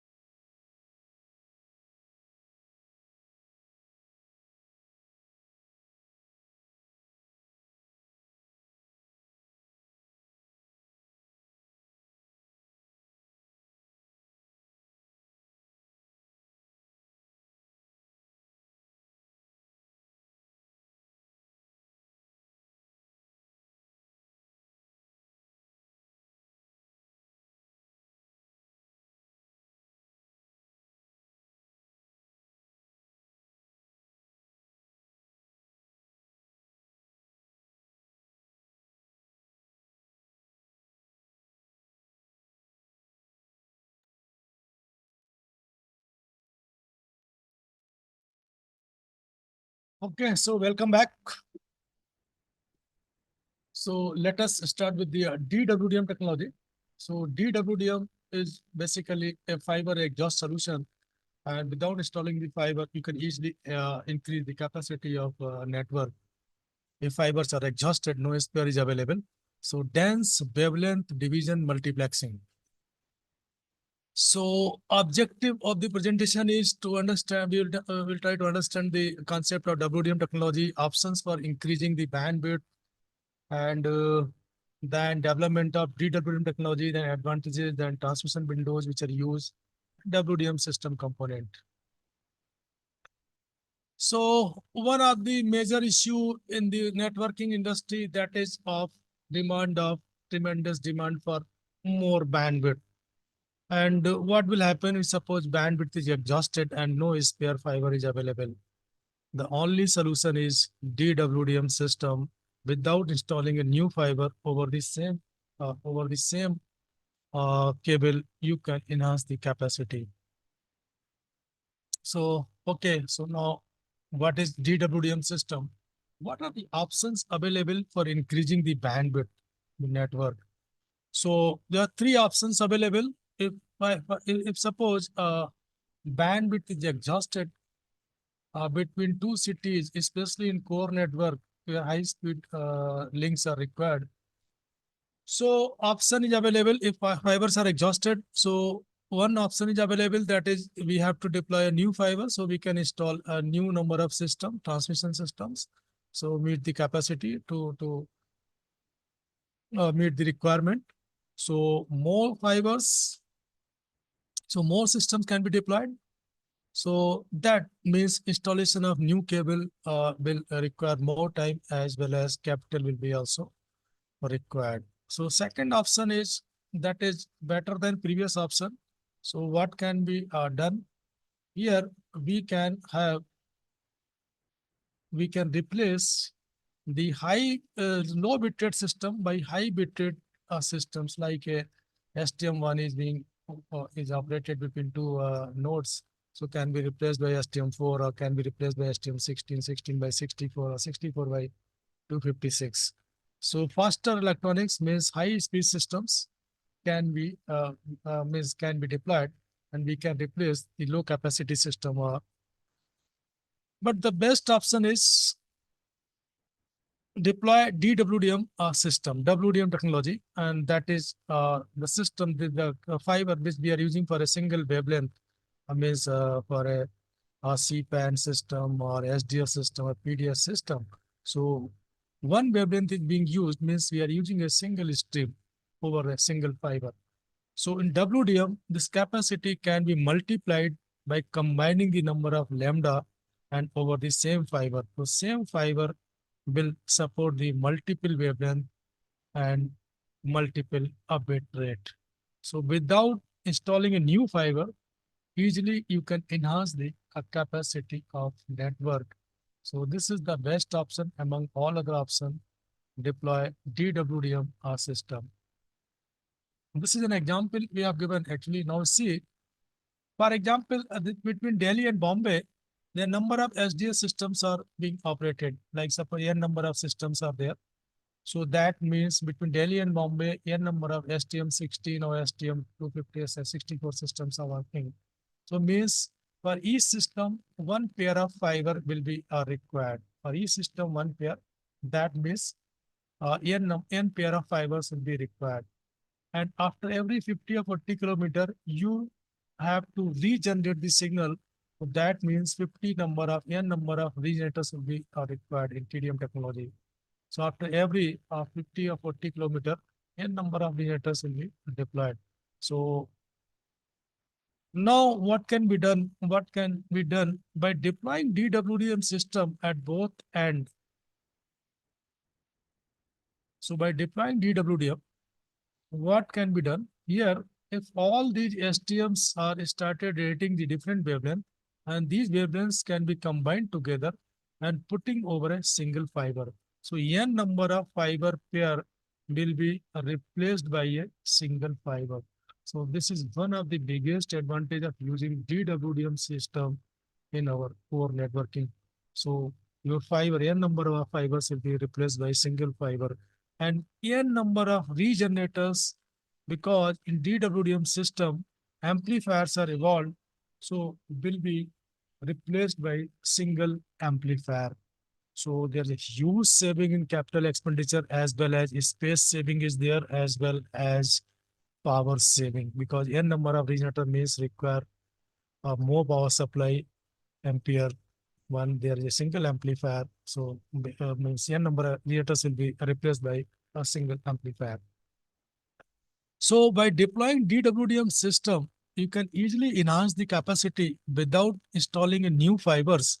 So we'll be saving in a huge number of fiber pair, and your capital expenditure will be also saved, because your regenerators will be replaced by single amplifier, that is called EDFA, Erbium Doped Fiber Amplifier.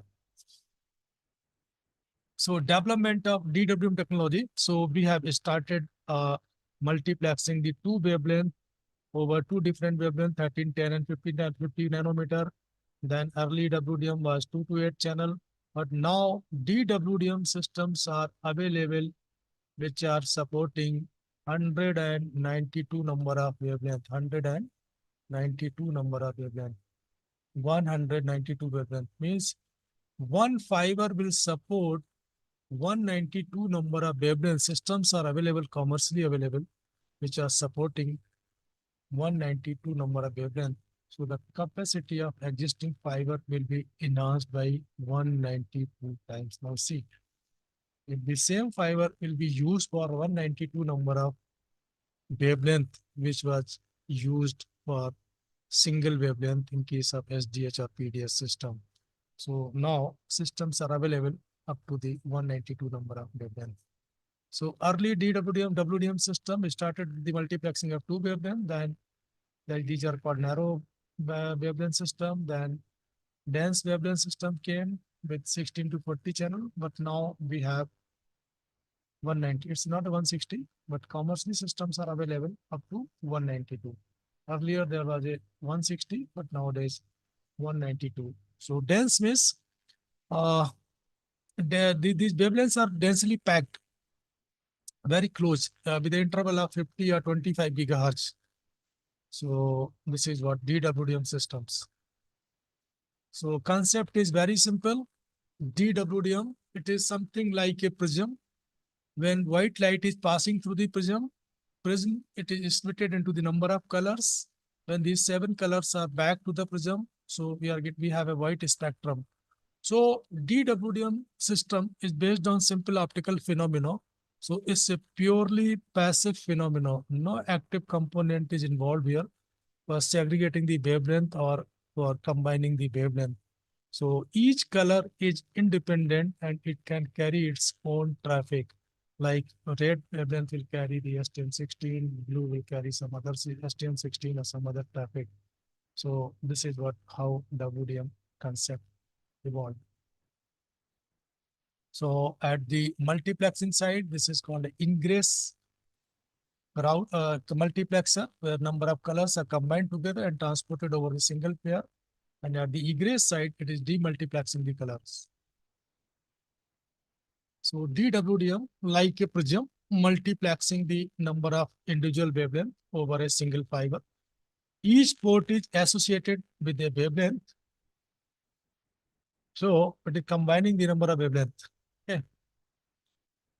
So what is DWDM? It is combining the number of wavelength, and now each wavelength is independent of traffic. Means each wavelength can carry its own traffic. For example, one wavelength is carrying STM signal, another is carrying Ethernet signal, one can carry ATM signal. So the system is protocol independent. Here wavelengths are independent. This example has given here for 32 lambda. So each wavelength is independent. It can carry its own traffic, supporting the different types of protocols, which is not possible in other electrical multiplexer. So in DWDM, here lambdas are independent and carry the traffic independently. So it is something like a optical funnel, so which is combining the wavelength and which are carrying the different types of traffic, different bit rate. So there's something like an optical funnel. Sorry, it's just a repetition. So WDM means where spacing is more, called WDM system, available with the channel number of channels 4, 8, 12, 16. Coarse wavelength division multiplexing, where total number of channels which are available 18. So spacing is more than 3000 gigahertz. And CWDM system are using the frequency grid that is 1270 nanometer to the 1610 nanometer at the spacing of 20 nanometer. So for metro cities without amplification, CWDM system can be used. So CWDM systems are unrepeated systems or without amplifiers are being used. But DWDM systems where wavelengths are placed very close and having a channel spacing of 1200, 200 gigahertz, 100 gigahertz, or 50 gigahertz, or 25 gigahertz. So system now systems are available which are supporting up to the 192.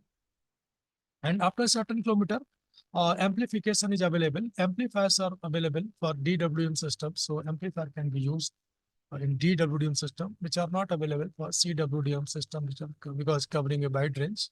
So systems are not evolved here.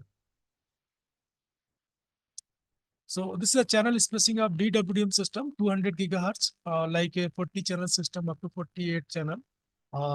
Channel spacing is 100 gigahertz and 50 gigahertz if we go beyond the 48 number of channels, or even 25 gigahertz channel spacing systems are available up to 192 or 160. Actually 192 and 160, the basic difference is here.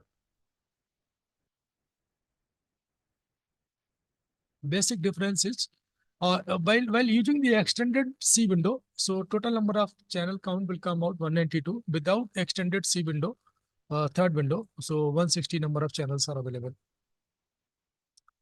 So now the advantages of DWDM system, the first line is the line is written here, that is what any speed, any protocol. So WDM systems support any speed. Wavelengths are independent. Any speed and wavelengths are independent of protocol also. So DWDM system is protocol and speed dependent. Different wavelength will carry the can carry different speed or different protocol. As I told you, one wavelength can carry 10 GBE Ethernet, one can carry STM16, one can carry ATM or some other signals. So it is totally independent of protocol and speed. So any speed, any protocol. So DWDM system can support the variety of traffic over the single fiber using the over a different wavelength, using different wavelength. So over a different wavelength, different types of fiber. Over the different different wavelength can carry different types of traffic over a single fiber. So DWDM system is a protocol and bitrate independent and can happily carry the different types of traffic. And DWDM system, it is the easiest method to enhance the capacity of especially the core network. So as I told you already, that fiber exhaust solution WDM system, fibers are exhausted, so deploy DWDM system, so you can easily enhance the capacity of network. Transparent transmission means what? It is something like a highway. Suppose there is a highway connecting two cities, Delhi and Mumbai, and that highway is divided into the number of lanes. So lanes are equivalent to 1 lambda, and each lane will carry traffic independently. So this is how DWDM system is working. So it's a transparent transmission. Each lane is independent. For example, like here, one lane is used for the tractor, one is used for car, and one can tank like that. So it is totally independent. Lanes are totally independent. So carrying traffic independently, transparently over the different lane. Easily upgradable. So DWDM capacity can be easily upgraded just by adding one additional lambda. You can easily enhance the capacity of DWDM system. Let's suppose today you need only 8 lambda, tomorrow you may require 16 or 15 or 30 So we can easily enhance the capacity of DWDM system because here DWDM systems are available in modular design. So depending on your requirement, you can go on adding the number of lambda. So this is how WDM system is increasing the bandwidth of the network, does not require replacement or upgrade their existing legacy system. Means it can carry the all existing traffic over a different wavelength, provide a next generation technologies to meet the growing data needs. And of course, because the over the same fiber, it is carrying the multiple wavelength, so reducing the cost also, cost per bit. Cost per bit will be also reduced. Now, what are the optical bands which are used for DWDM system? So that is important here. So DWDM system is being operated in third window of optical communication. So there are two bands are available. So WDM systems are operated in two bands. These are called C band, is the conventional band, that is 1525 to 1565 nanometer. And another band is L band, where 1565 to 1625. So DWDM systems are being operated in two bands, and these are called C band and L band.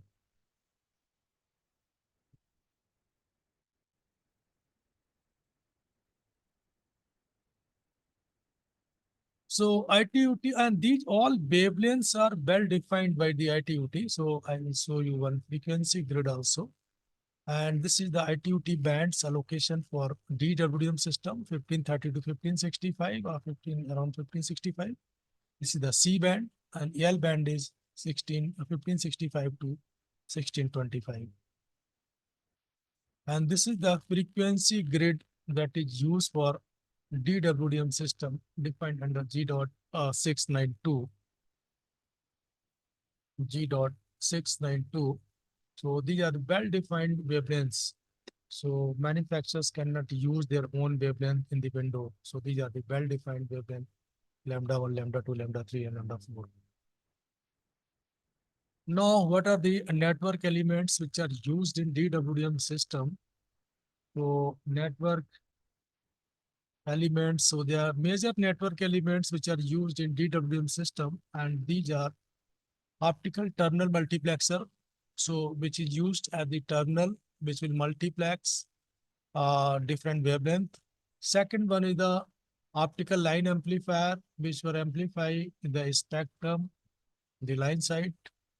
And one is OADM, optical aid and drop multiplexer, which will aid and drop the wavelengths at intermediate stations.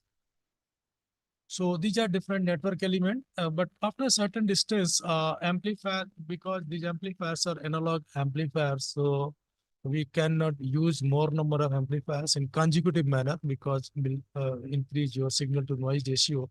So after a certain number of amplifiers, we need to regenerate the signal. So regenerators will be also there. So one of network element is regenerator. So regenerator will be also used to regenerate the data after a certain number of. Generally, what we are using the configuration in DWDM system, that is a long haul configuration. That is a long haul configuration. So in long haul configuration, after the seventh amplifier, we need to regenerate the signal. So theoretically, the coverage of one amplifier is that is 80 kilometer between two amplifier. So on optical line amplifier between two amplifier, the distance can be covered 80 kilometer. So if we put a 7 number of amplifiers, so that means the distance will come out 640 kilometer. So after 640 kilometer, we need to regenerate the signals. Now inside the terminal multiplexer, the major elements which are available, these are different components which are used to for different functions. So actually traffic, this is available from the different STMs, which is having the same wavelength. So we need to convert this wavelength into a different wavelength, a specific wavelength. So these are called OTU, optical transponder unit. Optical transponder units are converting a existing wavelength into a desired wavelength, lambda 1, lambda 2, lambda 3, lambda 4, like that. And after conversion, it goes to the OMU, optical multiplexer unit. Optical multiplexer unit is a passive device, which is a passive device. Optical multiplexer unit is a passive device, so which is combining the all colors available from the different OTUs. And after combining the colors, because it's a passive component, so it is giving a very heavy loss.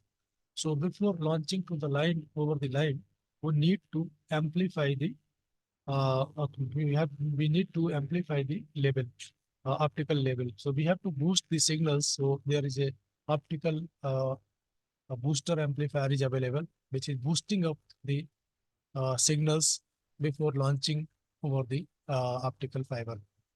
So after booster amplifier, the level of optical energy is a very high. This is around plus 22 dBm. It's a very high power. DWDM, it launches a very high power. It's a 22 dBm. It's a very high power.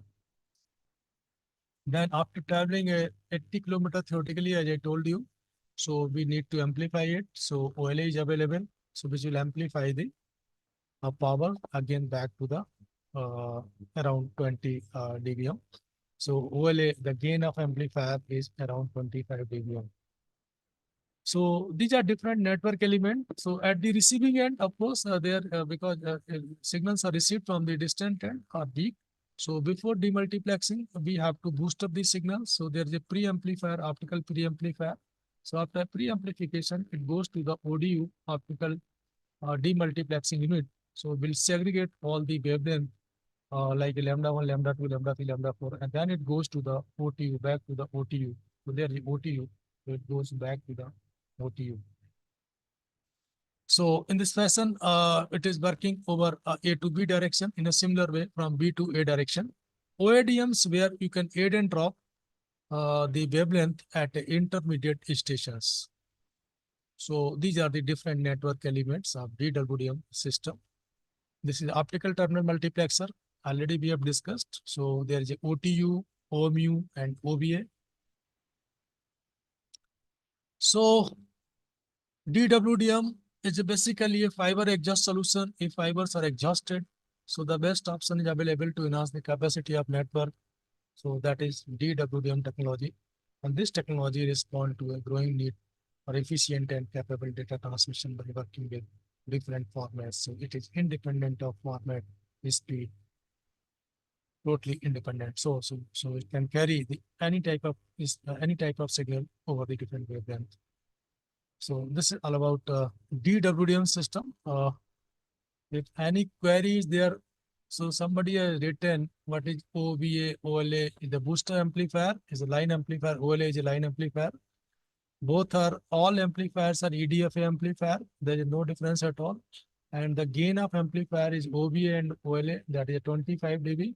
And the OPA is the 20 dB gain. So that is the difference between OVA, OPA, and OLA. Any other query? Otherwise, I will close my session. Any queries there? Please write in your chat box.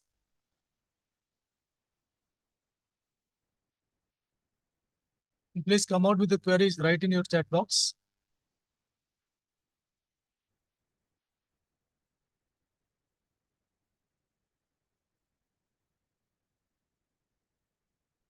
If there's no queries, I will close my session.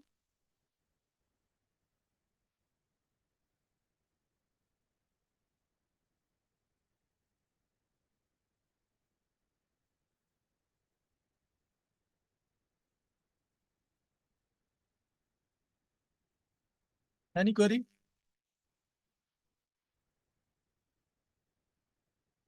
With no query, so I will close my session.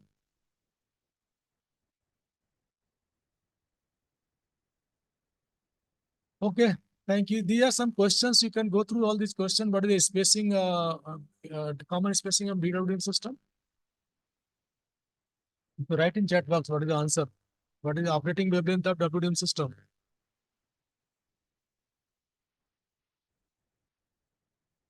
B, good. For second question, what is the answer? Fourth question. Fourth.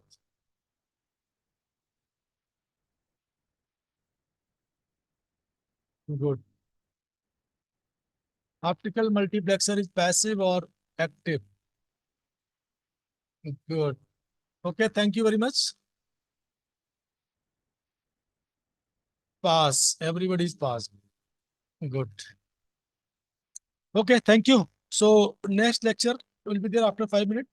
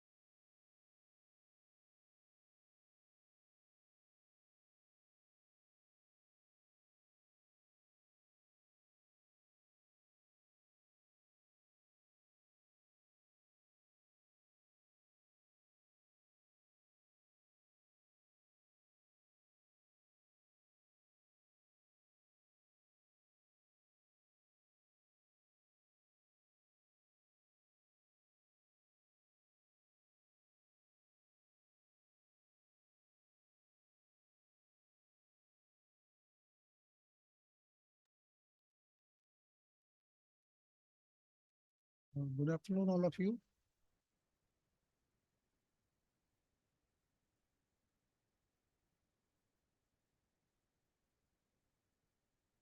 Today's topic is energy conservation through Urja app and Project OJAS.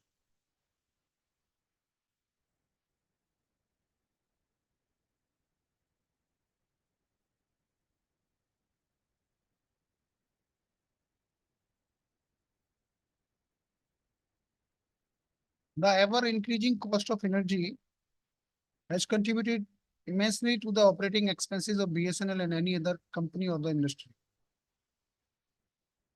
The solution for controlling this operating expenses lies in conserving energy by effective energy management. We have to do energy management effectively so that we can save a lot of energy for our department, for our nation.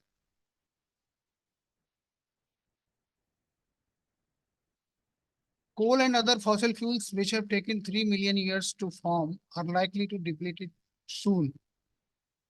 In the last 200 years, we have consumed 60% of all resources.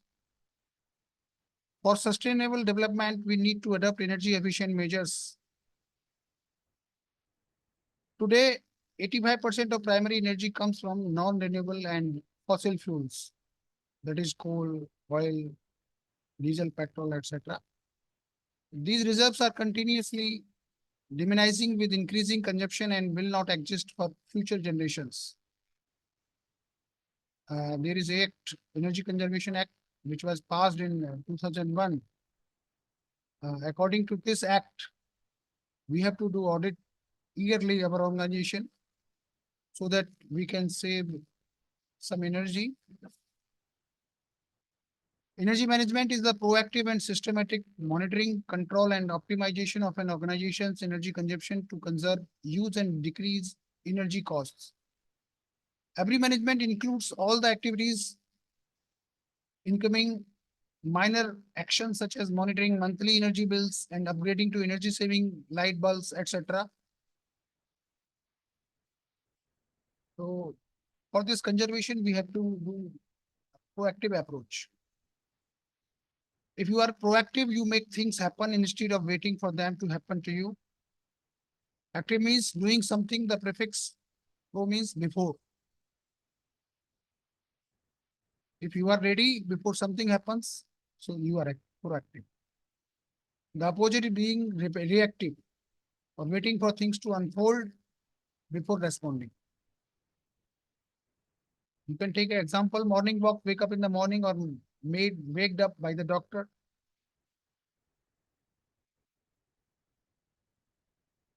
Energy management is the judicious and effective use of energy to maximize profits, minimizing costs and enhance competitive positions.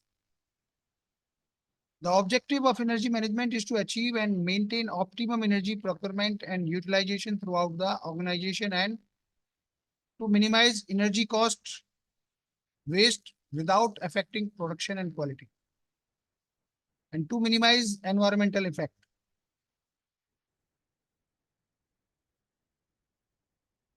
There are some strategies for successful energy management. Number one, identifying source of energy consumption, that is diesel, electricity bill, equipment, etc. Collecting utility data, 1 year consumption for EB. Analyzing data, energy audits. Identifying opportunities to save on costs, reduce wastage. Like lux is the unit of illumination. Energy efficiency through retrofitting LEDs. New area, we can mount solar systems, tariff, etc. And project OJS is already launched by BSNL corporate office. Tracking progress, monitoring and control IBMS, Urja app. Urja app is a significant tool in the electricity bill payment. IBMS Intelligent Building Management System. Here you can control all your electrical appliances automatically, and you can control centrally all these appliances.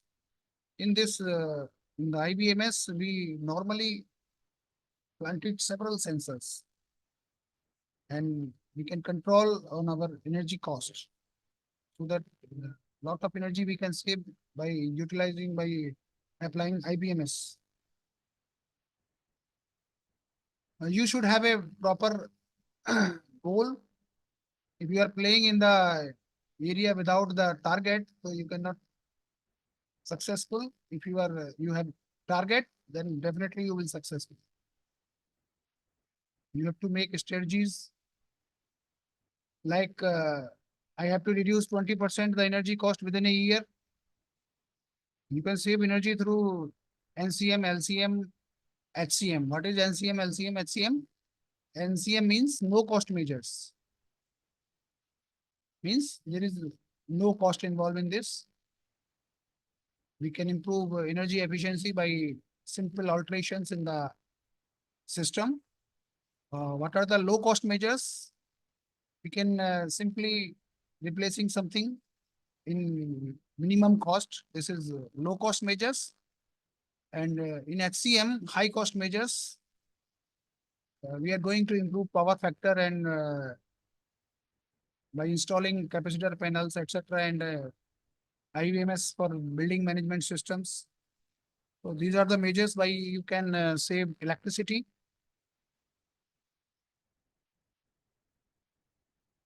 In no cost measures, review of lux level requirements, building orientation awareness comes.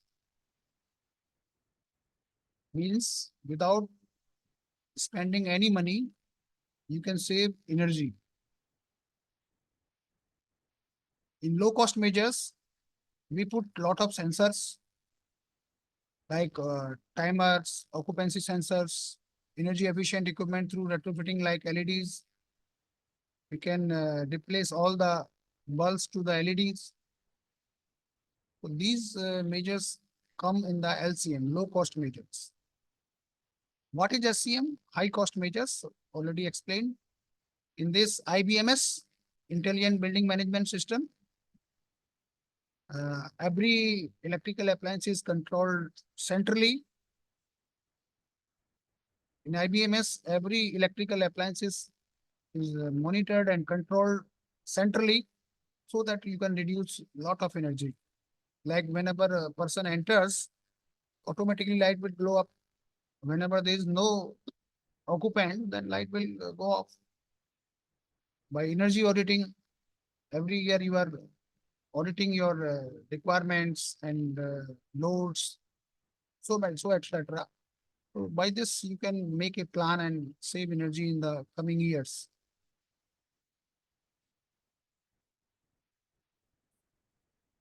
On average, an effective recognition strategy helps create employees who are more productive, more creative, and more successful. When deserved achievement recognition should be given often and liberally to reinforce the desired behavior continually. Basically, if you are giving recognition to the employee, then definitely by ownership, they will work towards BSNL. These are something other than salary. You are giving honor, appreciation, acknowledge, respect the employees.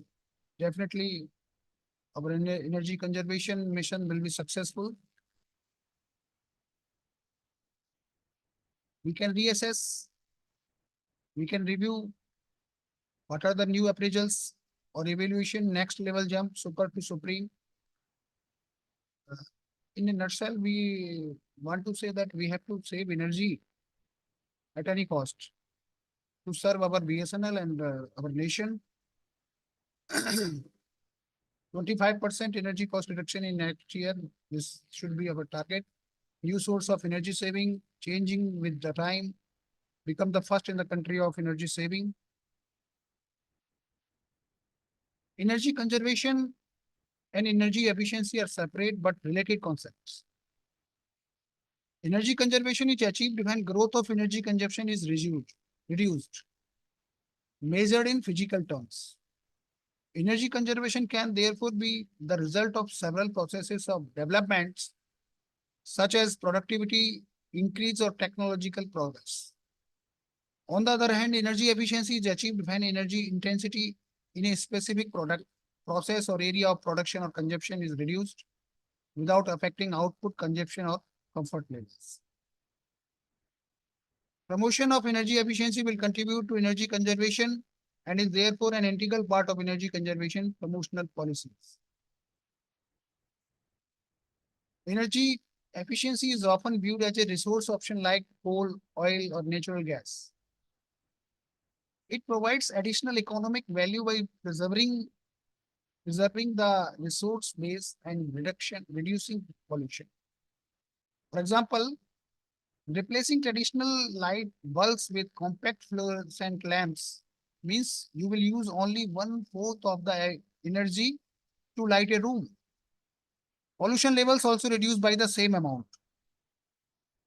Very simply, energy efficiency means using less energy to perform the same required function. You can see incandescent lamp will take 60 watt, whereas a compact fluorescent lamp is taking 15 watt, or LED bulb is taking only 7. And in the comparison of CO2 emission, you can see the minimum CO2 emission is achieved with the LED lamps. Although energy efficiency has been in practice ever since the first oil crisis in 1973, it has today assumed even more importance because of being the most cost-effective and reliable means of mitigating the global climatic changes.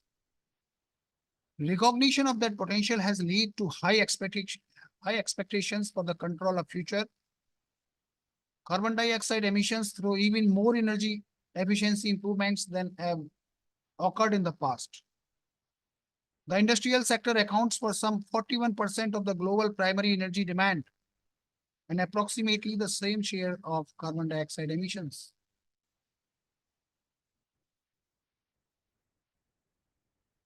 We will discuss some energy conservation steps. Number 1, load reduction. We can reduce the intensity from 700 lux to 400 lux in switch rooms or other applicable rooms. Minimizing the energy wastage by putting occupancy sensors, timers, grouping of light, space consideration is in AC area. As per modern trends, we have to install LEDs, and by EV bill monitoring, like connected load and contact demand, we have to review contact demand, maximum demand, proper type of tariffs,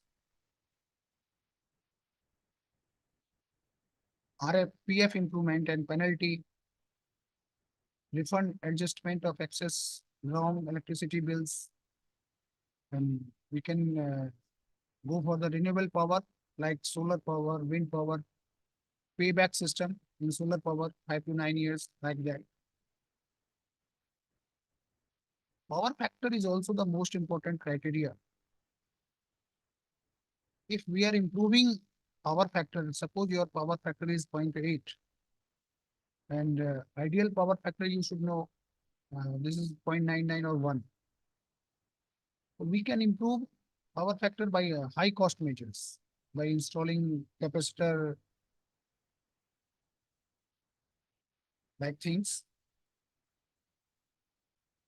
What is greenhouse effect? The greenhouse effect is a process that occurs when gases in Earth's atmosphere trap the sun's heat. This process makes Earth much warmer than it would be without an atmosphere. The greenhouse effect is one of the things that makes Earth a comfortable place to live. Being energy efficient means using less energy to achieve the same outcome. Energy productivity includes energy efficiency along with other ways to reduce energy costs. These can include changing every purchasing contract, switching fuels, and using renewable energy and battery storage. Being energy efficient and improving energy productivity in our products, homes and commercial buildings can help to reduce consumer energy bills, protect the environment, enhance industry energy productivity, contribute to a competitive energy market, better manage energy demands, etc. What are the benefits of energy efficiency? First of all, environmental. Second, economic. Third, utility system benefits. Reducing the need to invest in new electricity generation and transmission infrastructure.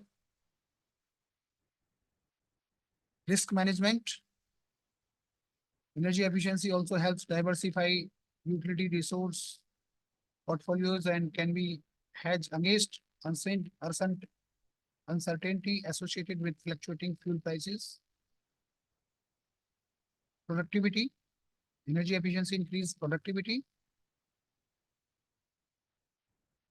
The energy management can be effectively used by BSNL to reduce its operating expense and increasing profitability. Energy conservation is not only useful for the organization, but also for the protection of the global environment. If we are saving 1 rupee of electricity, that means we are earning 1 rupee. So mind it always to switch off the lights, etc. Whenever you can do something in your area, you should do.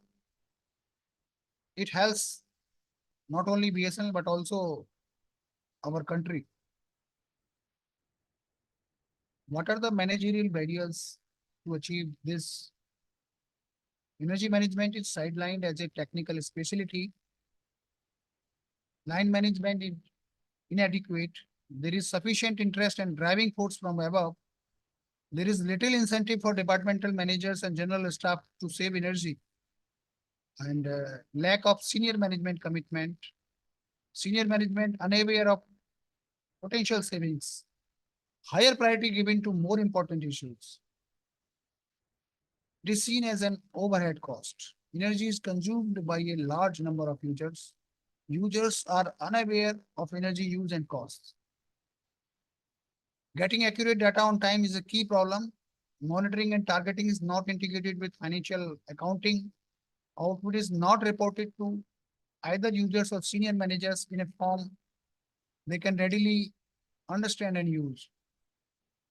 Users have no information how to make savings.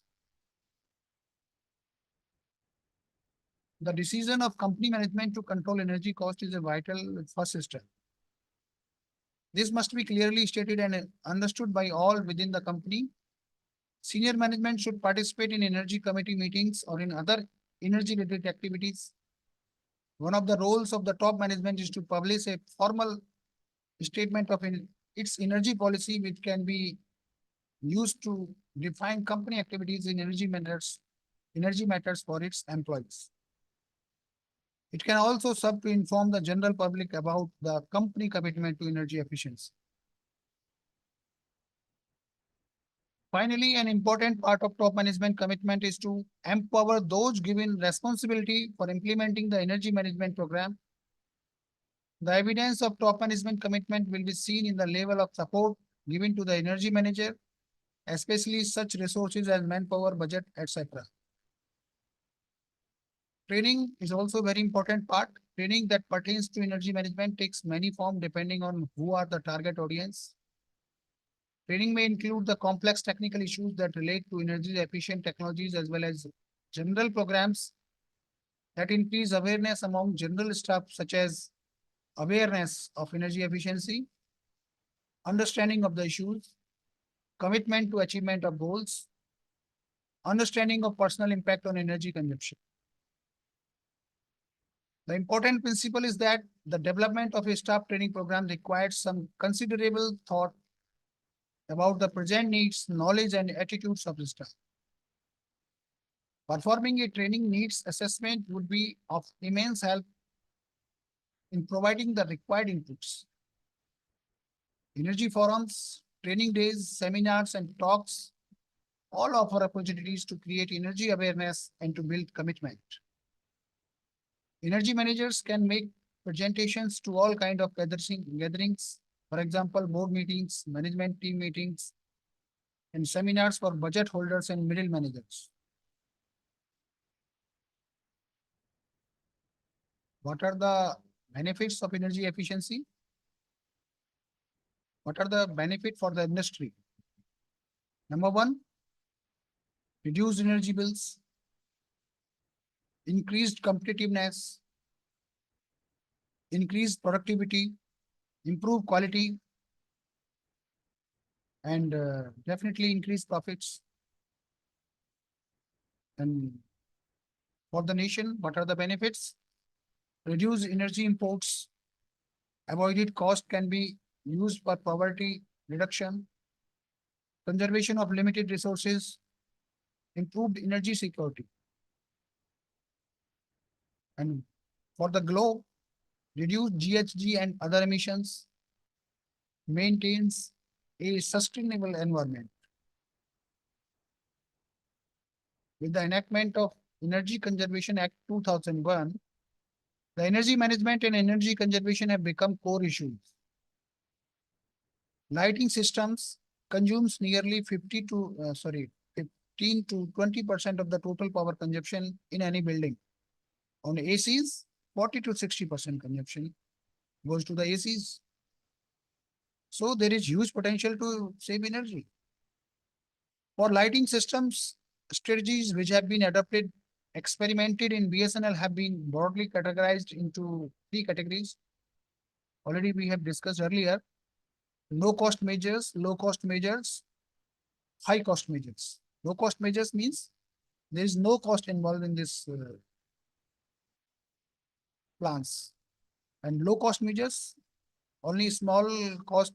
By spending low cost, we can save lot of energy.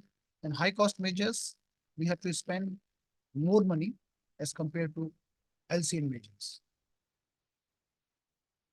In no cost measures, we can review the lux levels, intensity levels requirement, and removal of excess lamps and tubes. We can change building orientation, architectural features so that natural light can do our fulfill our purpose. Establishing baseline performance indices, awareness campaign. So there is no cost involved in this, no cost measures. Energy bill monitoring, CDMD tariff rebate, we can do all of things without the spend of any penny.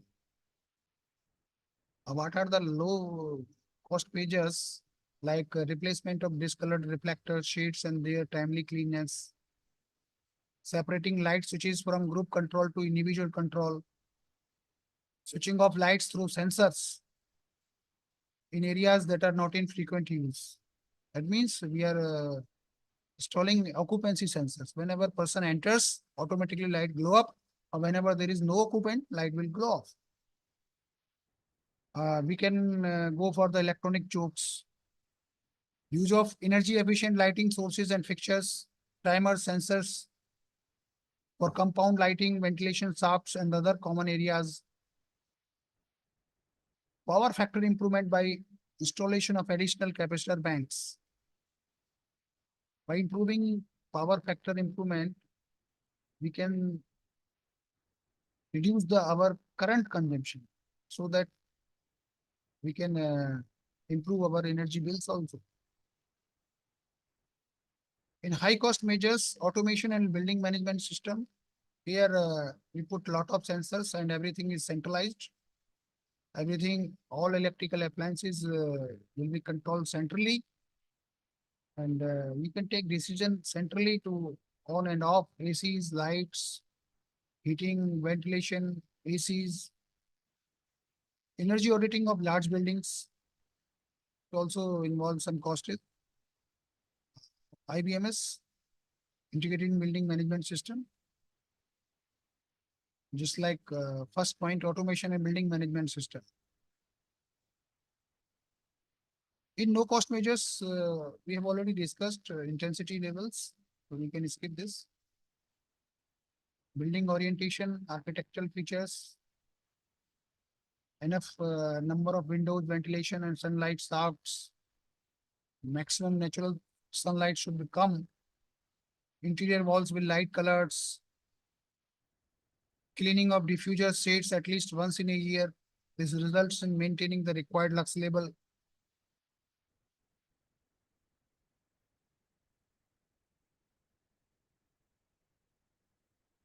Establishing baseline performance indices.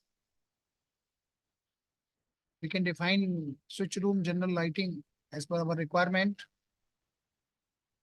kW consumption for each type of building.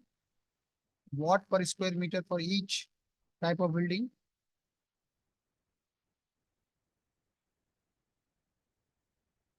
In low cost measures,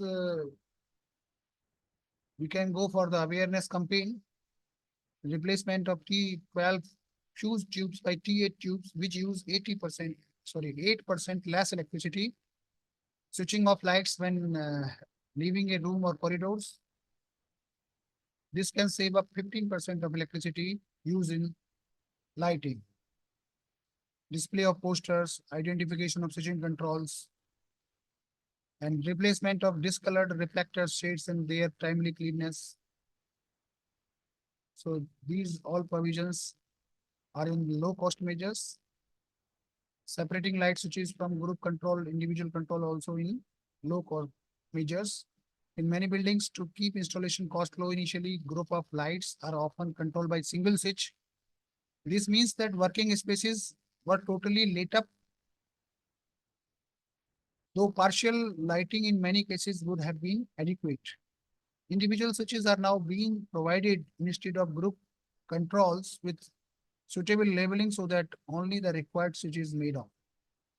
Whenever we try switch on or off and off, so also energy consuming this process. So we should use proper switch. Individual control versus group control. Whenever group is controlling, that there is possibility of extra light on. Providing electronic choke already discussed in comes under the low cost measures. Use of energy efficient lighting sources and fixtures.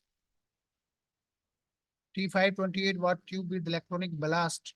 Energy efficiency about 104 lumens per watt. T8 plus 36-watt with electronic ballast. Energy efficiency 90 lumens per watt. In T8, 36 watts with electronic ballasts and without electronic ballast, energy efficiency 68 lumens per watt. You can see we can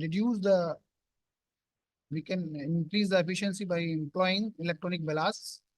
Combination of LED fixtures, particularly in conference rooms, corridor areas, energy efficiency of about 90 lumens per watt. The above energy efficiencies are much better as compared to ordinary T12 40-watt tube having energy efficiency of 64 lumens per watt.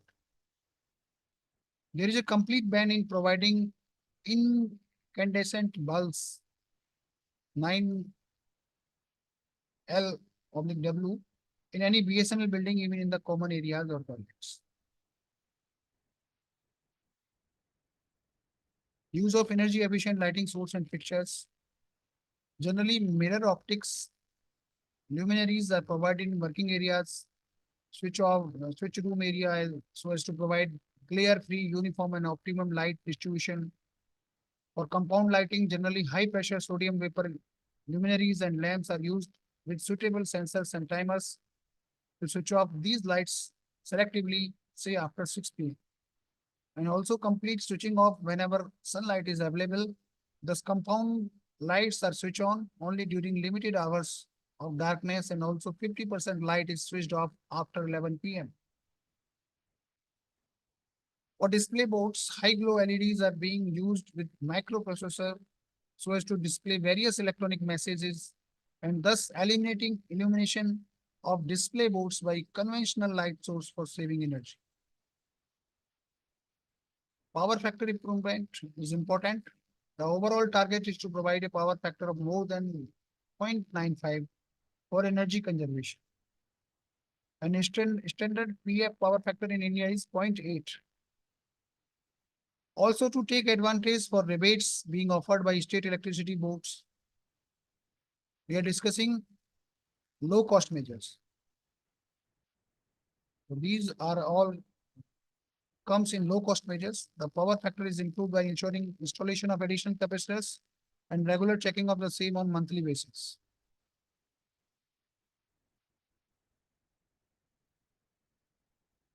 In high cost measures, automation and building management systems. I think this is wrongly written on LCM. This is low cost measures. Sorry, this is low cost measures. This is not, it is okay. In high cost measures, automation and building management system, intelligent building management system. Here, everything is controlled centrally by utilizing different sensors. Centralized monitoring and controlling the operations so as to ensure optimum operations of all the light fittings without any wastage of energy. Use of occupancy sensors to switch off the lights on and off according to the number of persons present in the room. The lighting system is integrated with building management system for programmed switching on and off of lights in stages, zones, areas, 25%, 50, 75, 100%, as per based on occupancy, ambient light, time, and holidays. We can decide as per our requirements. In high cost measures, we can go for automation and building management. Suitable photo sensors, timers, movement detectors, and removable ballast are also being planned for some prestigious buildings. The Bureau of Energy Efficiency, BEE, under MOP is already taking steps for labeling 1 to 5 of various products. You can see the star labels on off electrical and electronic equipments. 5-star means you can save a lot of energy, and maximum saving of energy you can enjoy with this 5-star rating. The BMS system is also monitoring the compound lighting to ensure optimum level of operation. In high cost measures, you can go for the energy auditing of large buildings. Energy Conservation Act, as per Energy Conservation Act 2001, it will be mandatory after a period of 5 years to carry out energy audit the buildings having more than 500 kilowatt load. It means you have to go for the energy audit after every 5 years if your building load is more than 500 kilowatt. In case of ALTTC, our load is 630 kilowatt presently. So in ALTTC also, this is there is audit after 5 years. Keeping this in view, energy auditing has been conducted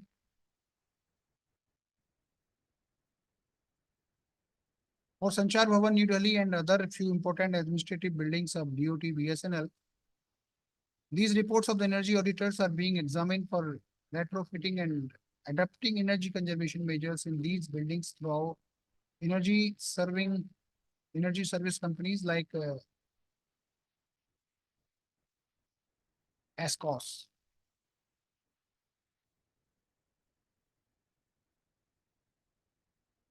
In high cost measures, you can go for solar energy. Solar power or operated standalone compound lighting, solar lantern, solar water heating system. It also can reduce your power bills tremendously. You can go for wind power, hybrid power. Now, there is tremendous scope of reduction in electricity bills, and thus BSNL is continuously adapting, innovating, and alternative technologies for energy conservation. An energy audit is a comprehensive assessment and analysis of how energy is used in building, facility, or industrial process. Its main purpose is to identify energy efficiency opportunities, reduce energy consumption, and ultimately lower energy cost while maintaining or improving the comfort and performance of the system. Energy conservation techniques are strategies and practices aimed at reducing energy consumption while maintaining or improving the desired level of productivity or comfort. These techniques are essential for promoting sustainability, reducing greenhouse gas emissions, and mitigating the impact of energy use of the environment. Here are some effective energy conservation techniques. Energy efficient lighting. Whenever you require, you can go for lighting, otherwise you can switch off. Smart thermostat, you can employ thermostats Install programmable or smart thermostat that can adjust heating and cooling settings based on the occupancy schedules and preferences. This helps optimize HVAC usage. HVAC means heating, ventilation, AC usage and reduce energy waste. You can go for proper insulation, ensure that buildings are well insulated to minimize heat loss during colder months and heat gain during hotter months. Proper insulation reduces the need for excessive heating or cooling, resulting in energy savings. Energy Star appliances. Choose Energy Star certified appliances such as refrigerators, washing machines, and air conditioners, etc. Power management. Implement power management settings on computers and other electronic devices to automatically turn off or enter sleep mode when not in use. This reduces standby power consumption.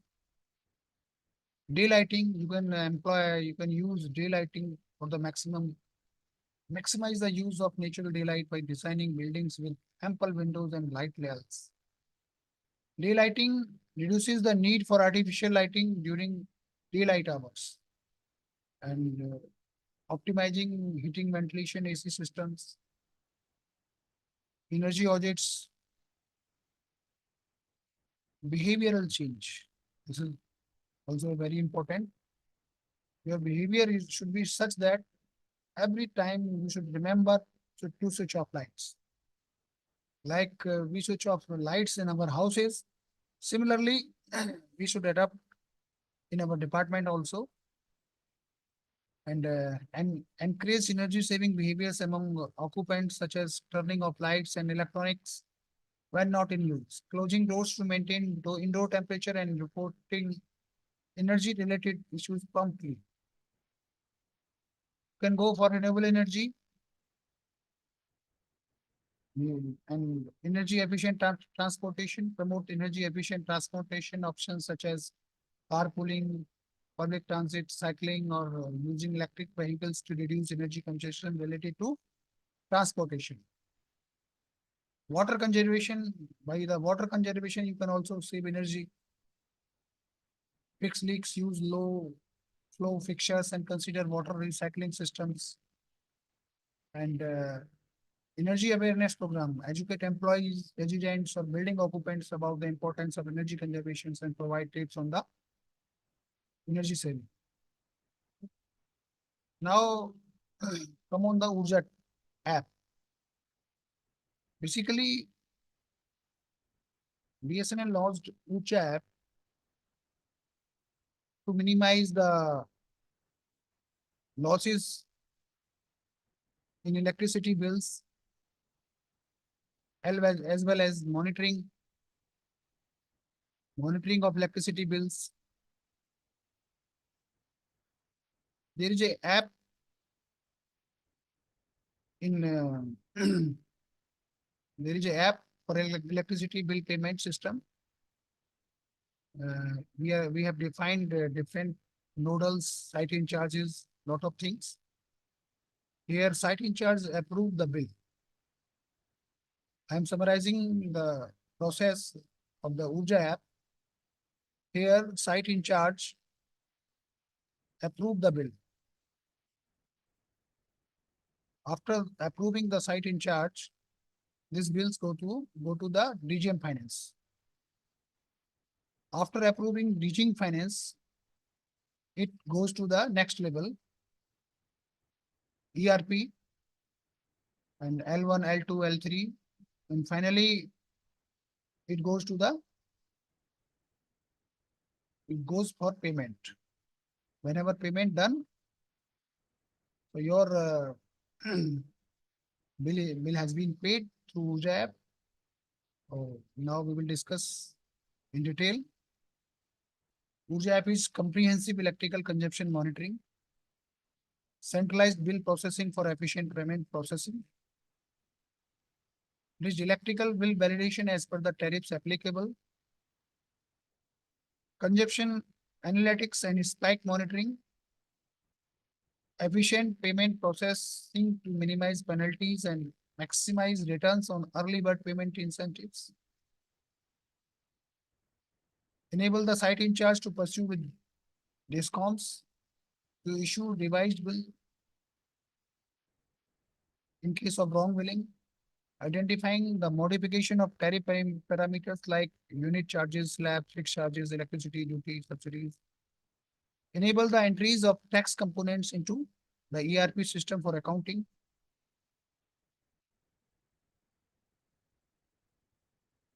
alerting circles, which are the alerting power factor penalties, excess demand charges. These are the alerting circles. Proper accounting of security deposit, additional security deposit, consumption deposit, interest on security deposit, etc. Closure of service connection which are not feeding any active equipment, regular monitored by Urja app. Identification of exchanges, BTS building named as entity details, near sites having EV service connection. Collection of site building in charge details against each entity. Nomination of BA node and circle working nodes. What is task 1? Creation of Urja portal login facilities to site in charge. This is task 1. Task 2, creation of entity in Urja portal for each site. Suppose I am site in charge of the ALTTC. So my login will be created. Number 2, my entity like ALTTC will be created in Urja app. Configuration of entity with EV service connection consumer account number. What is the electricity bill connection number? This is task 3.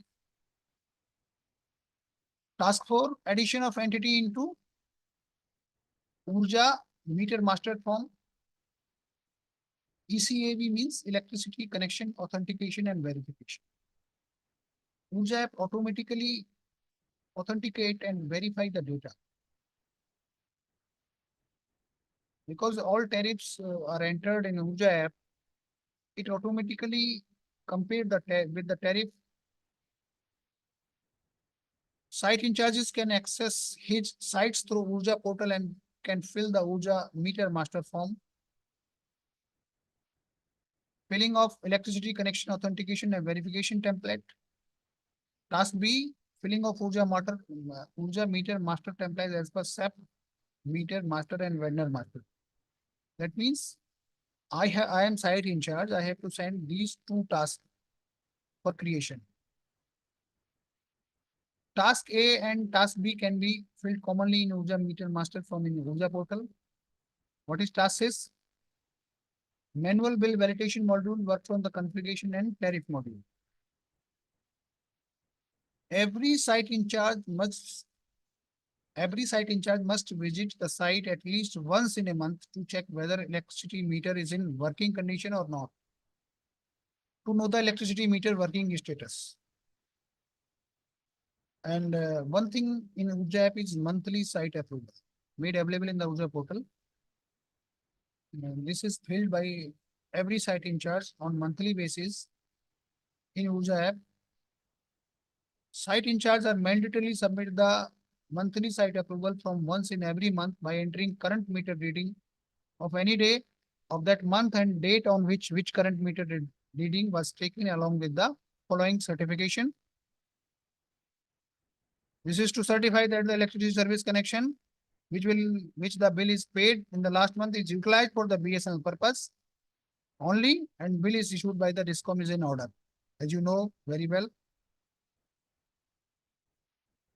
Submission of this form, monthly site approval against each site will give the approval for the next month auto bill validation and payment for that site. If not submitted next month will not be allowed to process the bill in the ABB. Monthly site approval form having present month calendar only and will be refreshed on 4th of every month. Electricity bill payment is being done through various methods with Urja, BBPS and manual process. Electricity payment of Gujarat, Chhattisgarh, Himachal, Uttaranchal, Punjab, Odisha, Maharashtra, and ITBC Pune is live successfully. Payment for 8 circles are being processed through the URJA portal, and the payment is being done centrally by corporate CSC, BSNL corporate office.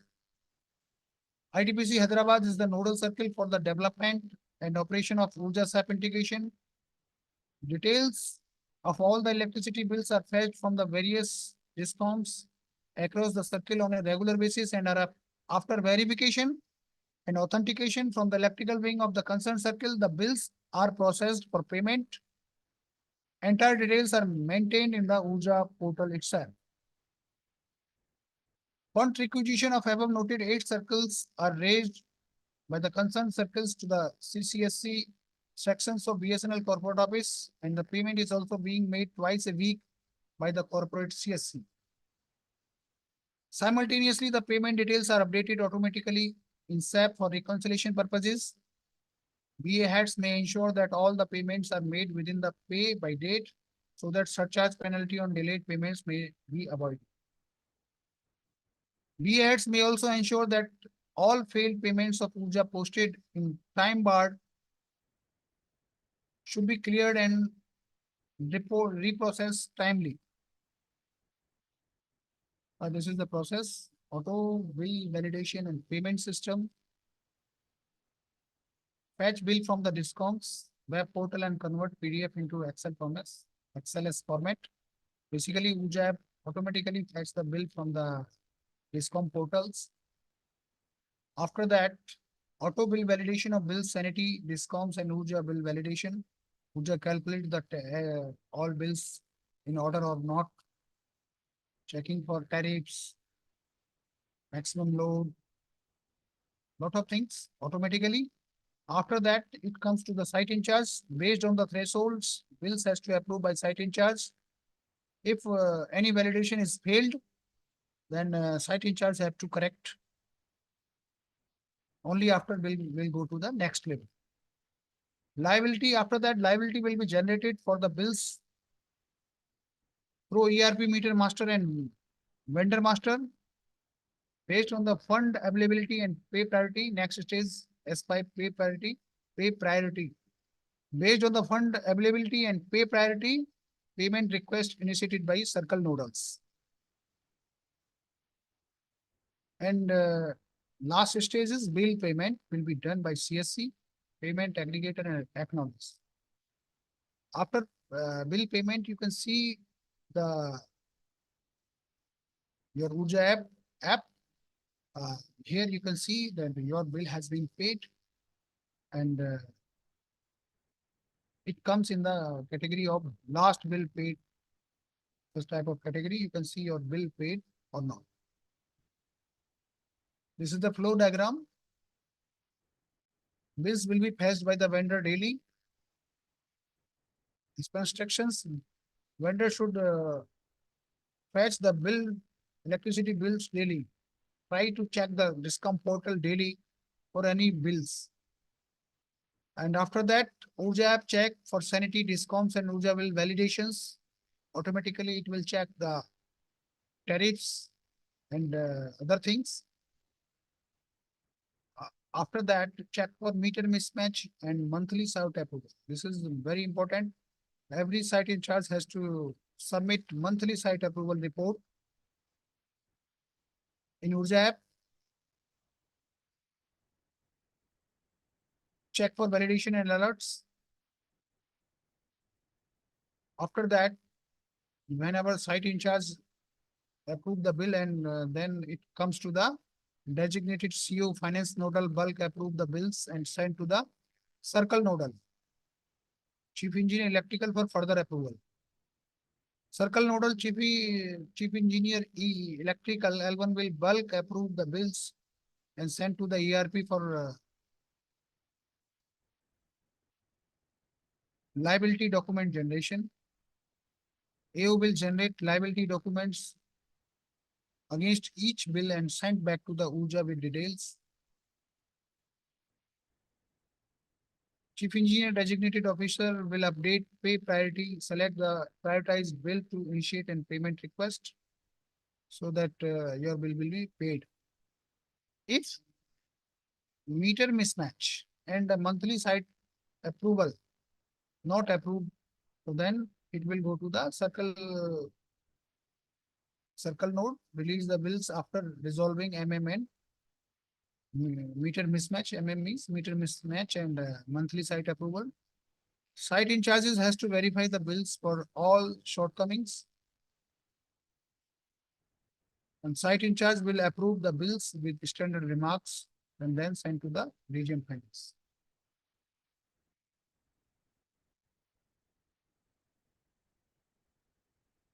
If shortcomings is not rectified, then dockets will generate it on exception. Issue escalates to Urja portal discounts. What is the role of site in charge? All sanity discoms and user bill validation failed invoices will appear under bills pending at site in charge. Whenever site in charge log in and see the docket, then he can see bill pending at site in charge.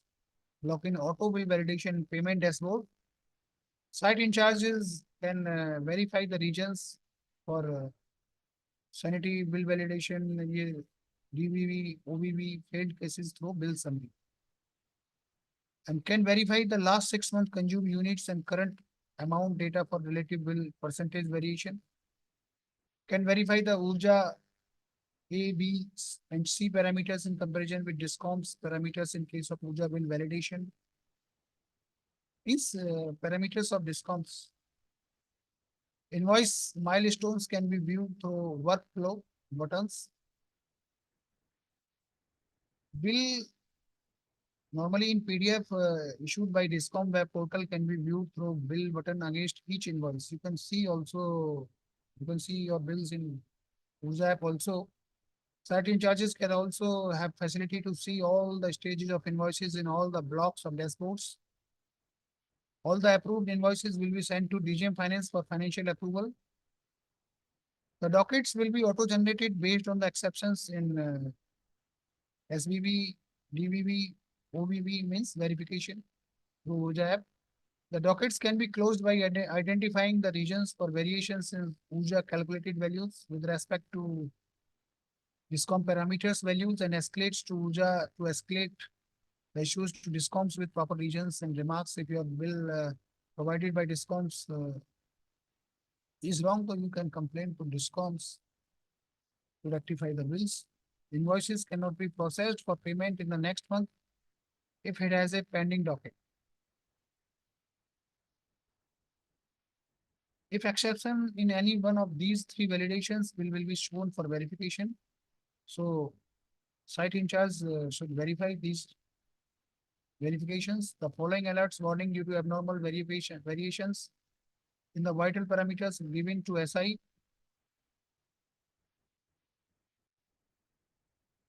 For verification and approve the bill accordingly. Meter mismatch and monthly site approval meter mismatch. Not approved cases released by CWN for verification. So these type of errors you can see in the Urja app, MSA_W. If current meter reading is not in between the DISCOM, CMR and OMR. That means monthly site approval, which has been verified by the site in charge, is not lying between OMR and CMR. Basically, site in charge put meter reading, current meter reading in the Urja app. If it does not lie in OMR, CMR, so that it will give error. It will give error MSA/W. What is FFA_W? If final approved amount is beyond 1 lakh rupees. CU_W is consumed units is greater than 100% of relative variation with respect to last 6 months. Means Urja app normally comparing the bills of last 6 months. C_W current amount pay is more than 100% relative variations with respect to last 6 months. And what is SC_W? Late payment surcharge is greater than 30% of current amount. What is MI_W? If DISCOMs issues more than one invoicing engaged a site within 25 days will be identified as site having multiple invoices within the billing cycle and may be due to the revised or duplicate bill. Invoices which are approved by site in charge and invoices which are validated by Urja app will appear in bills pending at AGM Finance. That means after approving the site in charge, the bill comes in the dashboard of AGM Finance.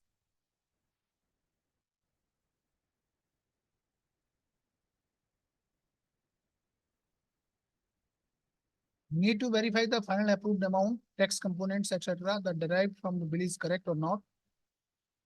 Any discrepancies need to escalate to ITPC through circle node for implementation. Regime Finance has to approve all the invoice by pressing bulk approve buttons through select all. Multi-select or can also approve individual invoices like site in charge. Regime Finance can send the invoice back to the site in charge if any discrepancies in the invoice.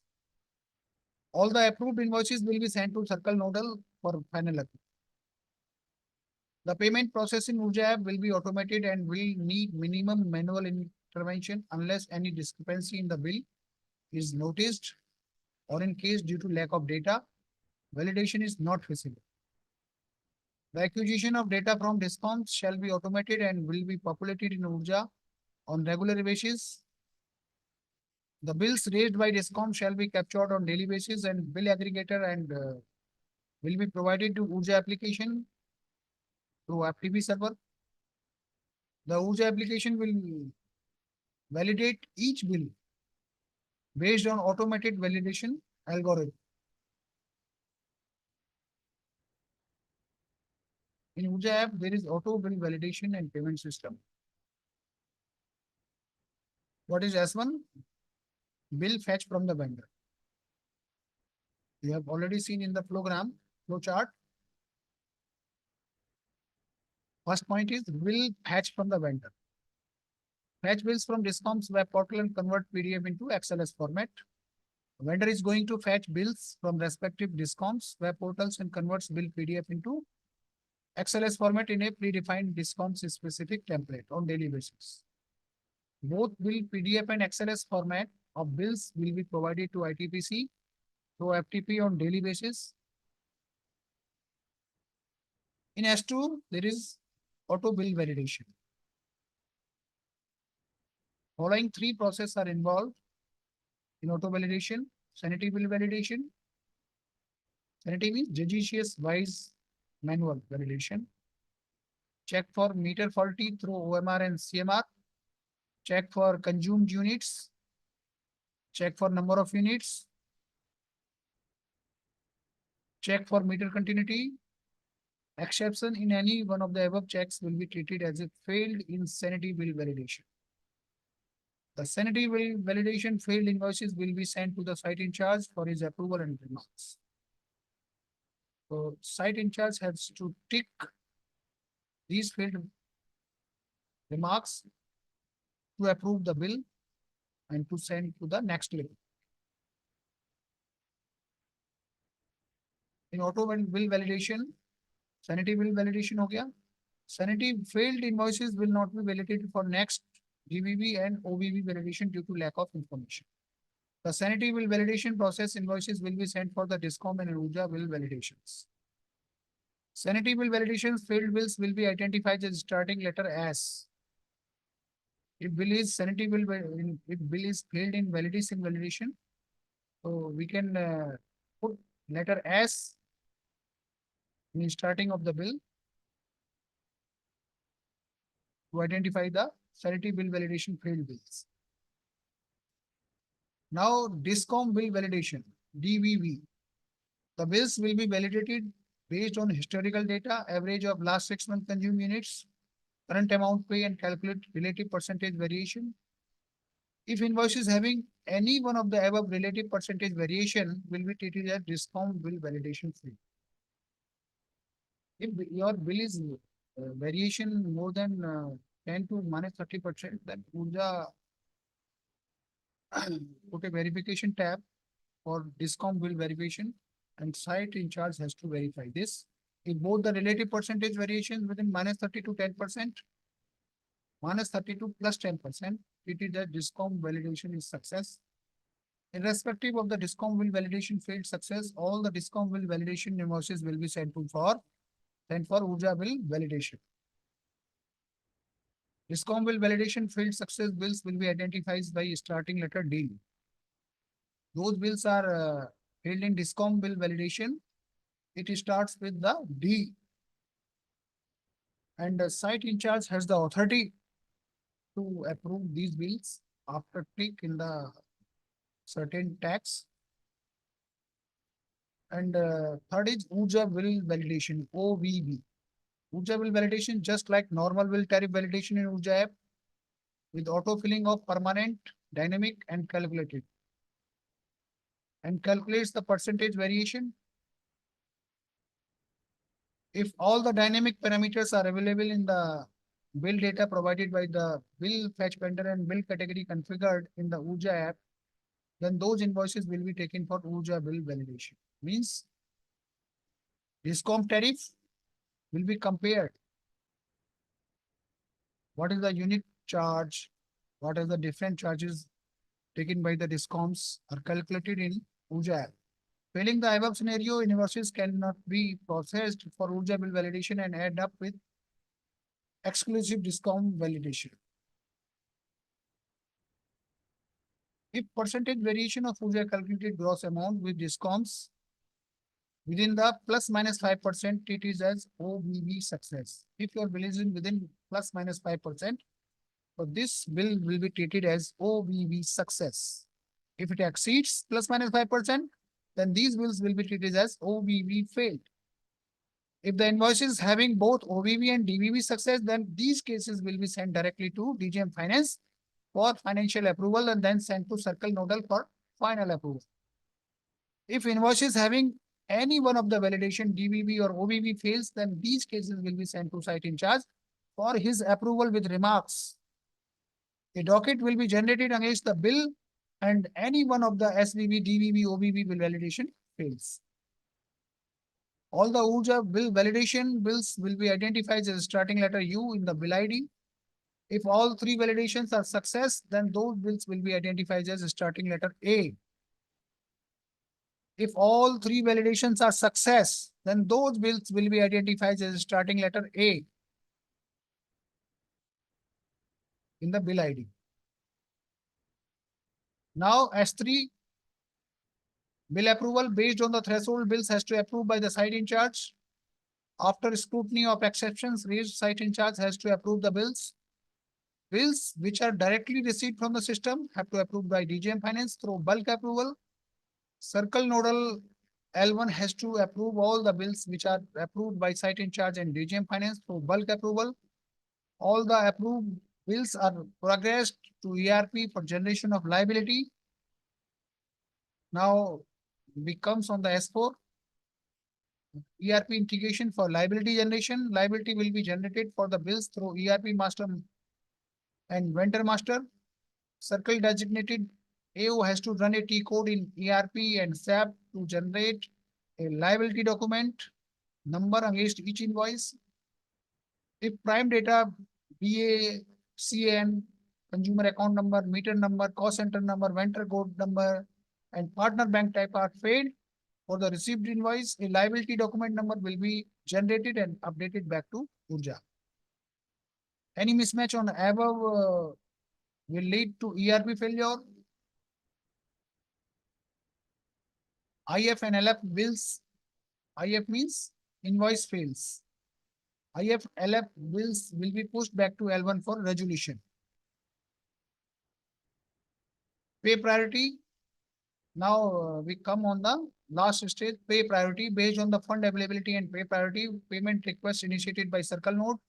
All the liability generated bills will be pushed back to Circle Nodal L2. And CN has to send requisition to CSC for fund allocation against liability. Pay priority module designated based on the priority algorithm with the predefined payment categories, gold, silver, bronze, etc. Based on the fund allocation, Circle Nodal L2 has to run the pay priority module to generate prioritized list of invoices and initiate a payment request through CSC payment aggregator. Now payment will be done in the S6 stage. Bill payment will be done by CSC payment aggregator and acknowledgement. There are two modes of payment, CSC and payment aggregated. Through SBI, this is under development. Invoices which are having virtual bank account numbers against each consumer account number has to use the CSC mode of payment. Invoices which is not having virtual bank account numbers has to select the payment aggregator mode of payment. In case of CSC, acknowledgement will be updated back to the Urja. In case of PA, acknowledgement will be updated to ERP through Urja. After ABB process, if bills are having meter mismatch or MSA form not approved by SI or both constituted and unprocessed bills, the invoices bill data will be checked for meter number as per SSA verified template data. If it is not matched, these invoices are flagged with meter mismatch. Check for site previous month current reading certified by site in charge through monthly site approval form. If site in charge not approved, then these invoices are flagged with the master monthly site approval. Meter mismatch and monthly site approval bills are treated as unprocessed bill and will not be allowed to push directly to site in charge, or DGM finance will be appeared under unprocessed bill box. Our role of site in charge and DGM finance we have discussed already.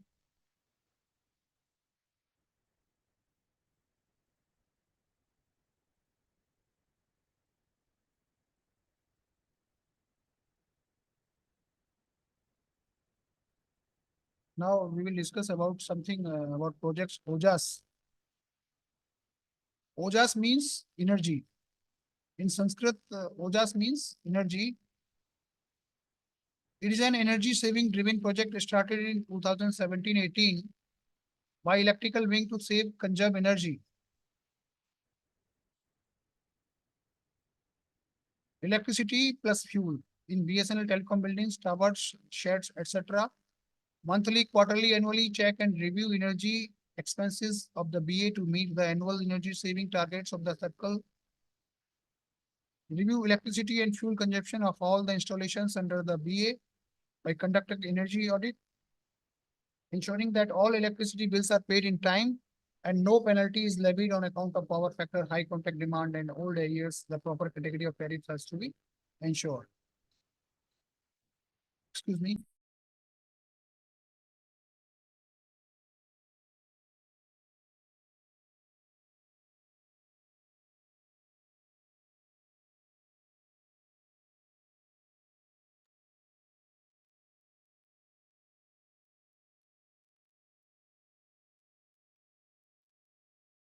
Implementation of various energy conservation measures such as low cost measures, high cost measures already discussed in previous slides. This is the part of project OJAS. Identification of buildings to implement one building, one power plant, one battery bank, one air condition.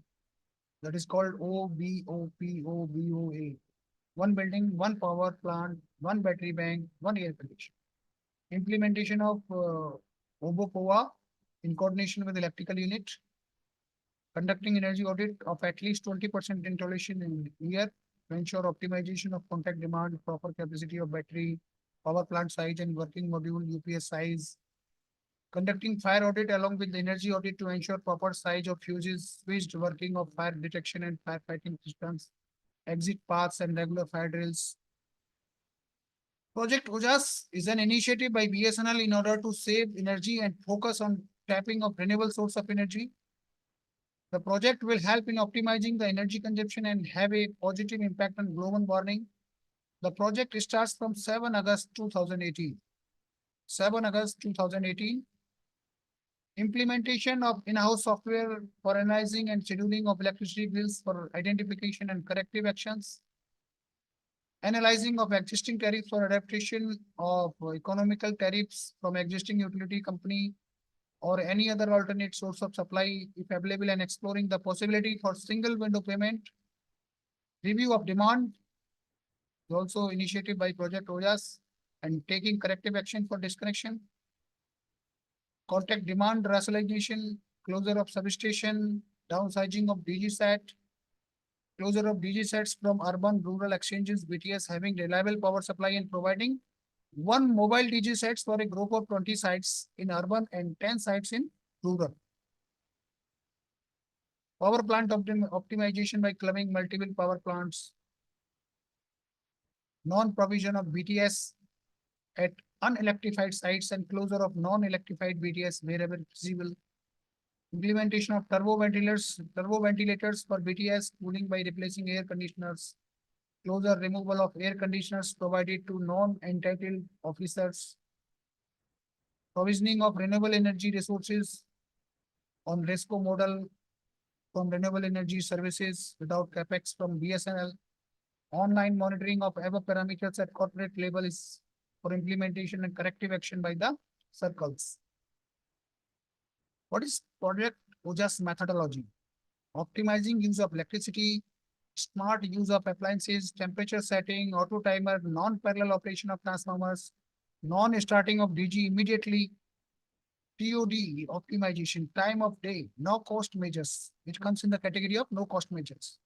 By using more energy efficient equipment like turbo ventilator, LED and star rated equipments, by getting advantage of tariffs of HT and low LT, changing the tariff slab as per ST and LT, minimizing the contact demand, betterment of power factor, conversion of commercial to industrial tariffs, electricity bill validation and rectification to benefit of BSNL, alternate energy source like solar, wind, hybrid or open access. These are the methodology taken by the Project OJAS. Thank you very much. This was all from my side. If you have query, you can post in the chat box.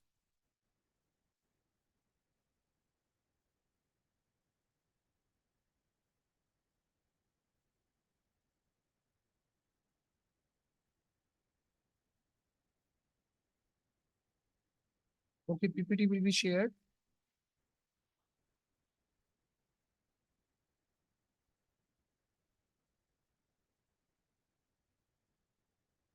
Okay, PPT will be shared.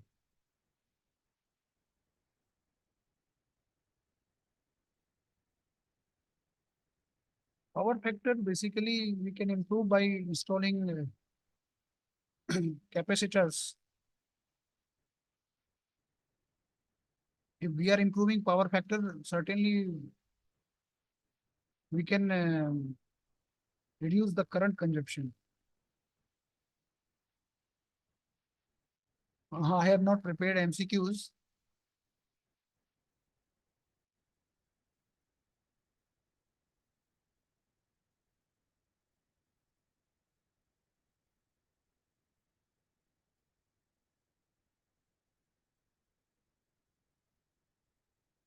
Thank you very much, dear friends. Thank you very much.